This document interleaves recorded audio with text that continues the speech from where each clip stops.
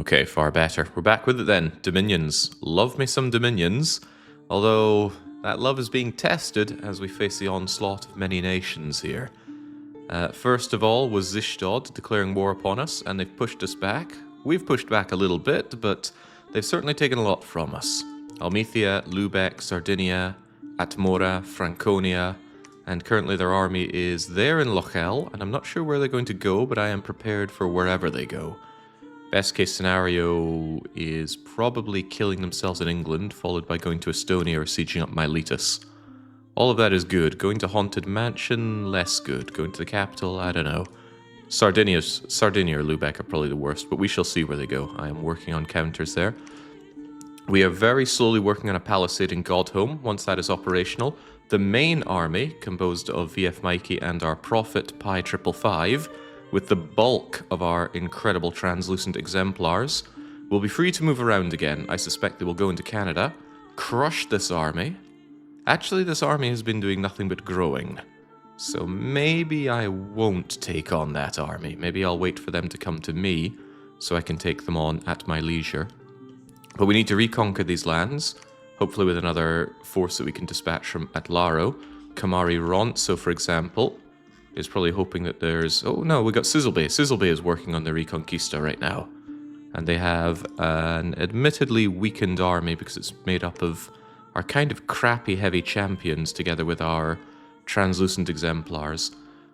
I was thinking about these heavy champions when I was sleeping last night. Well, that's not true. When I was sleeping, I was having horrible dreams of being stuck in the coal cellar in War of the Worlds. You know, where the parson gets grabbed and dragged out. Anyway, never mind that. These guys are just, they're too bad. Their skills are really bad. They're not sacred, so they don't get the experience boost that the translucent ones do. They always get hit, and not only that, their pincer always gets repelled because of that defense skill. Even a crummy little short sword is going to repel their pincers. And at attack 9, they're just not hitting anything. Their dark vision would make this better if I could somehow make the world dark. Glamour can do that, but I think overall I should just pivot away from using them and pivot into using Hoburg champions. Yes, they have far less hit points and worse protection, but they hit with a falchion, a lance, and an armor-piercing mechanized mosquito bite. They can actually dodge really well with defense skill 16, and at attack skill 10, they might land a hit or two. It's been known to happen. So I am thinking about going for these guys. They have different utility as well. They can jump towards the back line and do assassinations pretty well. They also don't clog up the position in the fight where the translucent exemplars can activate quickness, blood surge, and blend. So I think it's probably for the better to do away with the heavy champions and start getting mosquitoes instead. They certainly cost, though. I can't crank out anywhere near as many of them. Resource 33 as opposed to resource 27, huh? The ideal situation is all I make in my home province are translucent exemplars, but we're not at that point right now, sadly. What I can at least do is stop making the priests here. I can make the priests in other locations now. So it's Marsh Champion for some leadership roles, and then from now on it's just, I think, apprentices and translucent exemplars in the capital. In other provinces, of course, we can crank out the mechanical mosquitoes, and that's what we shall do. What about bodyguards? Yeah, I suppose those armored guys still have utility as bodyguards, don't they? But I've already got plenty of them in the field already. They can be repositioned out of the front line into bodyguard positions, especially the wounded ones. That way they don't, scatter in a fight due to battle fright, or they aren't so heavily penalized for being blind in combat, because they rarely see combat. Oh, these poor limp fools. They're going to be sad when they move away. And there'll be no gift of health for us, at least not anytime soon. Anyway, what needs to be done? Kamari Ronso's sitting around in Atlaro with nothing to do, and that's fine. He's just going to wait until there's an army to lead.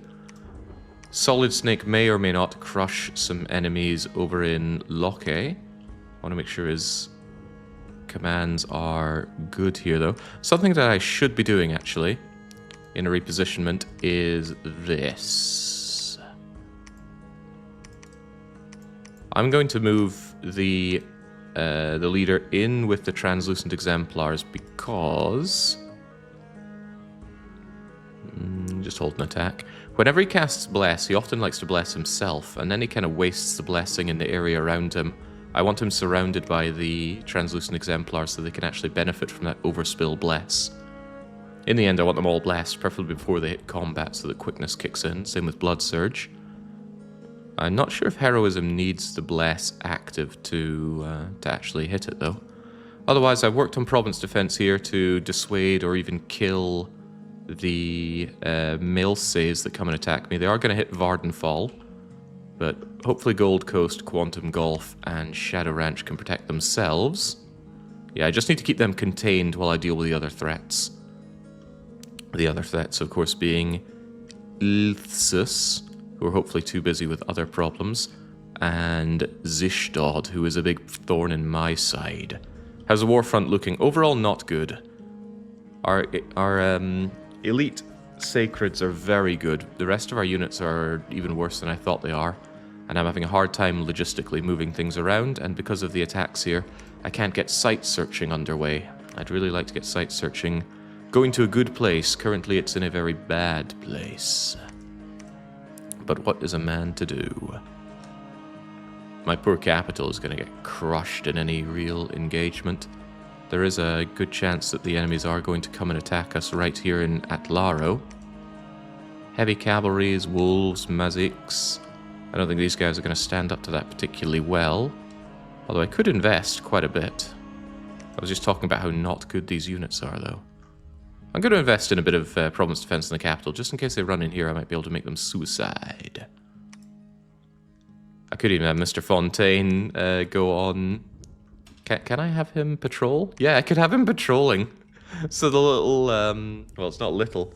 Our giant fountain is actually out there hovering around outside the capital to engage. But I don't want to do that. I need the research done. I need construction level 7 as soon as I can. I need to get those gate cleavers so that when I reach the places like Rohan, we're able to chop down the walls. So yeah, sorry Kamari Ronso. I'm sure there are things you would rather do, but for now, I'm just going to have you uselessly preach. Otherwise, what are my units doing? I need to remind myself what we'd set up. Ludwig is going up to Arrakis, because I want to build up some temples around here, in the airlock as well, of course. More temples, more places to recruit independent priests, and a higher cap on the amount of translucent exemplars that we can recruit, which is a very big deal for us.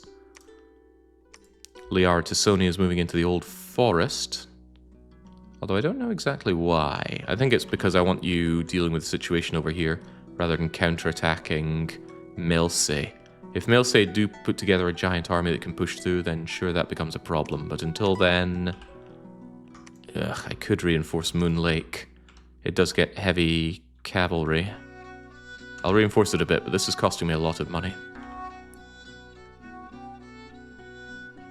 Good news, Jake. You're the top streamer for Dom 6. Also, you're the only one. I don't know how that's good news. I'm not sure how that's news. Okay, they did go for Moon Lake. Maybe that reinforcement will be a waste of money, or maybe it'll be the best investment ever. Yeah, so I didn't expect these guys would be able to put up much of a fight. If I had invested, they'd probably take care of these guys, no problem. He's just sending out the remnants of the heavy cavalry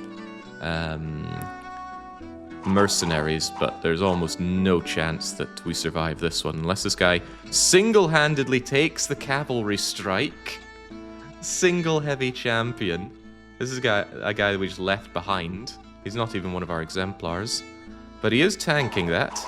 Unfortunately, the heavy infantry are just going to laugh off these slinger attacks, and they're going to have their way with these losers. That's going to cause a hit point rout, and unsurprisingly, we are dead. Not that Vardenfall was a great concern. I knew that one could easily fall. What about Moon Lake, though? Moon Lake I just reinforced, and those reinforcements are going to die. Look at this! Jotuns by the many, bringing in their 35 hitting battle axes. Susceptible to shock, though, which is amusing. But yeah, we are getting ravaged here. This is a concern, because they're on a beeline towards my capital. Ugh, okay, well that's bad. What about Lochel? This is us going into Lochel, and they've already moved out? No, that's their heavy cavalry. They didn't get that here. That would be a good opportunity for a Solid Snake to go and lay waste to these freaks. I want to make sure that my blessing is actually taking. Yeah, good. If the candles are lit on this icon, it means they're blessed. Of course, you can also tell because quickness is available. And there we go. This is where my exemplars excel. They're fighting benign weapons. And because they've got their skills up, these, or they've got their experience, these skills are up enough for them to actually land. And yeah, they make absolute Swiss cheese out of any benign foot troop that they find. Good job. Yeah, that was exactly what I wanted Solid Snake to do, so great. How about Godhome? Oh, this is actually good. Well, it might be good. I was hoping that they would engage me on my terms, which is to say they come to me. But what have they brought here? They've brought a particularly unusual unit here, the Clockwork Soldier. A spring-driven automated warrior. Automation, you say? This would be a good point to fake out to Satisfactory, but I really want to... There's so many games I want to play. What's a man to do? Anyway, a pretty cool all-round warrior that you can use for a lot of things, largely because they resist everything, and they can even go into water, albeit poorly. Their skills are so-so. Actually, 11 is not too bad for a unit you just crank out. 18 protection, that's sweet. Never rout morale, that's sweet. What's the downside, of course? The downside is this. Exhaustion. Every turn, they gain 10 fatigue. So in 10 turns, they just stop functioning. Once you hit 100 fatigue, you can no longer function. And if you go over 200 fatigue, you actually start taking damage. Although it looks like these guys don't go above 150 in their fatigue there. So yeah, after 10 turns, these are gone. So you need to burst out of the gate with them.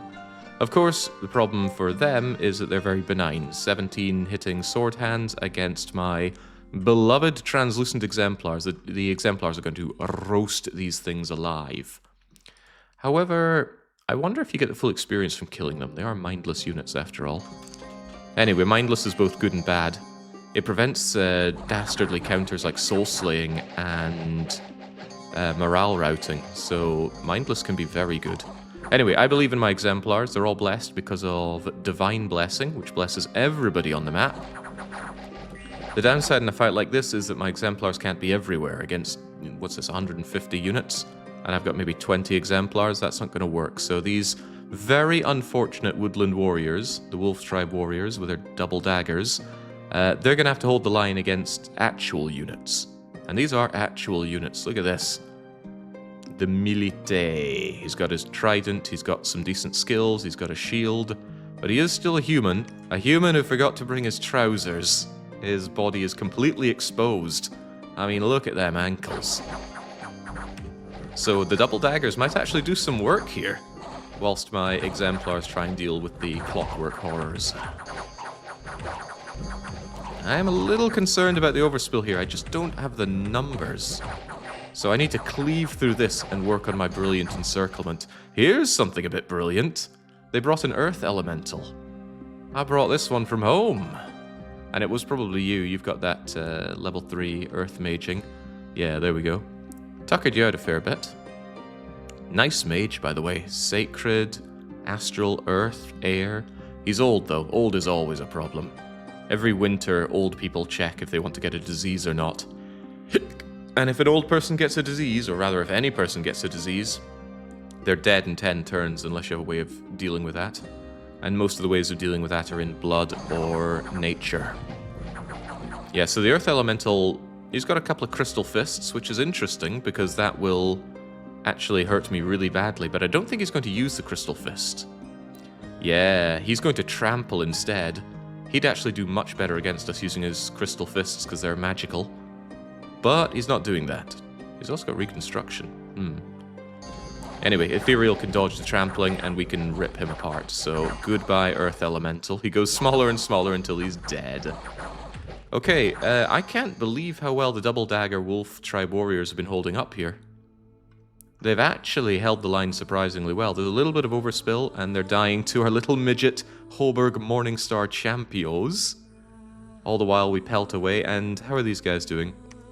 Look at that, he's already built up 64 fatigue. a bit more in this Clockwork Warrior just stops. Also, what's interesting is they brought these really cool units, the Lizard Sword Champions, but their morale is pants. So before they even get into combat, most of them are routing. I really think the best use of these guys are shock troops on the flanks, which is why when I eventually play with these old men, that's what I'll do. Old people do that in real life too, see? The game imitates life. Very well, I might add. Good to see my exemplars holding out tremendously well, although this one just got hit and diseased. So there's another guy that's going to be dying at some point. Very sad. How did you get diseased, my friend? Tell me. It's because the Prince of Revered... his falchion hit him. Oh wait, no. The Prince of Revered Falcon hit him with starfires for 14 points of damage. So I think that burn got infected and now he's diseased. Was that you? No, that's the Prince of Revered Metal. There's another prince doing fiery things. Was it you? No, that's Meta Knight, the Great Bishop. Anyway, we got a route going here. They are running, we are only running to go and kill them more. Alright, good fight. Glad I invested in the province defense here. At this point, my crabs just going around and killing more of them will serve to get them more experience, which of course ups their skills. Unless they get themselves killed, but units on a route suffer massively in their skills. Hey Jay, can you play these nations too? Which one are you planning on playing next? Oh yeah, I want to be playing these nations. Made a list of all the ones that were were interesting.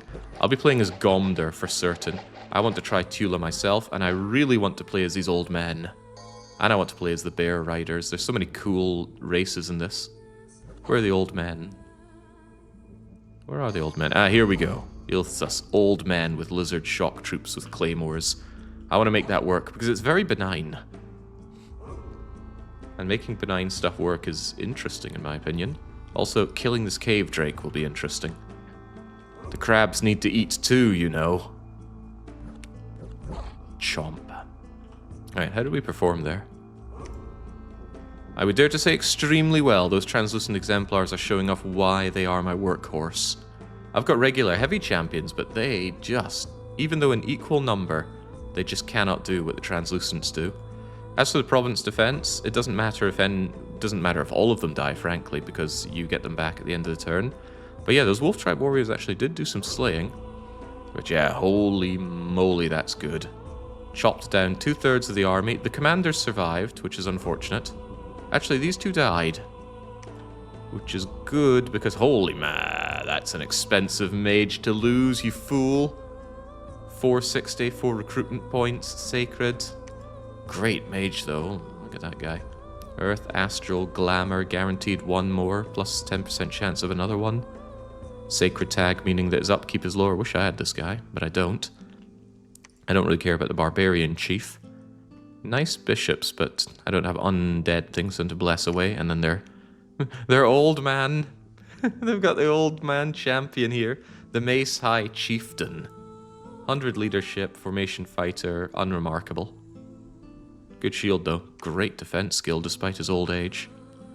Anyway, very nice. Glad they're all dead. What about Trebizond? Zishtod is attacking me in Trebizond. Am I going to wish I'd put some province defense here? Freaking Fey horses, man. They're so hard to kill. Yeah, it's a bit disappointing that you can send such a small army in and take out the province like that. But unlike the AI, I cannot afford to dump province defense everywhere. Feels bad though, just a little bit more would have resisted these guys. Those herdmen are just shockingly powerful. What about Sardinia? This is us going in for the counterattack. I want my lands back.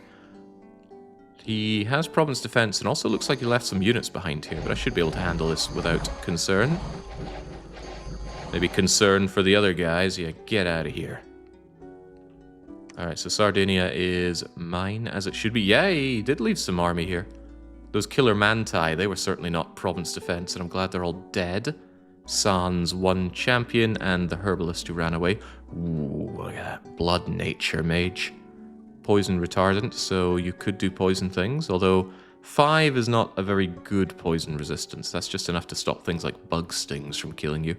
I wouldn't trust this guy in a foul vapors situation. Short sword on your mage, though. Interesting. Anyway, conquered by us. The counterattack surely begins now. Some free gems out of the safe shallows. Gold has been lost in England. How unthinkable. 2 of our palisades, however, are completed. Mount Fuji is operational. Kickle Cubicle is here in Mount Fuji. Kickle Cubicle, we still need some preaching done here. Why is there death here? Please don't tell me my units are getting diseased. No, maybe death is someone else's dominion here. It's always concerning when you have a problems with death scales in it. Granted, I don't have growth scales, but still concerning. Greetings, Jake, says Blue Trident. I'm a long-time lurker, and I'm glad to finally give you a sub. Well, I'm glad to receive it. Thank you kindly. Lurking is, of course, the highest form of life. 3 centimeters of snow in Heathrow just cost you 104 gold. That's what I get for taking cold scales. Right, am I still happy enough for you guys to hang around here? You really don't have much of an army. Translucents are amazing, but you need a lot more of them. You're not really achieving anything here. I could actually combine your forces and bring you south to counterattack against Milsey, because I'm very unhappy at what's happening at the hands of Milsey. I'd like to push back and take some of this, but this is a concern. They've got a sizable army of Jotuns marching through Moon Lake. They'll be coming into Celadon. Let me think. Jotuns. Could I shoot Jotuns to death? Rather, how much money am I willing to invest to try to shoot Jotuns to death? That's a lot of my money gone right there.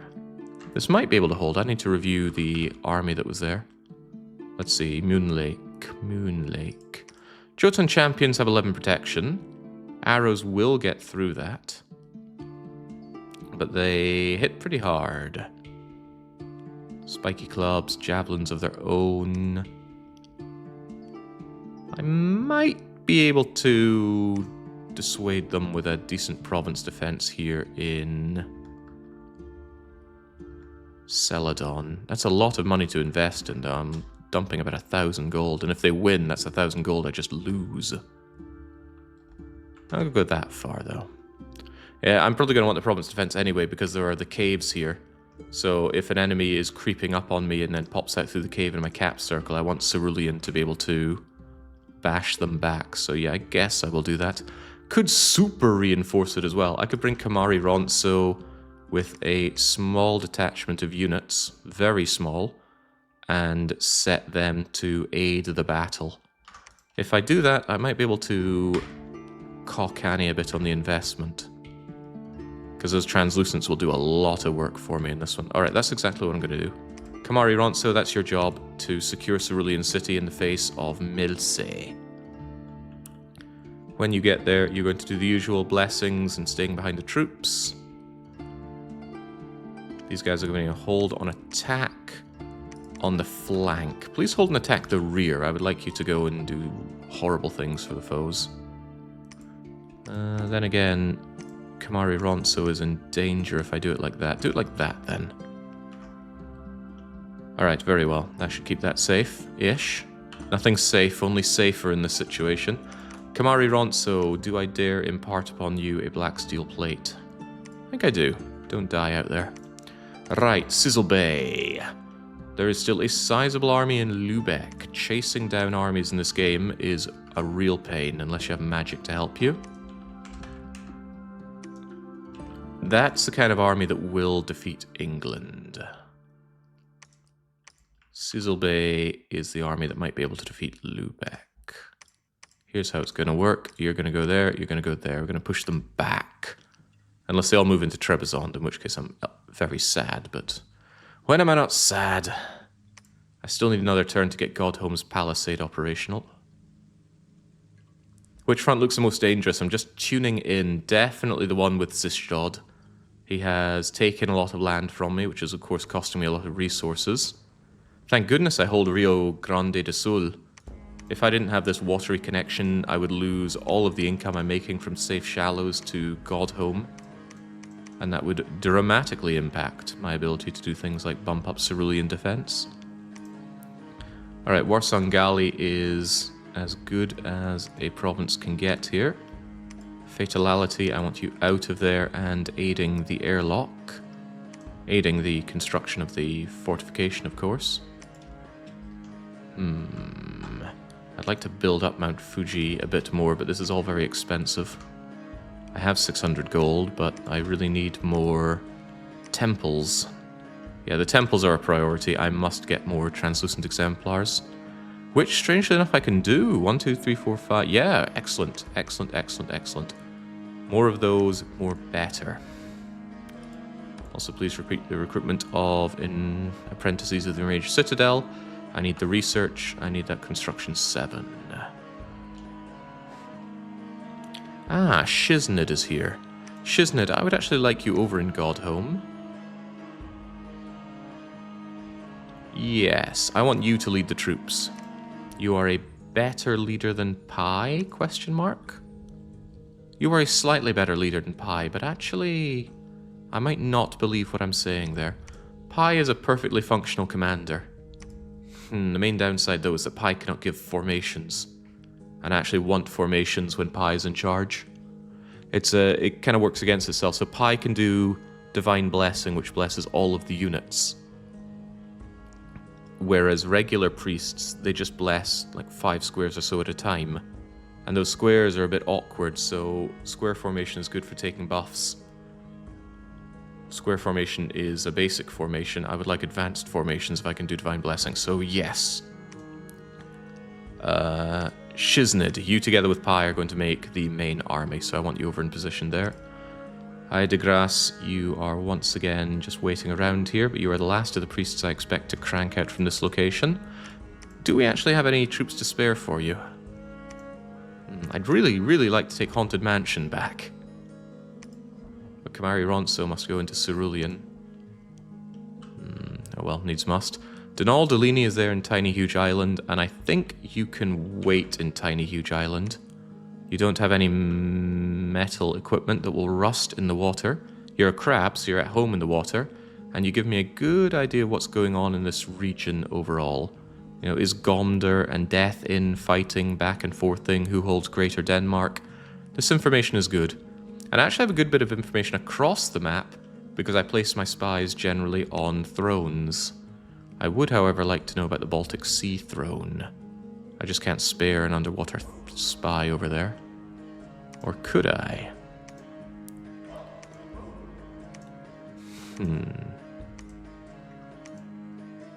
I could actually make another spy over here if I spared myself a tiny bit of gold.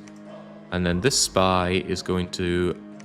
Ooh, I would also like to know about the underground char facility. Then I want another spy over in the Baltic Sea. Alright, maybe make a couple of spies in Miletus just to get the information here and here. Information is power. And I want to be powerful. The fortification and laboratory has been built up in Warsangali, so Watto is going to stop gambling on pod racing and start researching for me. And as soon as I have something resembling money, I will make apprentices here full-time. Liara to Sony. Oh, right, Ada Wong is actually free to do some site searching at long last. You're unlikely to find sites of value in a farmland, but I need to start searching something, and we'll start there. How about Liara to Sony takes the northern route? What kind of army do you have, anyway? I think you have a powerful enough army. I'm going to send you into Granada, and you're going to sweep around the north. Yeah, I'll move you into Hyrule, and then I'll be able to check you next turn.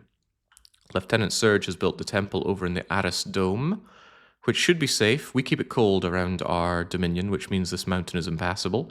This mountain is always impassable, and you're protected by the fort of Mount Fuji. So Lieutenant Surge is now going to... Go to Miletus. Miletus needs a temple. Garrus and Alucard will preach for now, because I can't afford to make that fortification any better. Is the god a literal fountain? That is Mr. Fontaine you're talking about, and he is an oracle, not a fountain. A powerful spirit inhabits a sacred spring, possessing a girl to serve as its instrument. Typical Fontaine things. Alright, let's move on. Tough fight. All my fights seem to be tough in this game. I had one round of Dominions that didn't go quite so badly, and that was when I played as Cyclops Giants. But we just had one unit that killed everything. It wasn't very exciting to play. Alright, Ada Wong searched and of course found nothing. Ooh, this is bad news. The worst thing has happened in Socotra. Wait, unless this fight fails. Oh, thank God, it will probably fail. I did not want Tula to take this province, and Tula is moving in on this province. Fortunately, though, Tula's minuscule army got mulched. They barely did 10% attrition on the independence, but it's very important to me that Tula does not take this. I would really like not Tula to take Socotra so that another nation blocks Tula from attacking me, because Tula is my biggest threat right now, even though we're not at war. Right, Cerulean. I was 90% certain this army would attack into Cerulean, so we made defensive measures. Will they work, though? They got spike clubs, their javelins, their battle axes, their magical meteorite trident-wielding great bears coming at me. But I reinforced. I ensured that we have a lot of horse archers, so they shoot them with bows, and if they get into melee, then the light lance will do its work. They got good morale as well, surprisingly. And then I brought in the translucent exemplars, who are going to wait 2 turns and then ride on in. Horses are, of course, faster than they are. See, the Bless missed this guy. Missed Kamari Ronso and missed this translucent exemplar, because it's very hard to aim the Blessing. But he's doing it again, and then he'll hit them. Ding, and now they're all blessed. They're told to wait 2 turns, and then they're going to rush on in. And with quickness, they got combat speed 16. Not quite as good as horse archers, but there you go. Our brave little Hauberg mechanical mosquitoes fly in. This one took a hit so hard it broke his shield. Anyway, they're dead, right, for sure. But at least they're tying up the enemy a little bit. And that's province defense, so I don't care about them dying. Now I want these guys to go around the horses. Don't just wait at the back. The back will do you no good. I said the back will do you no good. Oh dear, that's not where I need you. I even offset you hoping you would flank, but I guess the horse archers are just too many. Yeah, because the horse archers I'm not convinced can handle this on their own. I mean, they might, in which case it was a foolish thing to send Kamari Ronso here. But the crabs are stuck. Actually, no, some of them have found the front line. There we go. They managed to muscle in around their little midget friends. But yeah, even just a few translucents are really good. Those battle axes are terrifying at 35 damage. But the protection will help, and the ethereal nature means most of those attacks won't land. Literally most of them. 75% of them just phase right through my crabs. That's not the case for this guy, though. That meteorite trident guarantees cutting through ethereal with its magical damage. Yeah, good staunch line of horse archers, but they are equipped for melee as well. The light lance gets a charge bonus on the first attack, and then beyond that it's just a so-so weapon. But they've got good defense skill, and they've got a buckler, which is aiding their defense. If your defense skill blocks a hit, but only because of the boost due to your shield, you will get hit, but you'll get hit on the shield. And then the shield's protection gets added to your protection. So instead of protection 18 on a hit, if it hits the buckler, you'll 8 rather than 18. You add 14 to the 8, and then you got 22 protection. Unfortunately, these battle axes do 35. Okay, this is a good sign. They're actually running. I actually think we didn't need the crabs in there, but it was a good contingency plan. And it also means that the crabs are in a position to pursue these guys. Might be a little dangerous to do that, but who's afraid of a little danger? Also, these guys are probably out of ammunition for their bows. They can only shoot 12 rounds. That means they're doing the best thing they could do for me, which is actually chase them down on horseback. Meanwhile, little crabby guy...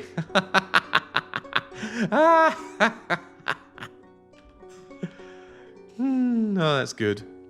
So the translucent exemplar hit this thing in the leg with its trident, limping and or crippling him, and now he will be unable to run away with his cohorts, and he dies to the crabs.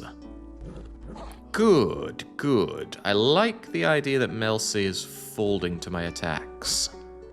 Of course, this is the better of the Melcy troops for me to fight, because they're not the magical ones, and they don't have their bless. Even so, I am emboldened to give chase to Melcy. Good fight. Really good fight there. Even though not enough of them died, we can chase them down and put them to sword. The Horse Archer troops are better than I expected. High defense, high morale. I think that high morale was large. Yeah, they got boosted on that morale from being in Home Province, Home Dominion, and something else. Because, yeah, normally it's 11, which is a bit pants. They'd be pretty bad on... they'd be pretty bad on the campaign trail outside of their home. And... you'd need them just shooting. If they engaged in melee, they would break very easily. Although with a good commander, they could be made to work better. Or if you get enough experience, they'll boost morale as well. Okay, so a little bit awkward, but we're trying to counter-strike against these fools. They are here in Lubeck. So someone here has got their work cut out for them. Ooh, I should have rethought how these guys operate, because they're too split up. The blesses are going to be really hard to land. Many of my troops are going to be unblessed. He's blessing himself. Please bless the exemplars. Uh-oh. What are they sending in here? Little Miziks. Little demons are coming at them with claws. Those claws shouldn't be able to get through, but the wyvern might be able to get through with that barbed tail. Please dispatch them all, bodyguards. That's why you're there. Oh god, the Leogris and the heavy cavalry. It's a bad time to be my commander right now. Please tell me I gave them black steel armor. Yes, Sizzle Bay has the black steel plate. Meaning although they're taking hits, their enormous protection is keeping them safe. Although Leogriffs... claws, beaks... and the front line are a bit too busy to help out. This could go pretty badly for them. Yeah, those bodyguards are taking damage. The Maziks should flee due to low morale, but the Leogriffs, I'm not so sure. Well, this is why we give you bodyguards. And this is definitely why I give you black steel armor. We are not equipped for this fight.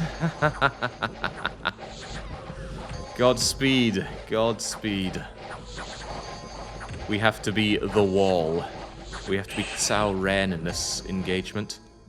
Hits are landing on Sizzle Bay. With all that harassing, the hits are going to land. They've gone limp from the attack as well. That's really bad. I guess it's not so bad for the commander, who can't really move far anyway. But if the commander dies, everybody routs. And those hits are absolutely landing. And those Leogriffs. The front line is holding particularly well. It's just a shame that they haven't been able to rescue the commander. Commander's about to die. Completely surrounded. Those attacks will get through. Unless the enemy routs, and those cavalry are routing. Yeah, Sizzle Bay's holding on. Legs are broken, but the pincers still clack. And they are taking names here. Ooh, but in come the Horned Serpents. If they land a hit, the poison goes through and then the commander dies. However, the army seems to be having a hard time holding together. Come on, you just need to keep holding, Sizzle Bay. Your bodyguards are holding. The animals are routing. Okay, that's great. Chase them down. Be very grateful that the archer... oh my god! 9 hit points remain. No kidding, without that extra armor, these attacks would have done a lot more damage, and we'd have a very dead Sizzle Bay. Some Leogriffs are still hanging around. They just need one lucky hit on Sizzle Bay, and Sizzle Bay dies. And then we rout. Oh god, they're actually chasing down the bodyguards. Okay, I cannot believe it, but Sizzle Bay held out. Well, where the bodyguards may have ran, Sizzle Bay did not. And now our crab frontliners are there to wreak havoc on the enemy archers, including fairly crappy little human independent archers and the Zishodan champions. They bring maces, which can crack open those crabby shells if they land a headshot, but they, despite how we look, they are smaller than we are, right? This is 5'11", and this is 6 foot. Learn the difference. Oh my god, how are you still standing? What have you endured? You got Ethereal blocking a lot of damage coming in here. But let's see, you got hit by a shade for 12 damage. Whoa, that's a shade. I didn't see shades in this fight, but it must have happened. And then you got a syllable of death coming out of the Falchion commander. But you still function. And as long as you survive to the end of the fight, you'll get all your hit points back. Oh god, the Leogriffs are coming back for another round on Sizzle Bay. And they are landing those hits. No, I cannot handle Sizzle Bay dying here. Not after everything you've been through. Oh, yes.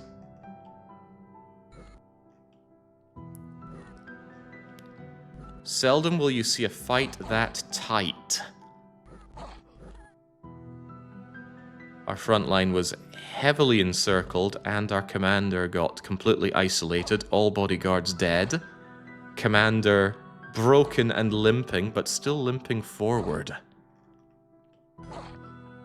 I had a closer fight, though. When we played as the undead raising Asmegs, we were literally down to our last man. But that man was too brain injured to retreat. Alright, there we go. Crabs are eating snakes tonight. Whew. You can actually see how exhausted they are. You see the fatigue bar in blue there. 99 out of 100 fatigue for this translucent exemplar. Everybody suffered in that fight. Except this guy. This guy's doing good. He's just a regular heavy champion. No damage, barely any fatigue. He's doing good. Wow. However, that big bloody fight did net us Lubeck, and Lubeck is an excellent province, both in terms of its output and its strategic location in sealing off the Zushdot's attacks. So very, very proud of that fight. 2 translucent exemplars are down. That might not sound like a lot, but these guys are so important to my strategy. Bearing in mind I can only recruit 5, maybe 6 a turn. The heavy champions actually held better than I imagined. Thought they would get cleaved apart here. But yeah, we were fighting against a lot. If they'd invested in more province defense there, we'd be dead. Some more archers pinging away at our crabby little shells would have us down. A couple of their tutors died. I'm glad the Fays die. I hate these things. They're so hard to hit. 16 defense skill out of the net with glamour. Also death power -1. They power... Oh god, they're terrifying. Anyway, good job. Wait, Godhome again? I thought we'd been through this. Oh well, we're going through it again. Get stuck in. You can tell the crabs who are on weight attack here. I need to change them to actually join with the others. 18 kills for Sizzlebay the Mighty. Awesome. If they weren't already a hero, they'd certainly be a hero now. Oh, I just love seeing those crab blenders go. Remember, due to quickness, they attack twice in a turn, and they already have 2 attacks. So you've got 2 to a square with 2 attacks each. That's 4 multiplied. That's 8 attacks in a square, which is very good. Very, very good. Even these 3 humans working together are only 3 attacks a turn per square. So even though we're outnumbered, we're not outgunned. Chomp those old trouserless men down. These guys are even worse. 2 to a square, 1 attack each. Big heavy attacks, granted. But with attack skill 10 with benign attacks, I love to see it, but you ain't hitting this guy anymore. This guy's gone from 9 defense skill to 15. And that's huge. So landing an attack is your attack skill versus their defense skill before considering other things. So every little bit you have above helps, because you add a random number to it. You roll the exploding dice of randomness.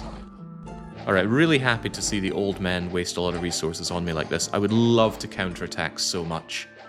And I am sorely tempted. I really want to slaughter Zushdot because they're powerful, they're aggressive, they're on my border.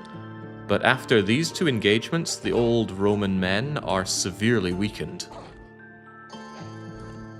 Ah, Diddy Kong the Mace Chieftain. Will he be spared? He's finally back to kick some tail. Alright, get out of here. Alright, once again the Translucent Champion's just taking names. Rio Grande do Sul has plague. What in the waters? Lubeck has actually gained some province defense for me after I just took it. Afraid of uprisings, I'm not surprised. Palisades are complete, and, well, there we go. Sizzlebay is indeed a hero with lightning reflexes, boosting their defense skill, but being limp has lowered their defense skill, so... yeah. Lightning defense on those limp, crabby legs.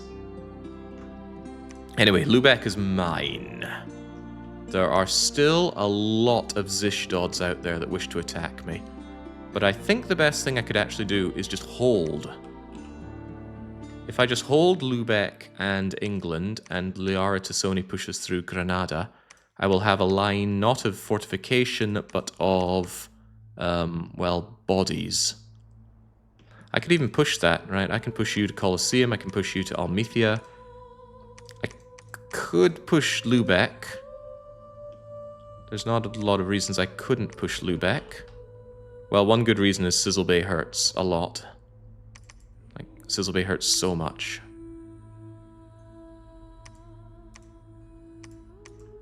Also, Sizzle Bay wants their bodyguards back. Clearly needing it. Hang on, here's what we'll do. We'll take the wounded.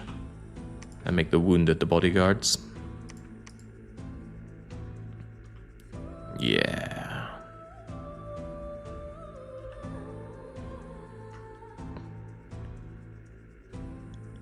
Alright.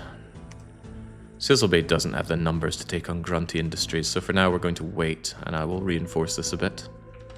A bit? How much of a bit? I guess that'll do. But one thing I've learned is that my units need to be offset, or else they stay behind the province defense too much. Also, would you mind holding and attacking as well? I don't want you rushing off. I'm glad Sardinia... Wait, didn't I win in Sardinia?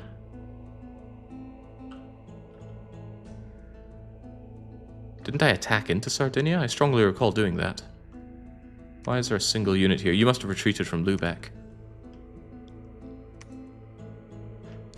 I remember, Sizzle Bay was originally in Sardinia. There we go. I was wondering why I didn't have an army marching across here. Now it's all coming back to me. Yeah, if I had more information about what Ithsus was up to, it'd be very tempting just to go Canada, Ithsus, take it. But as it stands, I might just have to hold a defense here until they stop attacking me. Once they stop considering themselves at war with me. But they do seem to hate my guts. Also, Mediolanum is a direct line into Bumbley Beach. I didn't know that. I should have known that. They're probably going to send Atlanteans in to try and take it. I will have a little bit of a defense going. Wait, those aren't Atlanteans, those are Shamblers. The big kind of Shamblers. I'll put up a reasonable defense. And just concerning that they could just walk around and take Bumbley Beach. Anyway, this needs to be a better fort. Don't want it to fall overnight. And I need a bunch of things. And these bunches of things require money. It's a problem. I want to upgrade everything. I want to put down more temples. I want to recruit more people. There's a lot of things I'd like. I wonder if I could get garrisoned Alucard out of there now. I was humming about this previously. It's just that if this becomes a full-blown war with death in as well, then Mount Fuji's going to fall very easily. And that would be bad. I'm pretty close to the capital as well. There's a good chance they're agitated by that. But there's a good chance they're also butting heads with Gomdor. They must be, because they're over here and Gomdor is here. Yeah, so hopefully they don't decide to pick a fight with me as well. Yeah, I'm going to get you down here towards Quantum Gulf so you can actually do something. It would also be nice if you could pick up some of these fallen units as well. They've lost their way, please understand.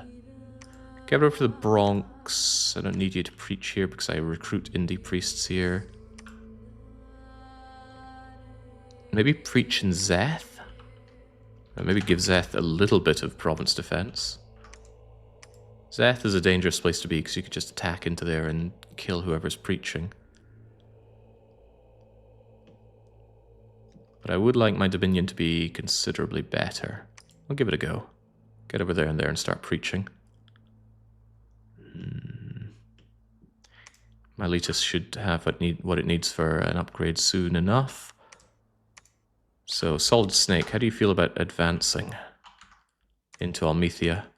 Knowing that grunty industry people here could really ruin your day. It might be a better idea to get Tassoni into Granada and then converge your forces in Almithia. Because if he has not taken the Colosseum of Fools already, then I could have a more targeted attack. The problem with my units, of course, is they're really slow. It's hard to move them around in a meaningful way here. I want these provinces back. I really want them back. Especially Franconia. Good income on Franconia. Can I spare one of you? Not really. No, I really don't want to give up my province defense here, and the old men are going to keep attacking me.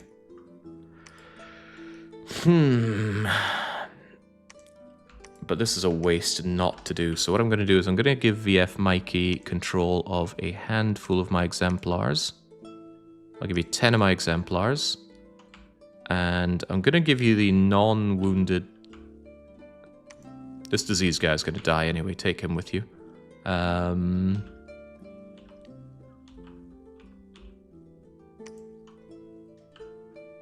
take the diseased guy. But otherwise, take some relatively fresh units. How do I check for experienced units anyway? E, all experienced units. Yeah, but all of my units are experienced. They clock up experience like they're rare candies. Missing no rare candies. Anyway, you're going into Franconia. Your job is to slaughter, of course. Hold and attack. Blessing, blessing. Stay behind. Just get Franconia and Almora taken. In that case, shouldn't you do Almora then Franconia? No, I want Franconia sooner. But movement-wise, you can do Almona, Franconia, Trebizond, and then join up with the rest of the army if I think Godhome can handle it alone. I think it can handle it alone. Let's do that. And Sizzle Bay, your job is just to preach for now because I need to hold off against this. And your position is on the flank. That's good. Your position should be on the flank. And your position is a little too aggressive. That's okay, though. Please hold an attack rear. I am actually bringing in my delightful little rapscallions. Right, I freed up Jane Shepherd to go and investigate further. I would like to know what's happening in Titania, please. Not via New Manchester, though. So you go into Socotra and Mr. Modesty head over to Titania. Kamari Ronso.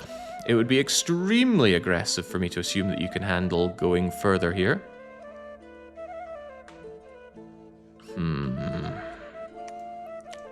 But I did think that you'd be able to handle Moon Lake. And if you make it even further, you could destroy the temple over at Gardens of Midnight, which would be a fiscal blow to our foe. I'm going to take a chance on this.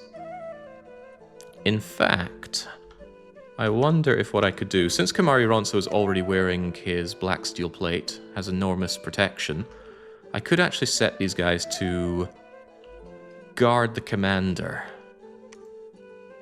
You do have the same combat speed, so you should be able to march in unison. My problem is Kamari Ronso without Ethereal is quite easy to kill. But maybe he'll be okay. Believe in the power of Kamari Ronso. I could also send in reinforcements, but the thing is I could send reinforcements in any direction, which is troubling. Yeah, but everything's troubling. Alright, change of plan. VF Mikey's going to Franconia. Aldegras is taking these units. Maybe not all of them, just enough to have on guard commander status. Equip you up, give you the usual order. Wait, what about stay behind troops? That means if you encounter archers, you're just going to stand there and get shot to death. Having second thoughts about that as a command order.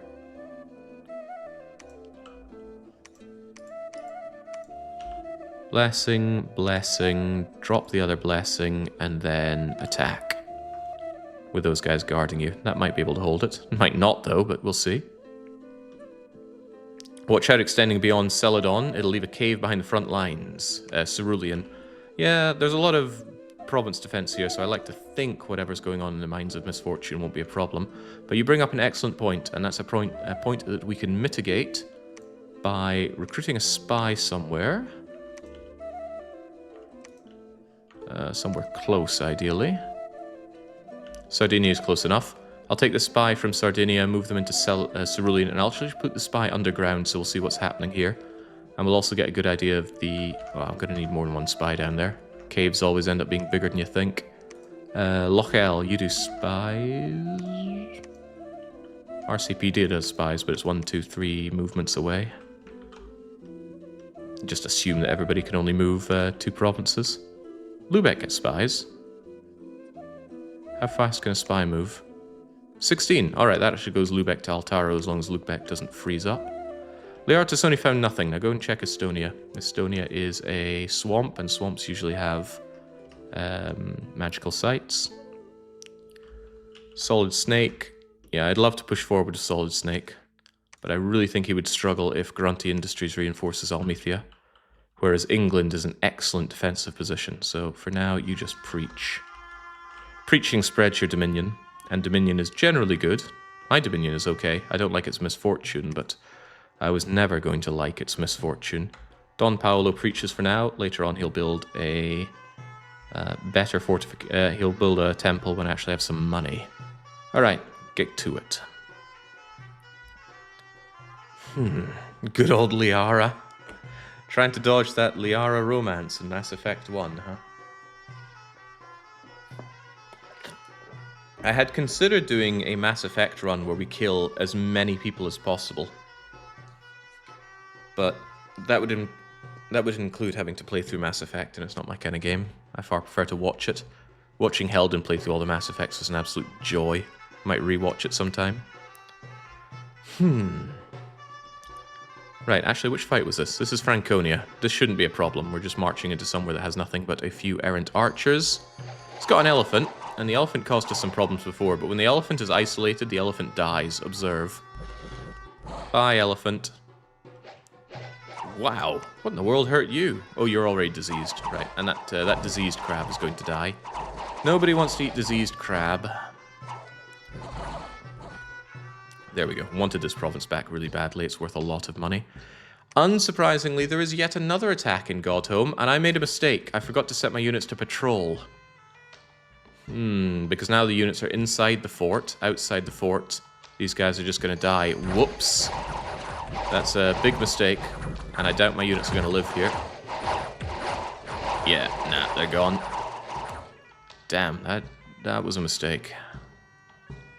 That way I lose the province defense, and I'll have to pay to get it back. If Pi were there with the army, they would have been fine, but I completely forgot I need to patrol when the province is already here.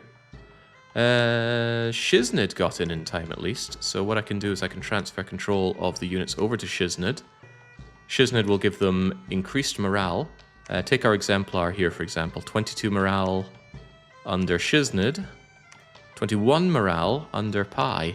21 to 22 is not a big deal, but for those that don't have such high morale, the +1 due to being under that command is worthwhile.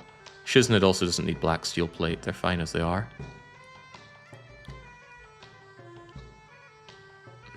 But you'll probably want a bit of protection as well, so I will give you a bodyguard. Yeah, you just stay behind the troops there. There's no need to put you in particular danger. You also help reinforce Pi's defense. And these guys on the attack rear is pretty damn good. Get them as close as possible for that. Alright, you're going to break that siege before it becomes even larger, which it will. They are drawn to sieges like moths, the AI are. As soon as they put something under siege, they just keep piling on more troops. They don't care if they starve. So it's actually a really interesting way to counter the AI. Have a horrible province, like there's no supplies or anything there. Let the AI just come in and starve themselves, as long as you can hold the fort. So have a lot of fort defense boosting units.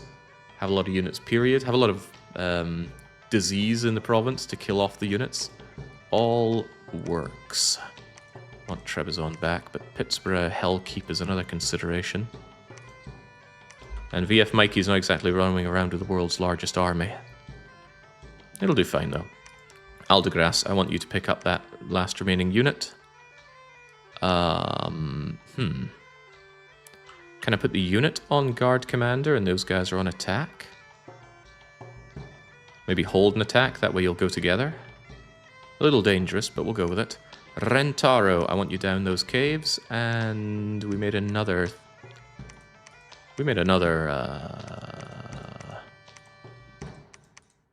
There you are, Lariat. Lariat the Witch. The Witch, the Scout, the Spy. Get down there. And yeah, Lubeck did freeze over, but you can still move to Atlaro. It's 16 map moves, so you can jump over 2 provinces like that. Wonderful. Anyway, that was just us looking at Godhome. Really sad to see this slaughter, because I paid for that province defense, and I could have defended them if I'd set patrol. Won't forget that again, that's for sure. Not in this run, at least. How is the faction as a counter to Jake doing? The undead giants and the magical weapons. We're not at war with them, so that's not information we really have. But it's safe to assume they're doing fine, because their army is powerful. You take a stray shot there. What happened to you? No, you didn't take anything. I wonder why you're showing injured then. I think the extra health you get from the black steel plate isn't kicking in until combat or something. Not a grave concern though, as long as Sardinia is back in my control. Another battle in Lubeck, and this is why I decided to defend. That way I can invest in province defense and have my own units help out, although my own units immediately being attacked by freaking griffins. That's what happens when you give the AI nature magic. They spam nature summons. Yeah, look at this. I mean, it's good that the AI is using their gems. One of the best things you can do with gems is just bolster your army to take more provinces. But I don't think Manti are the way forward. Well, that's such a good attack skill with a couple of claws. They'll never retreat either with morale 50. But they're mindless, right? Yeah, mindless but not magical beings, so I don't think they will run even if the commanders run. Not sure about that, actually. Right, bring on the slaughter.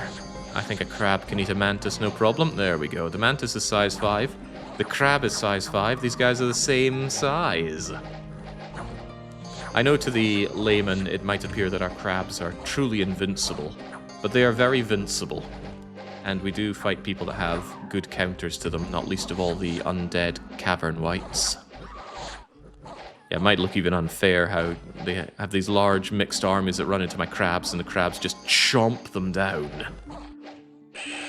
But we have plenty of disadvantages, not least of all on the tactical level. I just can't move these guys around. They're also benign weapons, so see that little shade there? That shade was ethereal. It was blocking 75% of our attacks. Alright, great investment to hang around here. And I love the fact that Zishdod keep taking losses. I don't love the fact that they can replenish these losses. This probably isn't even one turn of production worth of losses for them. The AI is ridiculously powerful, in terms of resources at least. Translucent Exemplars, continue cleaving a path, please. This is our offensive run into Granada, trying to flank around Zishdod with a very small army. But that is Liara Tassoni on the case. Yeah, there she is. She's getting experienced. She's our unequaled, obese Liara Tassoni. Someone out there knows. Anyway, get those units blessed and get them stuck in. And also get our Haubergs out there. Now, I don't think the Haubergs are going to do too well here, engaging with these guys, but I couldn't exactly tell them not to. I think I saw one of them just dissolve. Yeah, they can't block this stuff forever. They've got good defense skill, but they'll eventually get harassed to death. Yeah, okay, there's the thing. When the rider dies, there's no magical leadership for the mosquito itself, so the mosquito just dissolves. I guess that helps me with army cohesion, but it's a little sad to see them go. What happened to you? Did you bleed? I swear I saw some bleed damage coming in, but I might have imagined it. Point is, we came and we conquered, and these things were surplus to requirements. That tells me don't deploy these things unless you're doing so in bulk. So I need to kind of save up a lot of them and then deploy them, because individually they just get picked apart and die, rather. All right, into the airlock. Wait, the airlock? Oh no, oh no. Tula are here. Tula have decided not to send me a formal declaration of war, but instead just attack me. They haven't sent their big bad beasties yet, but they're still coming, and I'm not holding out with this. Glad I built a fort. I'm about to need that fort. Then again, these are soulless. Soulless are... well, they're ghouls, but ghouls are still easy to kill, so get those Morning Stars going. Don't think those banishments are going to do too much, though. Dual wielders, but they only use one Morning Star. What a disappointment.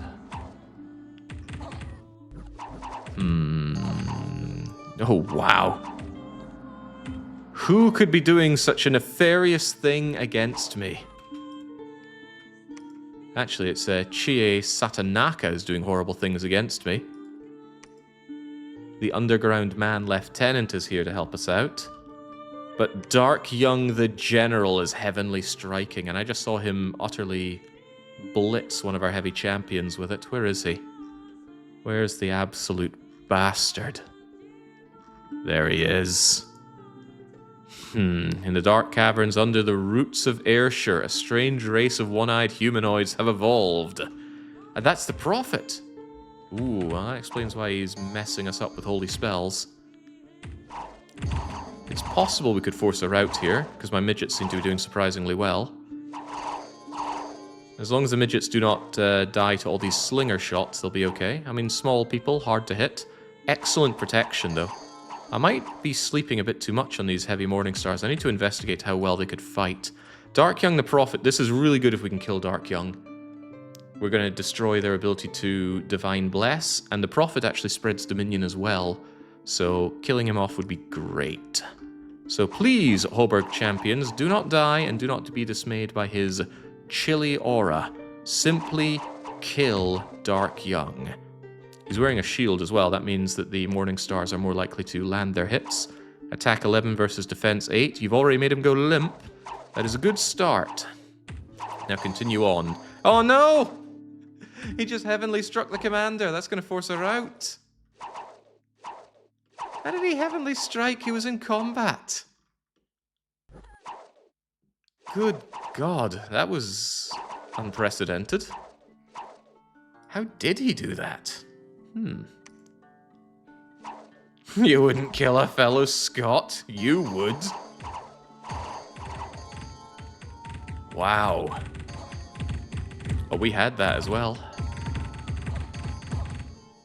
Well, that is more than a little unfortunate. So that was airlock, right? Glad I already put up my my fortification, but yeah, that means that Tula now consider themselves at war with me. That is a problem because Tula can easily dominate the seas as well, especially these dark underground seas, dark underwater seas. Bollocks. Like, Tula is the last person I wanted to be at war with right now. Well, you know, just add it to the list of wars we have. That makes 4. How did they get here as well? Alright, they just cross over from the Kiel Canal. This is a problem, a real problem. A couple of priests are in there. Can't recruit because we're under siege. I'm moving my army south, not north. Can't really afford to lose the air... Pardon me. Can't afford to lose the airlock here, though. But I wanted to move south. If I go north, they're just going to they're definitely going to reinforce this siege as well, though. Maybe I can get there in time before they bring in the bulk, but this isn't a lot of an army to bring to this either. Ugh. It's very bad. Very, very bad. Tula is a huge problem for me. At least I didn't invest in building up the airlock further. But those are my dancing lights. Okay, well, that's just awful. How about Moon Lake? This is me sending out the tiniest of armies to deal with the retreating force from before. But I should be able to handle this, right? As long as a bad cavalry charge doesn't skewer my commander, we should be fine. Commander secures the kill to grab the Blood Surge, which I'm under the impression gives back some fatigue. Yeah, reinvigoration from Blood Surge. Lovely. That does aid your fatigue. It doesn't hurt it, right? Can't imagine why it would make things worse for you. There we go. Damn priests and their sacred spells trying to get through. Because it does get through. Sacred spells will ignore protection, I believe. Where did that happen? Yeah, Word of Thorns. Damage roll, no protection on it. 7 points of damage. So believe it or not, priests are actually a problem for me in combat. Thankfully, they don't tend to do a lot of damage, so our spongy amount of hit points can help, but I'd still... You know, when it one-shots my commander, that's when things turn into a problem. Right, who's the troublemaker here? Gugalana. Gugalana. Well, they're dead now. Thank you, Kamari Ronso. Securing the Moon Lake. An unexpected event occurred in my capital. The population has gone down by 2,000 due to blizzards striking the province, killing animals and young. Gold has gone down, unrest has gone up, population has dropped considerably, but 2 fortresses are complete. Godhome and Miletus. But the Godhome fortress is under attack, and of course so is the airlock. Kamari Ronso is considered a brave warrior for all of this. That means the Hall of Fame, wherever that is pretty dominated by us. Alucard... Wait, Wilhelm isn't mine. Very similar flags there. In fact, almost the same. Pi is there, Solid Snake, VF Mikey is there. Giuseppe Del Migo. Well, you're dead, so don't worry about it. But death is not a sure thing in Dominions. The dead can walk the earth once more. I invest in defense. Actually, I'd like to charge forward. I want to tear down his... Actually, I just want Kamari Ronso to raid. If Kamari Ronso dies in the raid, then I guess that's okay. But what's not okay is the situation with Tula. That's a really, really horrible situation. Because if he concentrates those Cavern Wights at me, I don't have a counter to them. I don't have priests to bless them away. I don't have nature mages to maggot them. I do, I suppose, have these guys.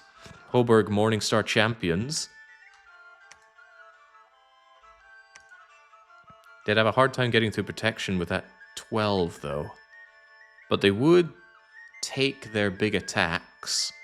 Yeah, that guy smashes for about 50 damage. This guy would die, but at least he'd die instead of a crab. And the crabs can pick away at them. But they've got attack and defense skill 12. What's Dark Young's heroic trait? Do we even get to know that? Yeah, we don't see it here, but we can see it in that battle. Where was he fighting us anyway? The airlock. F1C Dark Young, the general. He became a hero for this fight, so I'd need to encounter him again to find the trait, and I don't think there's another way to click on him, so to speak, to find that out. I can click on my own units to find out about them, but I can't click on Dark Young and discover his traits. Okay, so really horrible situation that we need to fix post-haste. You're going to take Almora, because if I lose Rio Grande do Sul, which I might lose, because if those undead come for me in the seas, I'm just gone, man. Emut holds Chibi. What? I'm not at war with Emut. But that's a sign that they took that off of Tula, the undead. Do Emut counter Tula? Let's see what Emut's made of again. Emut's made of fire, of course. Yeah, Abyssians versus the undead. Well, the Abyssians have... Ugh, they've got human breed as Abyssians. The pure breeds have dark vision, but their scorpion beasts keep catching fire. Fossilized giants? No, they'd get destroyed by the undead as well. It is quite possible they're just doing some kind of immolation technique. But they don't even have fire magic. There's a small chance of it. I wish I could see more about what's going on, but something is happening here. Something that's actually vaguely beneficial for us. Interesting. I refuse to believe my man Lizard would try and kill my people. Well, what we saw previously is that Tula extended all the way over to the Seto Inland Sea. Without spies to confirm the situation, I'm a little blind. I don't want to move Pico out of Pallet Town, though. I could move Homer out of Orgrimmar and see what's going on here, but if Emut have taken Chibi, it's a pretty good idea that they managed to push the undead out of Seto. We're just going to have to believe that for now, I believe. Just a wee lad's holiday. With the lads, no doubt. Alright, Jane Shepherd, continue to give me information on Socotra, please. Red 2. Wait, I thought we said we finished the fortifications in Godhome. Ah, right. It says could not complete, not is not anything else. Right, you break that siege. You continue to defend. Maybe even wait. No, defend, so I can click on you next turn. Ada Wong, please search Estonia for magical goodies. And Darius, good job on constructing our crappy little fortress. That's another weakness of our nation. Our forts are kind of crappy and primitive. Whereas certain other nations, well, we can't see it, but underneath there is a glorious castle, which is 50% better than our fortresses. Anyway, Andy, still good job. I'm going to have you wait for a bit. Lieutenant Surge, I would really, really like a temple here. Faith, if nothing else, is going to have make us persevere. Almethea isn't that well defended. Trebizond is suspiciously well defended. Pittsburgh, there's no point reinforcing Pittsburgh with Itchdids. Itchdids are itchy crap. I think we push, even though we have these war situations going on. If Grunty Industries backs up Almethea, I want to be ready for that. So Liard Tassoni and Solid Snake are going to work together here. How together?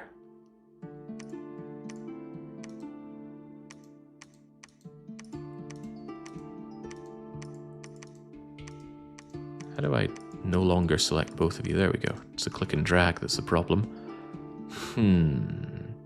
Yeah, with both of you blessing, it shouldn't be too hard to nail all of our sacred troops in one go. And then we just charge into Almethea and destroy them. That means I do want Sizzlebay to charge now, though. Charge into Grunty Industry, push these freaks back. This is where we strike back. I'll take Almethea, I'll take Trebizond, and then I'm going to have you curve around Pittsburgh into Hellkeep. I would like more, though. More would be better. Unfortunately, we don't really recruit more enough. I'm starting to think my tiny little recruitment of these guys is too premature. Can't afford them right now. But I could afford another Marsh Champion to march in with them. Could I afford 2 Marsh Champions? Maybe do that next turn. A couple of Marsh Champions so I'm always able to move around my translucents. Full construction up to 7. What research? Yeah, I'm working on research all the way up to construction 7.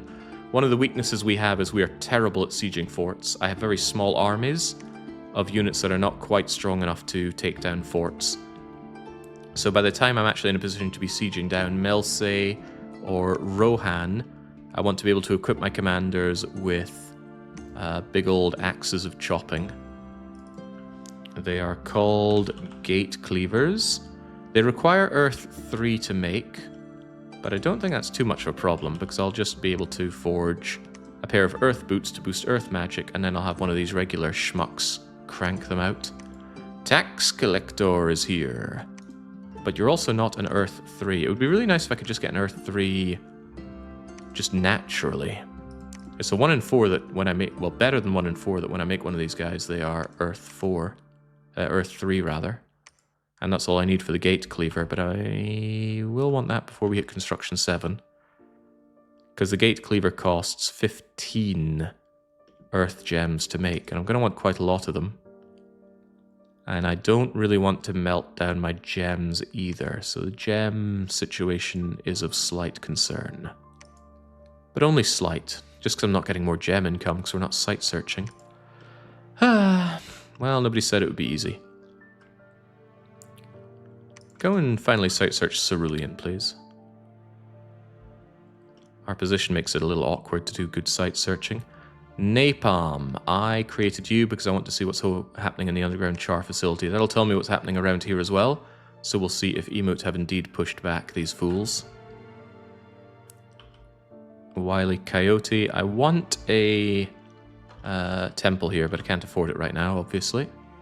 And Nugget, keep preaching the good preach in Mount Fuji. Someday we will reinforce Mount Fuji as well. Kickle Cubicle, again, get preaching.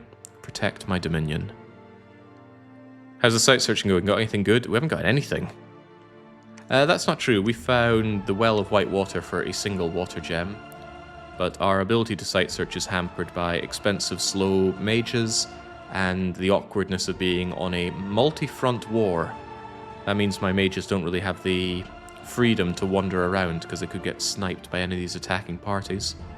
But we're doing our best, even if our best isn't good enough, and it could be better.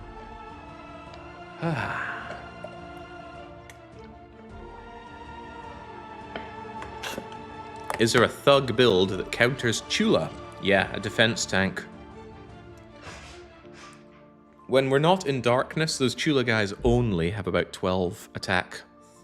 So if you can defend around that, you'll be okay. But they hit like trucks. If they do land, they're doing 46 magical damage. And they have a lot of hit points themselves, so they're hard to chew through. I don't think thugs are the answers. They're kind of like anti-thugs the way they're built. Better to kill them with maggots. Maggots are effective. Right, crippled units dying in the march to Lubeck, from Lubeck to Grunty Industries is not a good sign. Nothing of use in Estonia is not a good sign, but also not news. We're going for our battle into the Gardens of Midnight. We are using a very small force against a very small force. Their small force consists of barbarians, and for some reason a couple of dogs. But the dogs die, and then so too do the barbarians, unless the barbarians immediately strike and kill Kamari Ronso, and there's a very high chance of that. So don't get yourself killed, Kamari. Please. Kamari's getting hit and encircled, but Kamari can handle this. Go on. Yeah, one of the problems with my commanders is the commanders themselves are not ethereal. That makes them really squishy compared to the ethereal sacred troops that I have. Alright, nice. Full kill. Don't know why they had barely anything hanging around. Anyway, the important thing was there was an enemy temple and it was raised. Temples cost about 600 gold. And that's more than these guys cost, I think. Maybe slightly less. But anyway, it's dead. Trebizond, our counterattack. Kamari, horn broken, still alive. Hornless, hornless. Yeah, once again, the Translucent's doing what they do best, which is killing everything. They're on attack rear, so I like the way that they just chew everything. The commander gets out scot-free. The lesser hedge herbalist. Anyway, destroyed once more. We continue on our counterattack.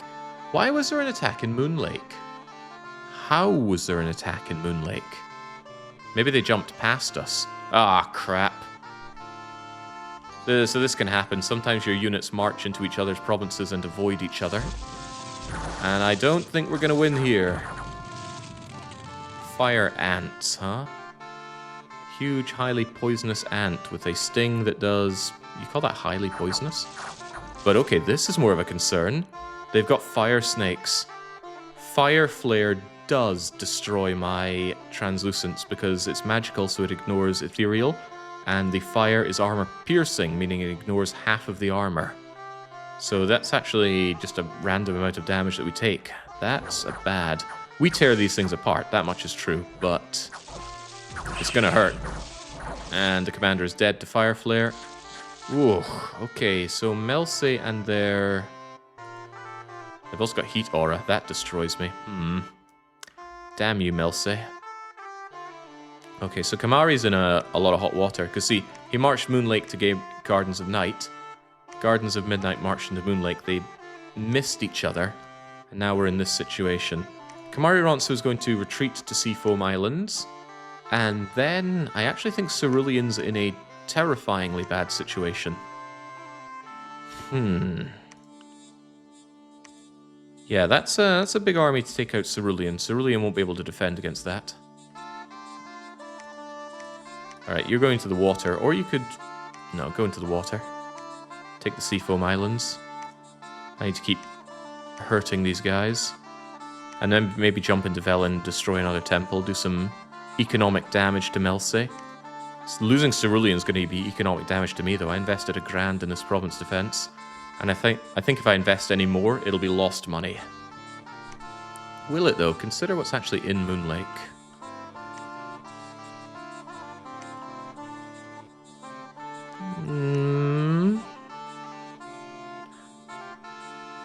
Those fire snakes are the big killing thing that they do. They got Vine Men, which will resist the arrows. It's a pretty bulky army, but one that could be taken care of. Do I dare invest in Cerulean instead of just letting it be walked over? It's a lot of money to drop on Cerulean, but I think I might actually do that.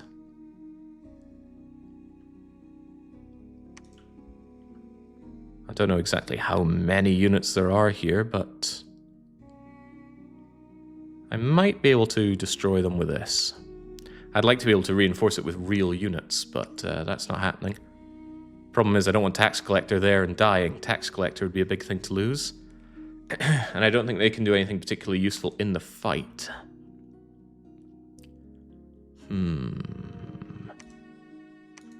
I don't have the leadership to bring anyone from the capital over to Cerulean, and no one else is in range. That I really didn't expect the missing each other thing. Normally, one catches the other, but them missing each other is really bad for me right now. They couldn't go over to Gilligan's Island. They can't cross over this. But Cerulean is in hot water.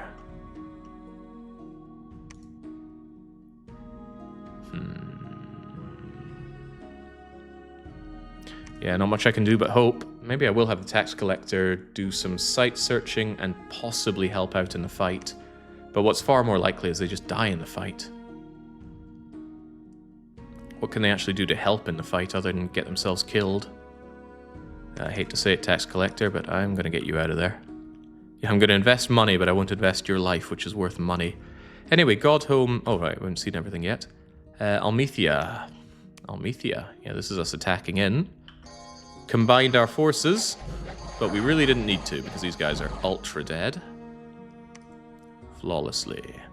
Gruntilda Industries. This is us pushing back. Now we're going to Zishdod rather than the other way around. Ah, maybe not. Damn Fays. I hate them. Kill them. If you hear a womanly shriek like that, it means we are indeed killing a Fays rider. Once again, they are circling back around to try and destroy Sizzlebay. Sizzlebay might be limp, but they have quickness, experience, and a heroic ability. Imagine having your legs broken, but you're just so enamored with your god that you're able to fight on as if they're still working. And that's exactly what they're doing. They're not hanging back. They're getting stuck in to have some Leogryph sandwiches.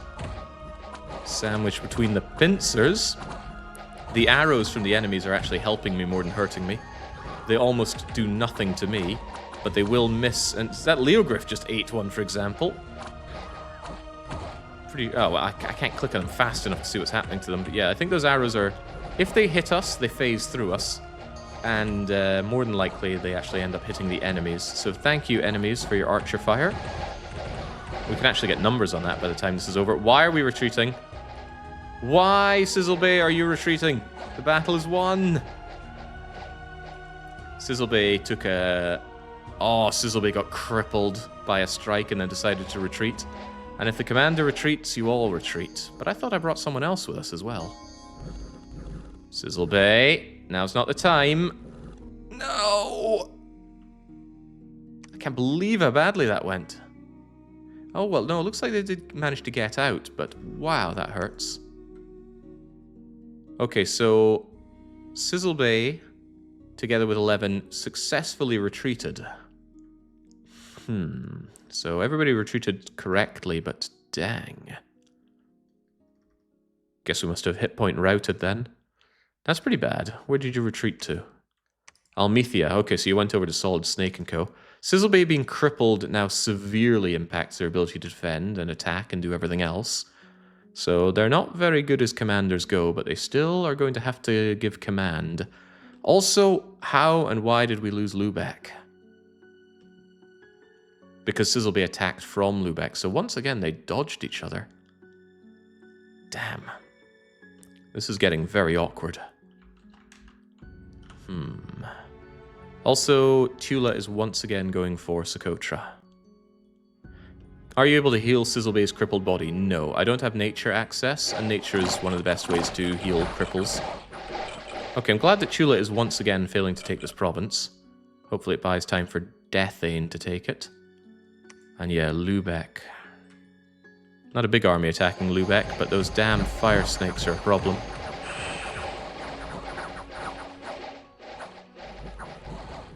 Almost had that as well. If I had invested more in the province defense, Lubeck would have held, but investing in province defense is a dicey thing to do. Really smashed them though, that was good.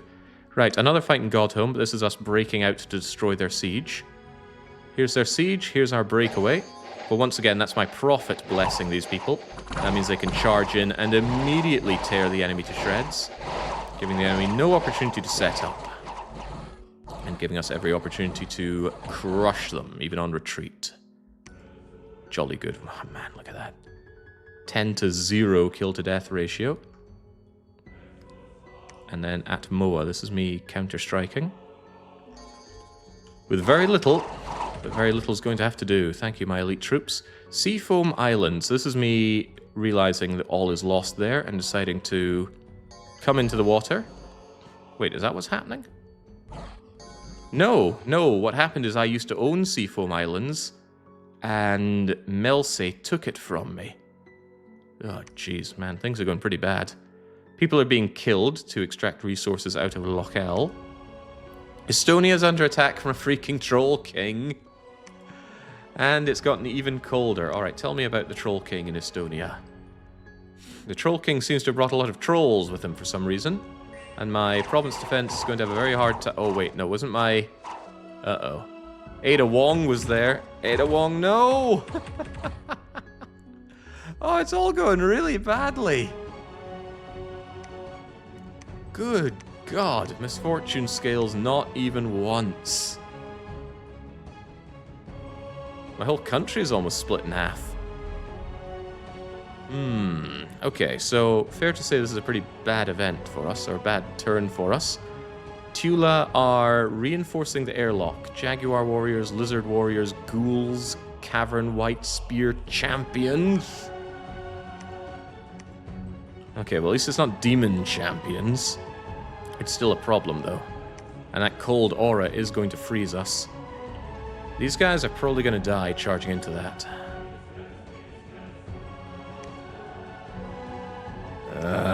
But I really don't want to just give up the airlock. Yeah, we got one level of bad luck in our Dominion. I had to take that to afford everything else. I'm certainly feeling that bad luck.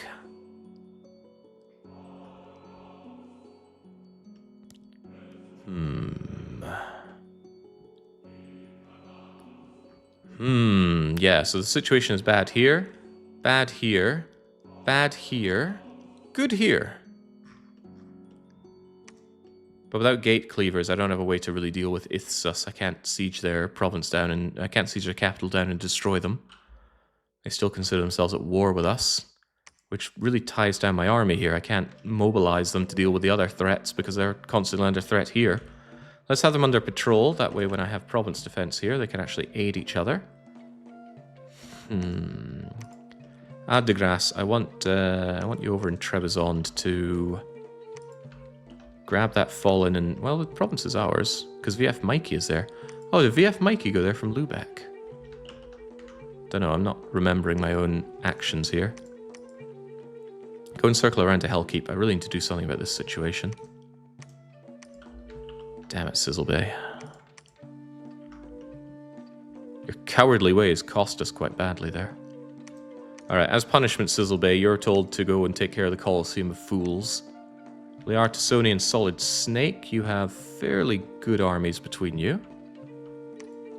Since our guys in charge are quite squishy, I'm gonna try and keep the bodyguards fleshed out for them. What was the situation with Grunty Industries anyway, province defense-wise? Province defense was a bit crap, and we already cleared out half of their units. I'm wondering if they need to fight together in some way, or if I can split up a bit.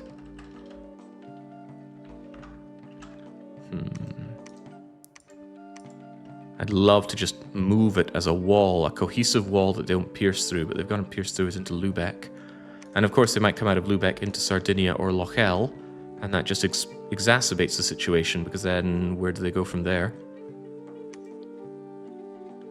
Wasn't I making leaders here? Yeah, I was making these two. At least I don't have temples around that are going to get smashed like this. I would love some more temples, though. Boy, would I love some more temples.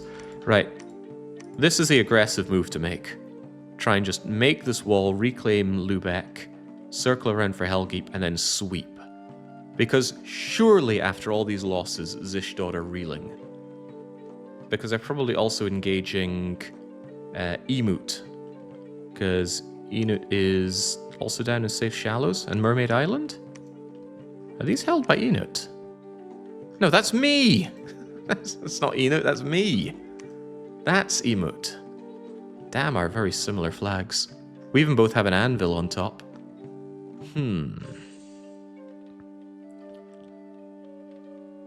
Yeah, so if I can capitalize on their losses, sweep through and claim this land, I'll have a lot more resources to work with. But they've got Nalga and Rohan, and I don't have a way of cleaving those open. Really, we're 3 months away from construction 6, putting us 9 months behind getting construction... actually 3, 6, more like 12 to get to 7. Ugh. There's a temple here, but no laboratory. There's a laboratory in Warsong Galley. Let's make more of you, please, to get the research going.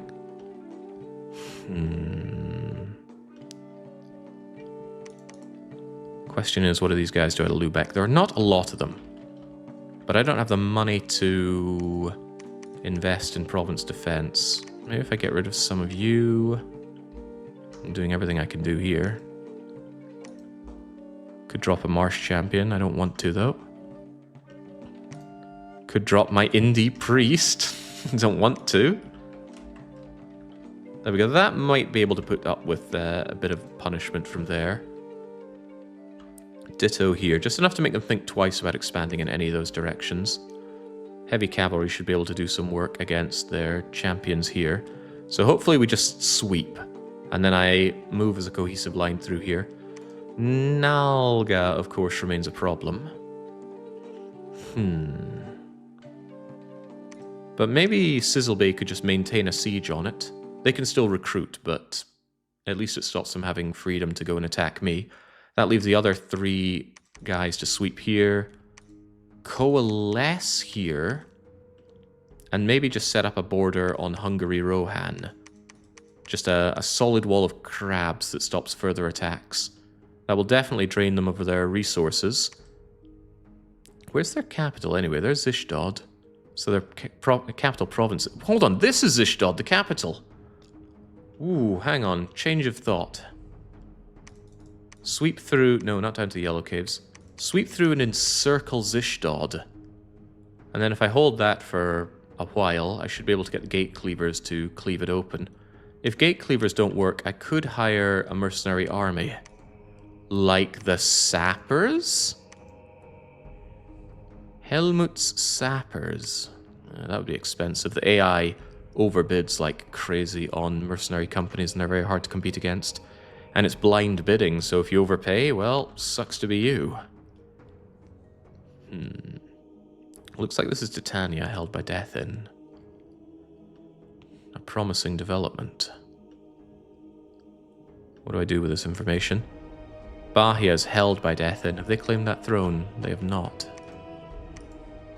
Could you tell me about that throne, please? Is there anywhere else I'd rather have you, for information's sake? You know what? Maybe go up here. You may have the freedom to move around there and tell me what's going on with Bandana Waddledy out there. One of these days, Red 2 is going to enhance this crummy little fortification. One of these days. Lieutenant Surge is here with a temple. Just preach for now. I do need more temples, but the money situation is really bad, and the war situation is similarly really bad. Try having more money and winning more battles. Alpha Gamma is here with the incredibly good advice. If only I had more money, and if only I didn't lose battles, things might be going a lot better. Right, speaking of things that might go a lot better, how about an attack into Grunty Industries that does not end in disaster for us? As we can see, we chomped down their numbers a fair bit, and their provincial defense is terrible. But we're notably attacking with fewer units. At least they all appear to be blessed. Even the limping one. Limping one's going to die in the war match, I know it. Quickness helps so much. See, you're only taking 1 turn instead of 2 to make your movement, and you're killing twice as fast, more than twice as fast, because you're less likely to miss with quickness. Oh yeah, there we go. See, why couldn't Liara Tassoni do that? Because she's too fat. And what do you mean there was a battle in Gilligan's Island? Tell me there wasn't a battle in Gilligan's Island. I have very bad news about a lot of things for this turn, but let's see it unfold. Tula attacks me here. That's a lot of cold aura. That's a lot of cold aura. Why do they get chill aura on their usual guys? Ah. Alright, bye-bye Gilligan's Island. Pallet Town. I placed a spy here to see if the enemies could take Pallet Town. With an army like this, I think they could. They're flying down with griffins. Yeah, big old griffins. Not particularly tanky, but a great way to assassinate commanders. A lot of self-fire happening. The AI really can't handle fire aura. But this is also a problem with the randomizer. It's fixed in later version, but that's not what we're running right now. Mounts can get ignited by their riders, because they don't share resistances. Pretty clinical fight, so kind of glad I'm not dealing with Emot here, but if I pierce my way through Zosted, that's what I'm going to be dealing with. Now that is an army. That is an army I cannot deal with. How about Brazil? Tell me about Brazil. Well, this is nothing fight against a lots fight. Deathin, you gotta be better than that. This is Liara Tassoni's battle in Colosseum of Fools to make up for her previous retreat. Wait, that's not Liara. It's Sizzleby. I got the two mixed up. Yes, the crippled Sizzleby. Shouldn't have a problem with this. It's just crummy little indies. Unless, of course, you get isolated and destroyed for your crippled ways. I was joking about that. Please don't. Heavy infantry aren't particularly special, but it can hit hard in numbers. I wonder if soon we'll be able to connect these older games to modern AI.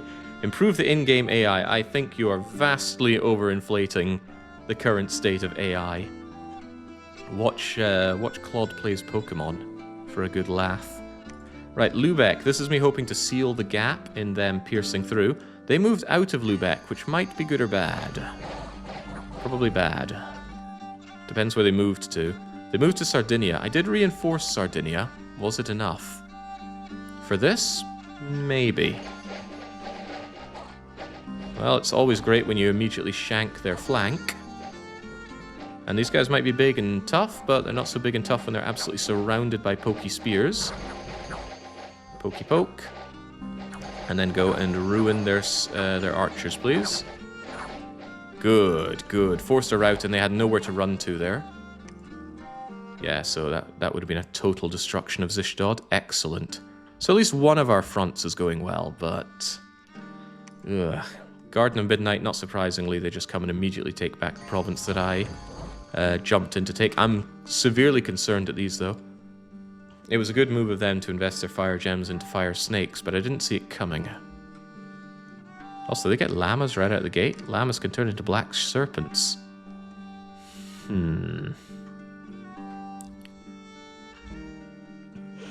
Give me some money in 6 months. We could probably get at least an AI a lot better than the current one, says Alpha. How much is some money? Alright, Seafoam Islands. Another tragedy, no doubt. This is us retreating into the sea. They did reinforce it, but these are shamblers. We don't afraid of shamblers. We do afraid of shambler standard bearers because they're covered in poisonous barbs. We do attack with our pincers, so that means that our crabs will get poisoned.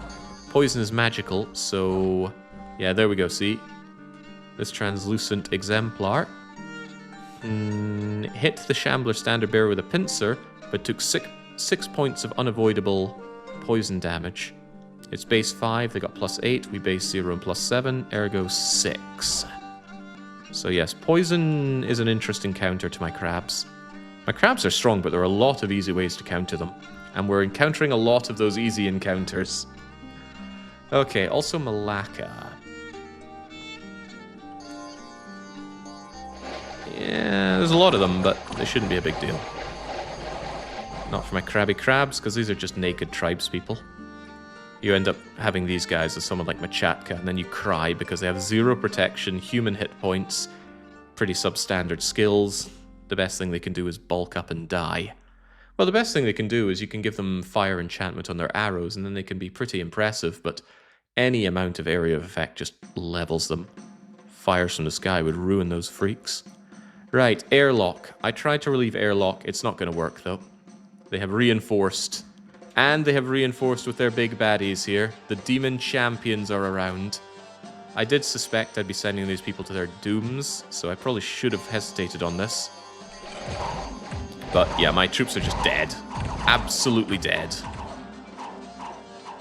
I can do nothing against this army that I can think of right now. I just have to pull back and hope that they don't completely ravage me. And they probably will.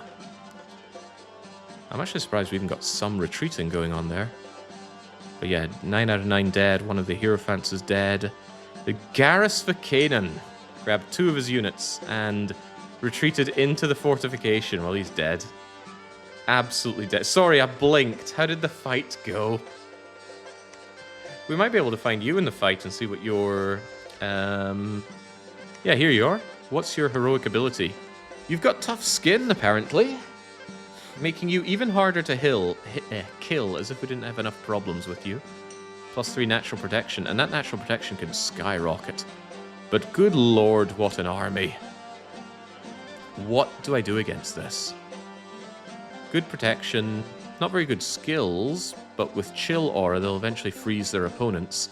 Amazing hit points, better than mine, and they're smaller than me.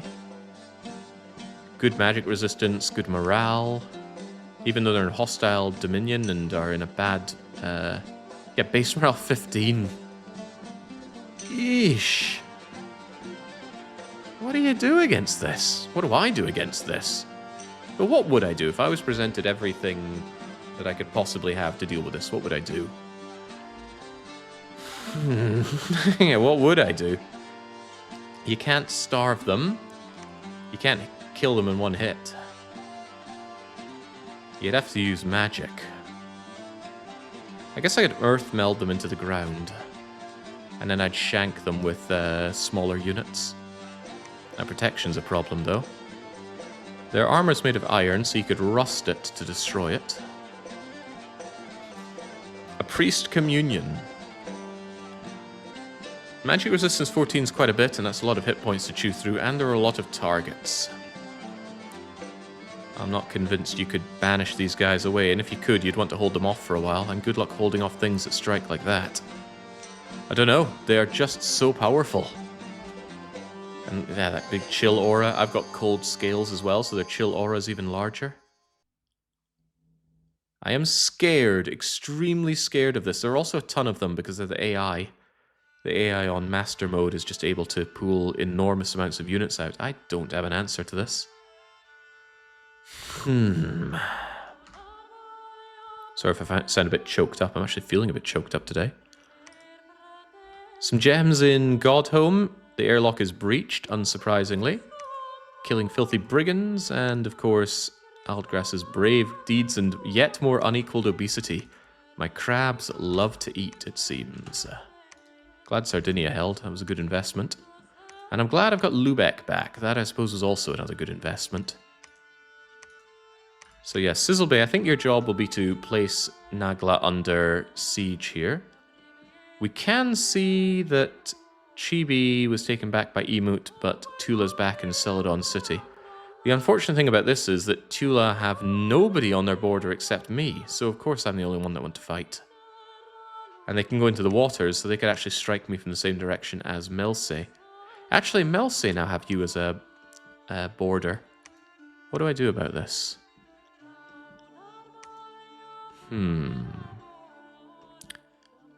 Alright, here's what I do. Pierce through Berlin's Eternal Airport into SeaWorld. Just try and take this instead, since everything else is going Pete Tong. Lariat. Right, there we go. Rentaro's in the caves. Tell me what happens in the glowing caverns. Red 2. I need this palisade to be a fortress. I think I'll take the aggression on Canada. Tear down their temple and then retreat back to Godhome. Just do some damage to them, to Ipsus. Don't like being at war with so many nations. This is where diplomacy would help a lot. I'd ask them to kindly stop hurting me. Tax collector, your job is to go and investigate what's going on in this area for site searching. Got a couple of units who can move around what is becoming a fair bit of an army. But at this rate, I might need my army at home to defend against the onslaughts that are coming my way. And they are onslaughts. I think I need Miletus to crank out Hierophants for me. Because I want them down here to bless the army, which is going to be under the command of non-sacreds. Is that going to be a problem? Nah, they won't have quickness, but they've got good defense, and I'll give them some bodyguarding, I suppose.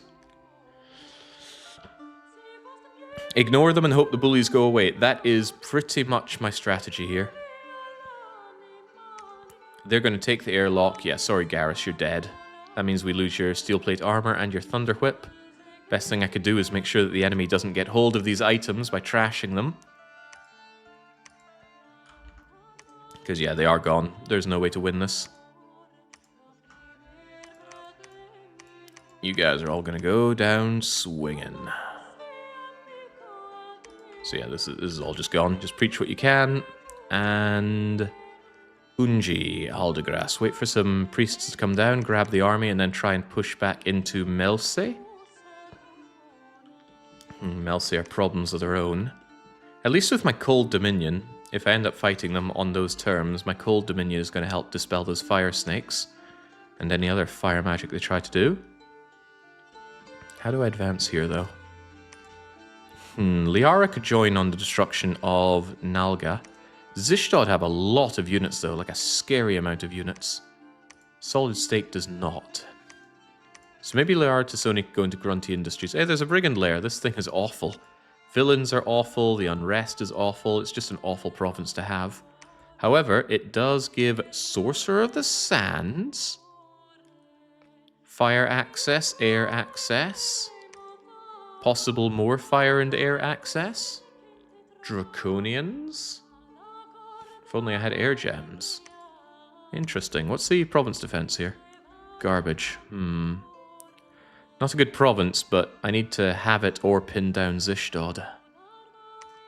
I'd be surprised if Zishtod doesn't counterattack into Gruntilda Industries. Also, funny that there's a laboratory here. That means we could immediately make the Sorcerer of the Sands. It's not even that expensive, but he is old, so he will die. Oh yeah, the pale ones have perfect dark vision, of course. And the super sacreds get +4 dark power. So they are monstrous to fight in the waters or underground. More monstrous than what we just saw there. They seem brokenly powerful. And they're just their recruitment troops. At least I think they're capital only, right? Yeah, the Demon Champions can only be made in their capital. But they're even cheaper than my Sacreds. And the AI will get bonuses towards recruiting this as well, so, oh, that's terrifying. So very terrifying. And they cut through my crabs like they're not even there. Horrifying. Yeah, I need to step back and hope they don't attack me. What I could do is I could say, when I said we're not doing diplomacy, what I mean is we're doing diplomacy. And then I go and say, could we please have a non-aggression pact? They'll eventually say yes. I've never known the AI to not eventually say yes. But no, I want to wean off diplomacy. It's too strong. You just convince the AI they don't want to fight, and then they won't fight. Alright, so we get all of our units into Gruntidla Industries. I give it a little bit of province defense just to aid our defense of it. I mean, these guys are just going to die, but Yeah, they are just going to die. Well, if nothing else, it's another 2 commanders to throw into the pile. But yeah, I suspect I'm going to need the extra defense here because I suspect Zishdod is going to attack into here with Vine Men, Leogris, and Dispossessed Spirits. The spirits are a problem. I can steal my strength. Hopefully Sizzlebay can take Nalga. Shouldn't be a big problem, even with your pathetically small army. I'd love to reinforce more, and I mean considerably more than just this nonsense. Which I could do. I could actually make Unji Kim grab all of these sacreds and have them come over and aid the situation. It's a 1, 2, 3, 4 movement job, but it's probably worth it.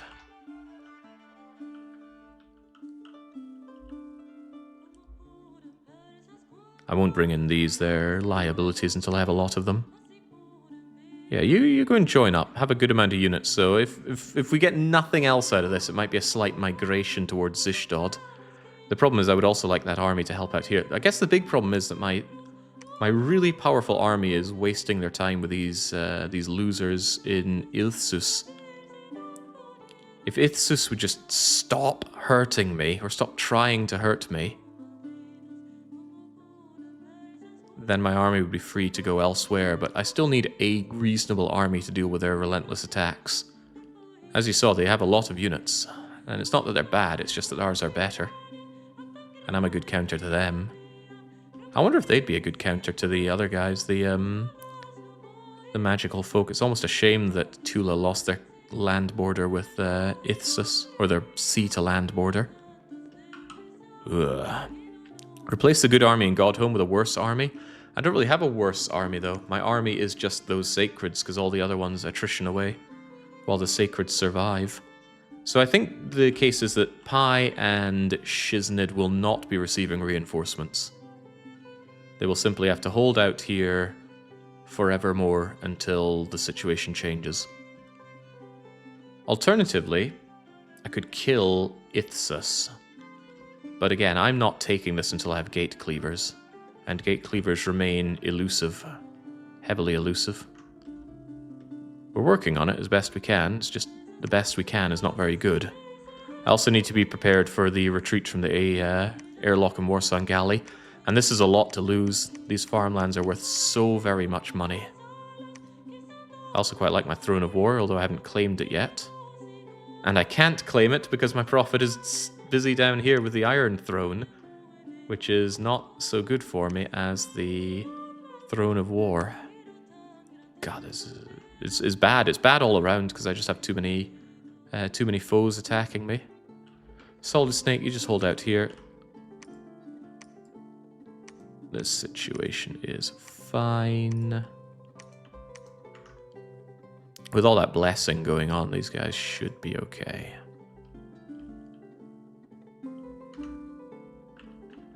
Just give them the regular order. Bless, bless, bless. Stay behind troops.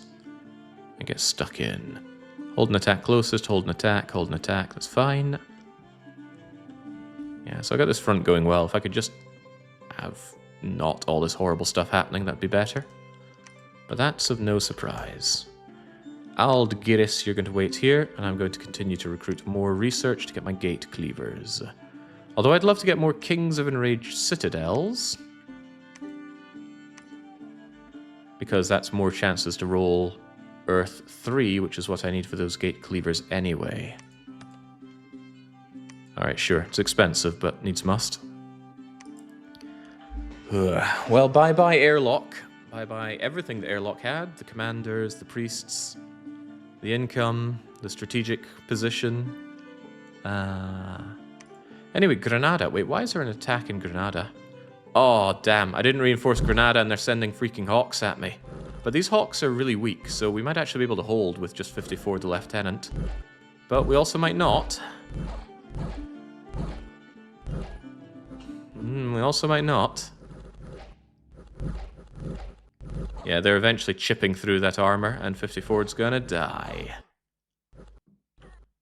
That is a damn shame. So, okay, they're sending hawks at me as well. And the hawks persist, so that was on me for not improving province defense. Something I often forget, because I gotta go here and I gotta check what's where, and Okay, down goes Granada, but I doubt they're going to do much from there. What else happened? Socotra is once again being attacked by Tula. This time they're bringing their national units, which means they're probably going to destroy them. But no, they run away. Why? Melodiana, the lieutenant, didn't like being hit by a spetum and decided to retreat? So it seems. They're even bringing Banes. That's not a Bane, that's a White, but Whites are still powerful. Interesting holding ability in Socotra. Also, this is something I really didn't want to learn. The Cavern Whites are down in the caverns. They're getting clobbered right now, but this shows that they are interested in being here, and they have a connection over to here. Ah, they popped out of Celadon City to come down into the glowing caverns. That is vital information, Rentaro. I need you to... Well, Lariat will keep an eye on that. Rentaro, go down and tell me what's happening near the Caverns of Gold. Because if the Whites take all the caves, they're going to have so much income, resources, places to recruit from. And once again, I'm not in a position to deal with that. My Hail Mary of charging through Berlin's Eternal Airport works. Losslessly.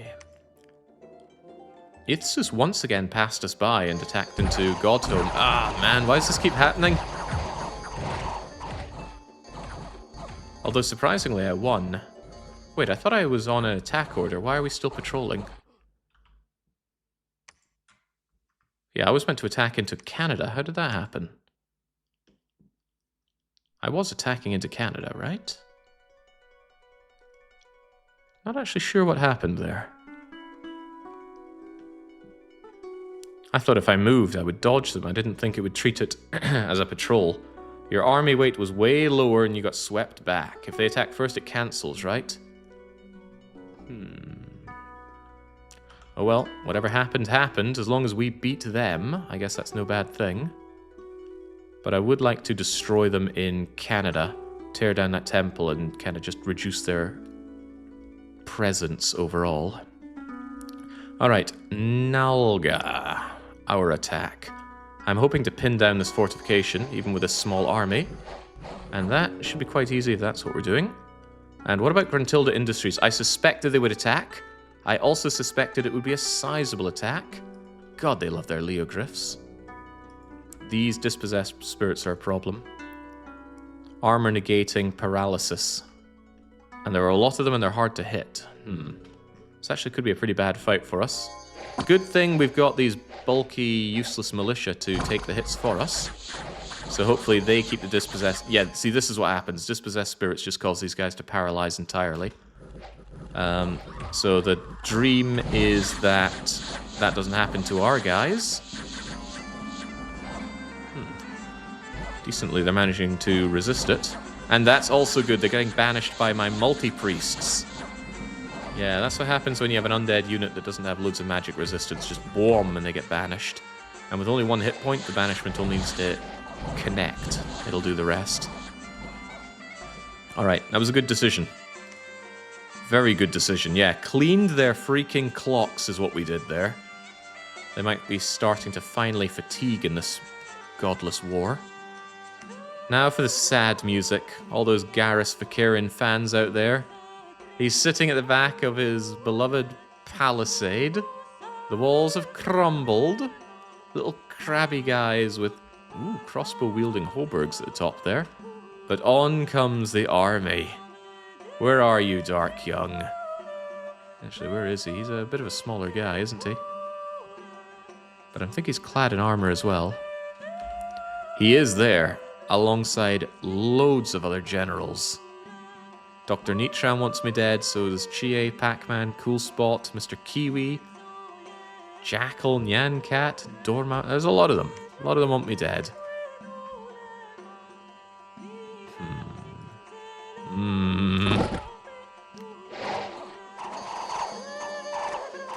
Well, there's no kill like overkill, I guess. Interesting to see how much damage the banishment does, actually. So I have a level 1 priest doing banishment. you can see it doing absolutely nothing to these guys, but I wonder if in bulk that might be a way to deal with them. How did that actually go? Not very well. The 2 priests killed or banished 2 units. The commander, he doesn't banish. The Hierophant banished nobody. So, not well. The archers did the bulk of the killing, and they just killed useless ghouls.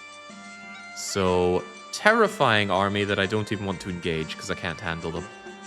Oh dear. So let's hope they don't just make a beeline for my capital, because they will kill me.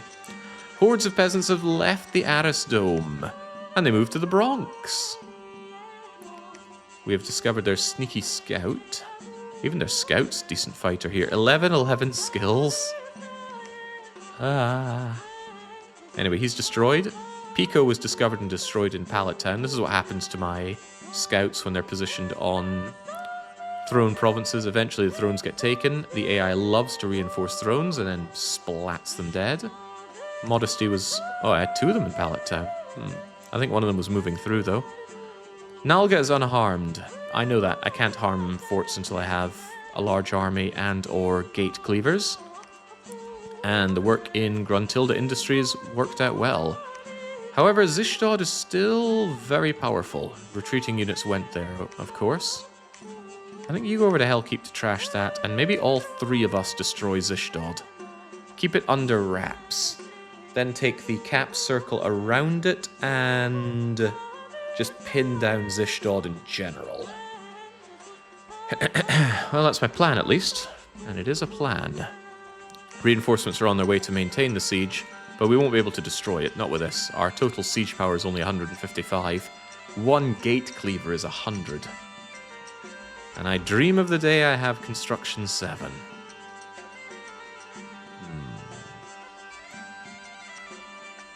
Alright, tax collector, please search. We have not managed to site search anything of value so far. And I want you 2 priests down. Wow, you can jump all the way down to the capital in one go. That's splendid. Could make more of them. I mean, the way things are going with these... What? This province contains about 600 enemy units from Tula. Please, please do not just carve your way through my country, because there's nothing I can do. There are too many of you. You counter my best unit. You are stronger than me. You have more resources than me. Please just fight someone else. I can't handle them. Alright, Kamari, you are continuing your running away. Get through SeaWorld. What am I going to do, though? If they carve through this, I lose my income. I lose 2 of my forts. I lose this fort as well. Then I got nothing. I just have to migrate over here and suck my thumb. Ooh, that's my... I can't lose my capital, though. The capital's where I make my translucent exemplars. Can't make them anywhere else. Whew. I made them too strong. I can't handle Tula. I knew they were strong there, just even stronger than I thought. Alright, Napalm Sideburns. You keep your eye on the underground char facility. Tell me what movements happen around here, please. Should we have a controlled retreat away from here? Better to lose the provinces than lose the provinces and the units, because that's exactly what would go down. You'll probably want this throne as well. I just have to pull back. I got nothing else I can do but pull back. Tell you one thing, I wouldn't mind having Estonia back, and the Haunted Mansion. Maybe take my priests, grab some units, go into Haunted Mansion and Estonia and get them back. That said, they're both garbage provinces. Yeah, truly garbage. The income is low, the population is low. The resources are good in Estonia, but I can't put that to good use because I'm not in a position to build up a big army of Hoburg champions on the backs of mechanical mosquitoes. And even then, I'm starting to wonder if I should. I think how many more of these guys I could make instead. And I am thinking. Alright. A sad controlled retreat. Oh, I got a temple right here on Atticus. That's going to go as well. That's going to reduce the amount of sacreds I can recruit. Gosh, it's all bad.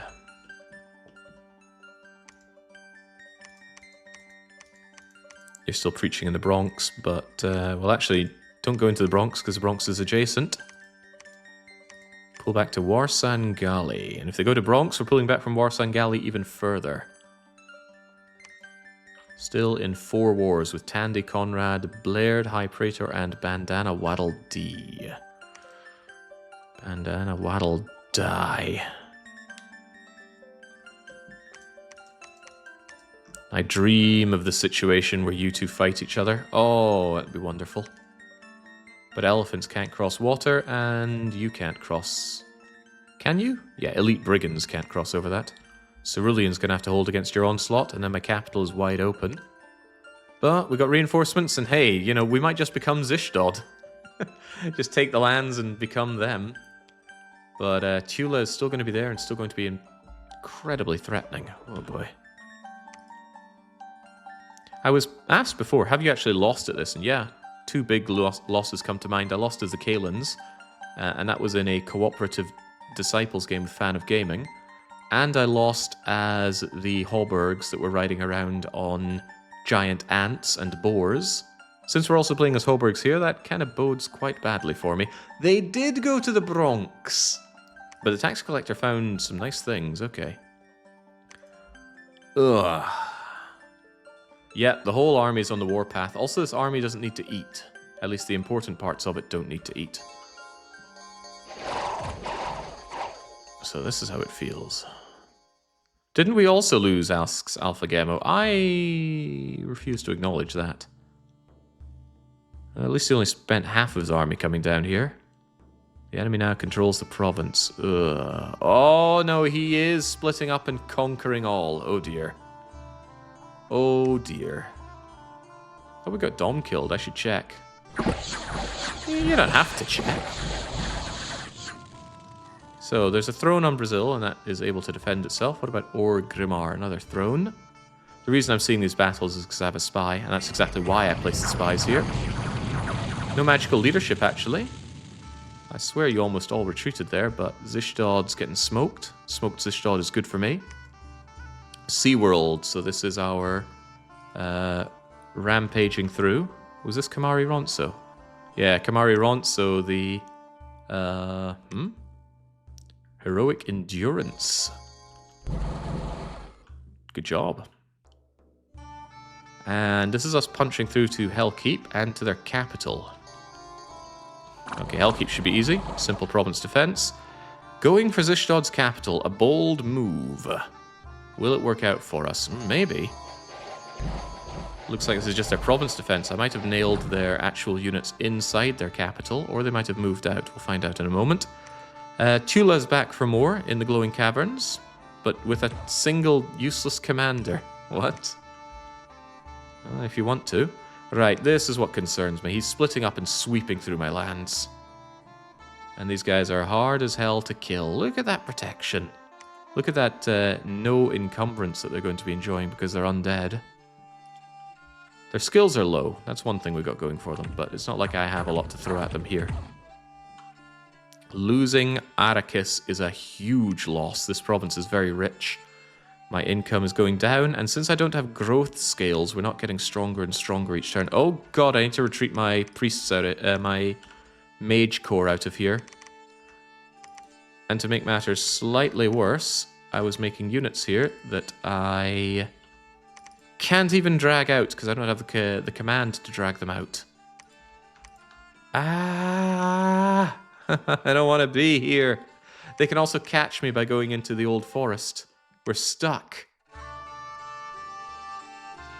Well, I have to hope they don't go for the old forest. But yeah, those Hauberg champions on mechanical mosquitoes that I made 30 of here, I cannot keep them. Wait, am I still making priests here? Kickle Cubicle is here for some reason. And he's feeling a little awkward. Well, you're probably just going to die, so preach until you die. Yeah, this has just got to be a retreat. There's nothing I can do against this. And even if I could dedicate my whole army to it, it would probably lose, and I certainly can't because I'm on a multi-front war. That doesn't feel good. Who would have thought? Also, these provinces are cut off from the capital, so they're not providing me income. I need to patch it back to the capital, but there's no route for that. Or is there? No, not if I want to...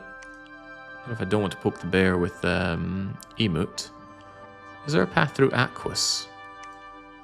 I could Water's Edge to the Baltic Sea, but that's a throne. I could Obra Den to the Water's Edge.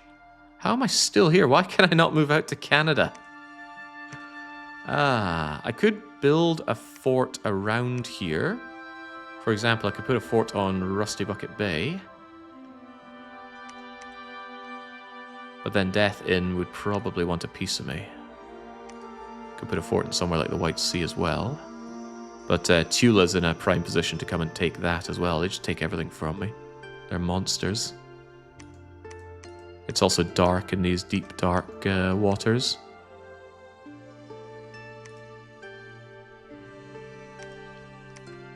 Wait, Kamari Ronso picked up a fist. Gloves of the Gladiator. 4 attacks. Wow, that's actually really good. 4 magical 25 damage attacks. Also boosts your defense, I think. Yeah, it does. Ooh. That's really sweet.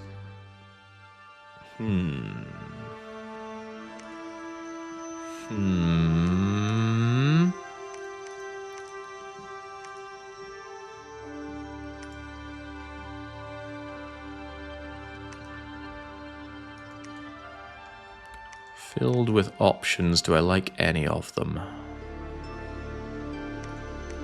Feels like sad music is playing. Sad music for this sad moment. It looks like Death Inn have cold scales or neutral scales, so this could freeze over and allow attacks coming in, which is why I'm a little hesitant to build up on Rusty Bucket Bay. Last thing I need is Death Inn seeing me as their next target, because everybody sees me as their next target.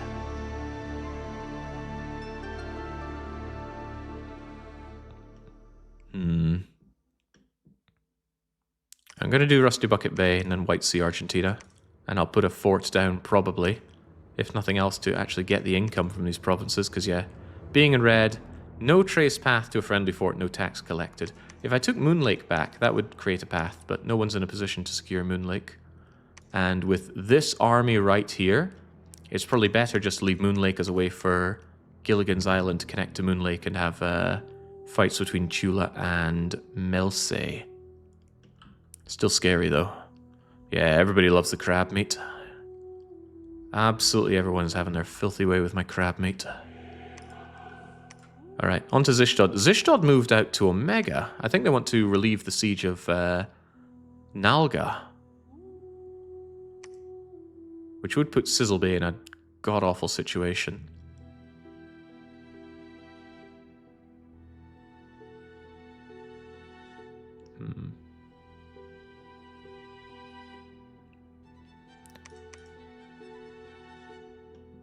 I could slowly siege Zishtod. It is a slow siege, but at least we can handle the supply situation. Plus, Algiras is there to reinforce, and I'd probably split off and try and take the cap circle as well. Here's my idea. Sizzle Bay goes to Gruntilda Industries. Unjikim does not.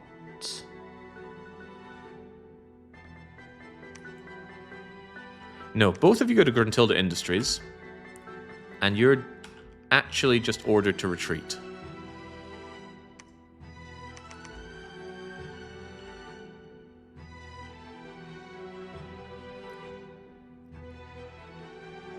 Yep. Yeah, I think so. Just retreat. That way, if this massive army does come to Gruntilda Industries, this army will retreat. And the army should go together with the commander, and with a bit of luck, it'll retreat to Zishtod. Wait, can you even retreat into an ongoing siege? I don't know, but I do think retreat is the best option here. That's only if they get attacked. If the troops in Omega go to Zishtod or Nalga, then it's not a problem, because there won't be a fight for them to retreat from. But if it does come to that, I want them to retreat and just cohesively stay together. Sadly, my only way into Zishtod is through Gruntilda Industries. And I can't get to Hellkeep via Lubeck. So, ideal situation is they both successfully get to Grunty, and then we march on Zishtod. Best case scenario is these troops just come and fight us in Zishtod right now. Or they waste their turn going to Nalga. Moving out of Nalga should be faster than them going into Nalga. Friendly to friendly and all that. Ugh, boy, this is pretty bad. Lariat, please hold there and tell me when they take this province. Rentaro. Ugh, Zishdod are underground as well. Why? Why are they so good? Have we accidentally made an enemy that is simply too strong? Tax collector, please find me more things, because you found me glamour gems and water gems. I want to make more Kings of the Enraged Citadel so I can get access to Earth 3 without paying 10 gems for it, please. Although it will slow down my research. Research is so slow. We have units. We try and make as many units as we can. 1, 2, 3, 1, 2, 3. I'm not really in a position to make more armor for these guys. They're going to have to make do without. Not that there's a lot of making do that they have to do. Also got a reasonable number of my sacreds who I would love to engage in more fighting. But at this point, where and how? I think I said I wanted the Haunted Mansion back, so how about I grab past part out. Grab 1, 2, 3, 4, 5 of you guys. You guys are on attack closest, and you are on my usual order. And your job is to relieve the Haunted Mansion. It's not a lot of money, but at least it's some money. Better than you guys sitting around scratching yourselves. Making yourselves look really delicious for another bit of crab soup. Yeah, my whole nation is precarious. Sliced up badly. And then it's just these two hanging around in the capital. I'd rather have the freedom of moving them around. But I could also, since I'm clearly at war with Tula, I could raid them, but my hope is that I peel back. They get their easy victories, and then they focus somewhere else. If I start taking land off of them, that's just going to agitate them into staying in the war. Probably. And I certainly don't want to fight Emut. Ugh, man, it's just not good. Just not good. Taking the Panama Canal is tempting, but it doesn't connect me up here. And taking Moon Lake just makes Tula angrier. Ah, man, sometimes you just gotta roll over, though. And we are doing some rolling right now. Spies and bards can instill uprising, cripple wealthy, resource-rich enemy provinces. I do have spies, but the AI is very good at routing out spies. Uh-oh, that's a lot of attacks coming in from Tula. Starting with Hyrule, they're taking the north route. Damn it, I secured this north route and they're just taking it like it's not even there. Ah. Wait, Zeth? Yep. We're being attacked in Shadow Ranch. Didn't I reinforce Shadow Ranch? I did, with barbarians no less. Will barbarians stand up to this? Possibly not, because they've got some really nice ice armor. But isn't the ice armor worse in my... Well, no, it should be cold. It should be better in my land. Oh, it's bad news then. Right, go, barbarians, go! Don't go in that direction. No. Damn. Okay, so Shadow Ranch is down. Caused some good injuries on the opponent, but 1-for-1 national troops beat Indies almost any day of the week. Warsangali. Ah, they're going right in for my beloved fort here. Cannot protect this. And yet another attack on Godhome from Ithsus. Just how much can they throw at me? It was a big mistake putting the AI onto Master Mode. Master Mode is so strong. It's not that they're smarter, they just have so many more resources to throw at me. Actually took out an exemplar, possibly with all the zapping that I heard there. So yeah, we're winning, but at what cost? Because I told these guys they can't have reinforcements. Maybe I'll have to rescind that idea. Rusty Bucket Bay. This is me against barbarians. Unsurprisingly, we tear them asunder, but we don't get any benefit out of holding that province. That's the downside. Socotra is once again under attack from Tula. Previous playthroughs did look a bit like a walk in the park. Yep. Did they? No, we've been under a lot of pressure in previous playthroughs. Plo just likes to see me suffer. That's why I put forward Singularity. Didn't expect me to crush it as handily as I did. There was a battle in Almethea, but that puts Zishdod on the border with Tula. That was if they win, and they're not going to win with that crappy attack. Those are the leftovers from before, I think. They did come into Zishdod. I said this was best case scenario. They're trying to relieve their capital. But we're in a position to deal with that. Don't even need Divine Blessing. Whoa! They decided to do wolf pack summoning. The wolves come from all directions. May even attack the enemy from behind. So they're going to get randomly spawning wolves coming in. But the wolves aren't very good. They do a bite, and they don't do it particularly well. Just weird to see the AI do a battlefield enchantment like that. It's not one you see often. You missed the part where I don't even remember putting a game forward 6 years ago. Interesting, but not concerning. Cool Great Bear Vindicator Rider. Unfortunately for him, we are the ones being vindicated today. Wait, is that right? Doesn't matter. You guys are down and out. The caster of the big spell goes down. And those wolves are no more. Great fight. However, these guys will have retreated into the fort, most likely. Meaning it's an even bigger deal to tear it down. The walls are hardly damaged at all. That's okay. We're not here to destroy the walls here. We're here to pin them down. However, we're getting smoked.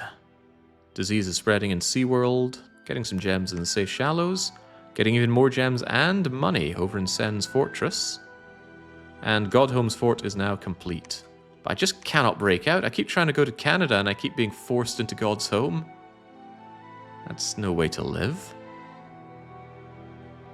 And I don't have spells like Cloud Trapeze to get me over there on the double. Yeah. Yeah, look at this. This is all just forfeit land. This fort will not last. They're going to go to the fort because they're drawn to it, and then all this land is gone. Best case scenario, of course, is that they take this, of course, and then they decide to focus their efforts westward rather than eastward. Because if they just come through this land is open for them to just ravage as they desire. That was where I was making my mages as well. We need to relocate over here on the double, over to Miletus. But of course, what if Miletus gets attacked? Oh god.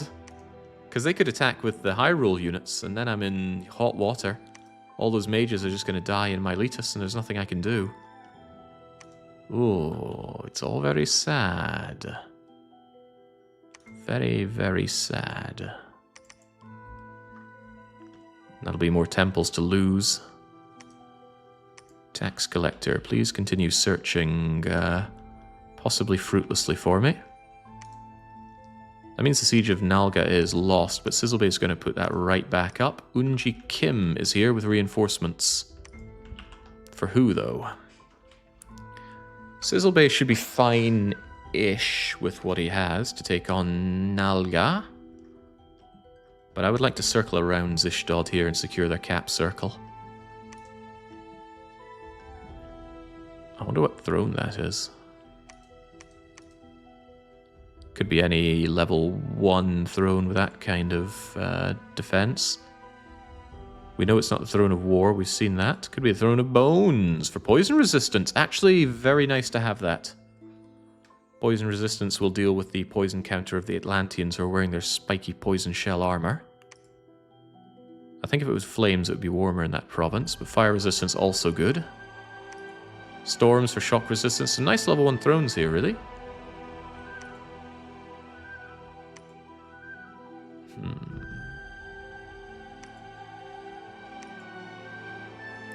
There are flags here, but 2 of our flags are near identical, so I own the Iron Throne. The Outer Throne is owned by Enut, I think. Enut? Emut? Emut. Right, what do I know from what I know here? I think the best thing is to have Unji Kim leading the Zishdod siege force. And then having the others split up and take the other areas, especially those that have armor. So maybe Mikey takes Omega, Aldegras takes Milton, It's a very small force to send to Milton. It's right next to Rohan. I'm not keen on that, actually. But since they're heading out and reinforcements are on their way in, what I could do... Oh, see these guys that don't do anything? Put them on bodyguard detail. Here, have some reinforcements. Here, have some more wait, wrong things. Wrong place to put you.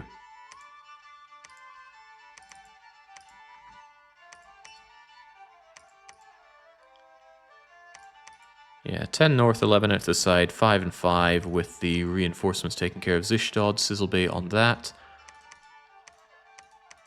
Do I think you can take Orgrimmar with that? Cave Drakes and such? I actually think you can. Secure all of this. Hope to hell that Emut does not also declare war upon me, but just absolutely crush Zishtod. Because with all the crushing happening on me, I'm going to need to crush elsewhere just to keep myself fiscally afloat. My income has been dropping despite taking these lands because I've just lost 2 of my 3 amazing farmlands, and the 3rd one is likely to drop soon. Ah, why? Why has everything got to hurt so much? Rusty Bucket Bay is a good province, 147 income. And I can see Emut's a little busy with death in, but because it's so cold on both sides, this is traversable right here through Titania. That's why I'm hesitating on building a anything on Rusty Bucket Bay. Yeah, it's so isolated and easy to destroy. At least if it's in the water, then it's a lot harder to be taken, although Enut can take it. I think what I do is I take Argentina and I put a fort there. Yeah, take Argentina, put down a fort. It'll take a while, but this income will be routed through to Argentina. Also gives me a springboard for a lot of actions here, including raiding Emut if Emut decide to attack me. Passepartout managed to secure the Haunted Mansion, that's a good sign. Oh, what's not a good sign is that the Ettins actually crushed one of my translucents. Didn't count on that happening, but it happened. Please don't have that happen again. I certainly can't take on the trolls with this middling army, though. But what can I take on? Surprised you broke through Shadow Ranch. That means the RCPD is in grave danger. I don't want to invest more money in it. But sometimes you just got to accept that these places are falling and instead hold out for provincial... hold out in Atlaro, which means I'm going to need an additional temple here. It's a little less at risk because of the mountains blocking passageway into here, but I need the temples to make up for losing this temple, this temple, this temple, potentially this temple. Because if I don't have at least 5 temples on the map, I won't be able to recruit 6 of these a turn. I'll go down to 5 again, and that would be sad. Hence the sad music kicking in here. This is actually turning into a nice place for temples. At least it's far away from the onslaught for now. But I got no one to throw over there to make temples. Maybe I can make a couple of Hierophants and have them spread the good word around here. Yeah, at this point, taking Zishtod and clamping out temples is good, but I need an answer to this. What the hell do I do against Cavern Whites? I hope that Death In fights them. I hope really hard that that happens. But currently that's not happening. Who put Tokyo next to Hungary? I don't know, who put Sardinia next to Trebizond?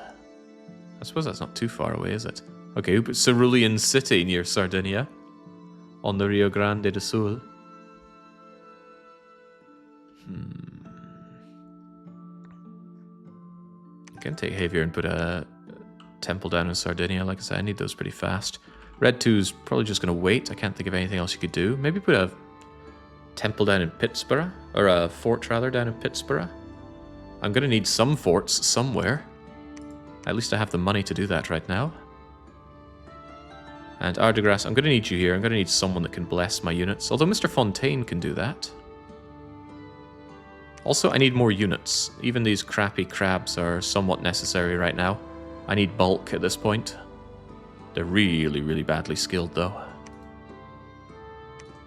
Do I want 10-8 over 9-5 despite the added cost? The recruitment point cost of these guys is horribly high. But they have armor-piercing pincers, and a glaive is stronger than a yari. And I think at this point I need the skills, so I'm going to have to do this. Alright, it hurts, but everything hurts. Name me something that doesn't hurt in this nation. Do you need to change the retreat order on the armies from last turn? Yes, I do. Thank you for pointing that out. Where are they currently? It was both of you, right? Yeah. Thank you very much for noticing that, because that would have caused them to just run away from a from another encounter. So that means Yoonji Kim is over here. And the Zishdod attack force is over here. I'm just kind of mobbing them into one big square. It doesn't make sense to do much other than that. As long as they're on hold and attack. Maybe have some of them on attack rear so they can blend anything on the back row. Whew, yeah, very glad you noticed that. Cheers, Raptor. Seeing them just run away from a fight would be very demoralizing for everyone. Could even cause a hit point rout. Okay, wow, we actually found something. The Starlight Chasm. That sounds like a glamour gem. No, it's Astral and Earth. We want the Earth gem, so I'm happy about that. Can't help but notice I'm still under immense attack from Tula. We're the ones attacking into Omega. Shouldn't be a problem against these spongy units. Listen to them shriek and watch them die.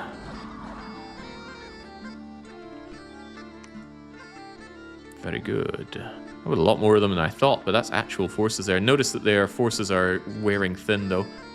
I think we've really broken the back of Zishdod. The problem are those forts. We don't have a way to destroy forts. We're working on it, though.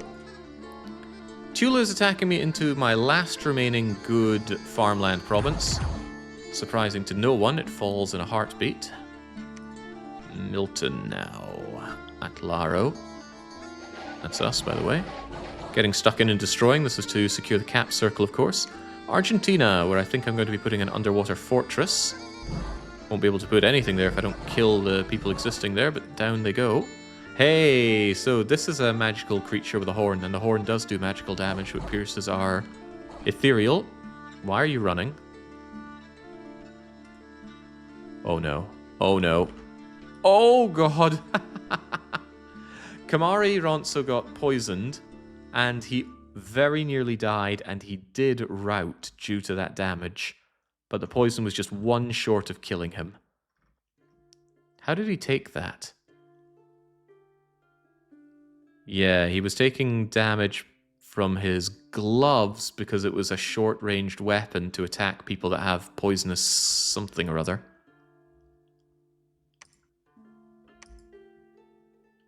Was that right? Yeah, the Triton Troopers, they have poisonous barbs on them, so that was what hurt Kamari.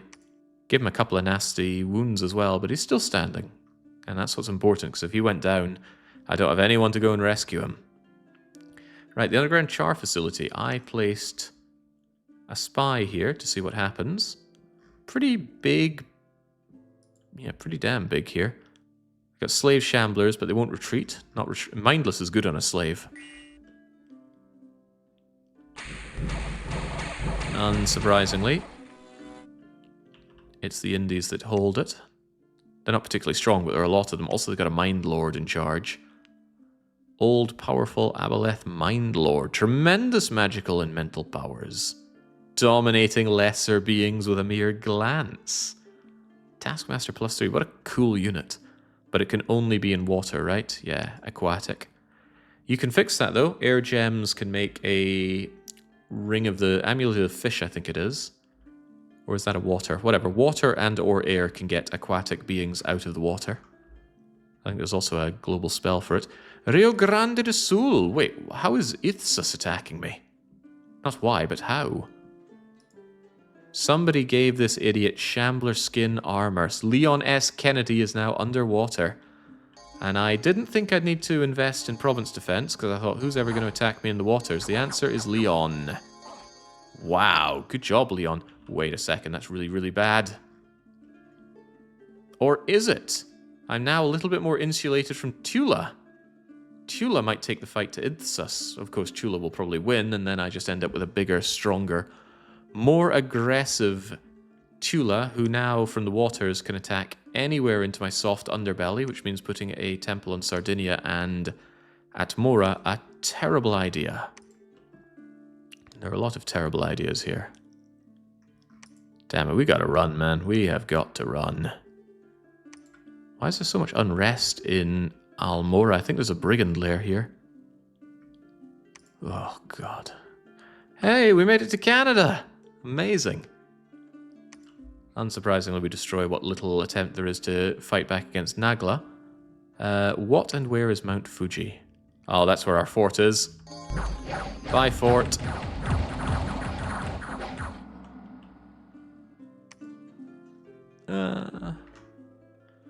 Yeah, finally made it to Canada.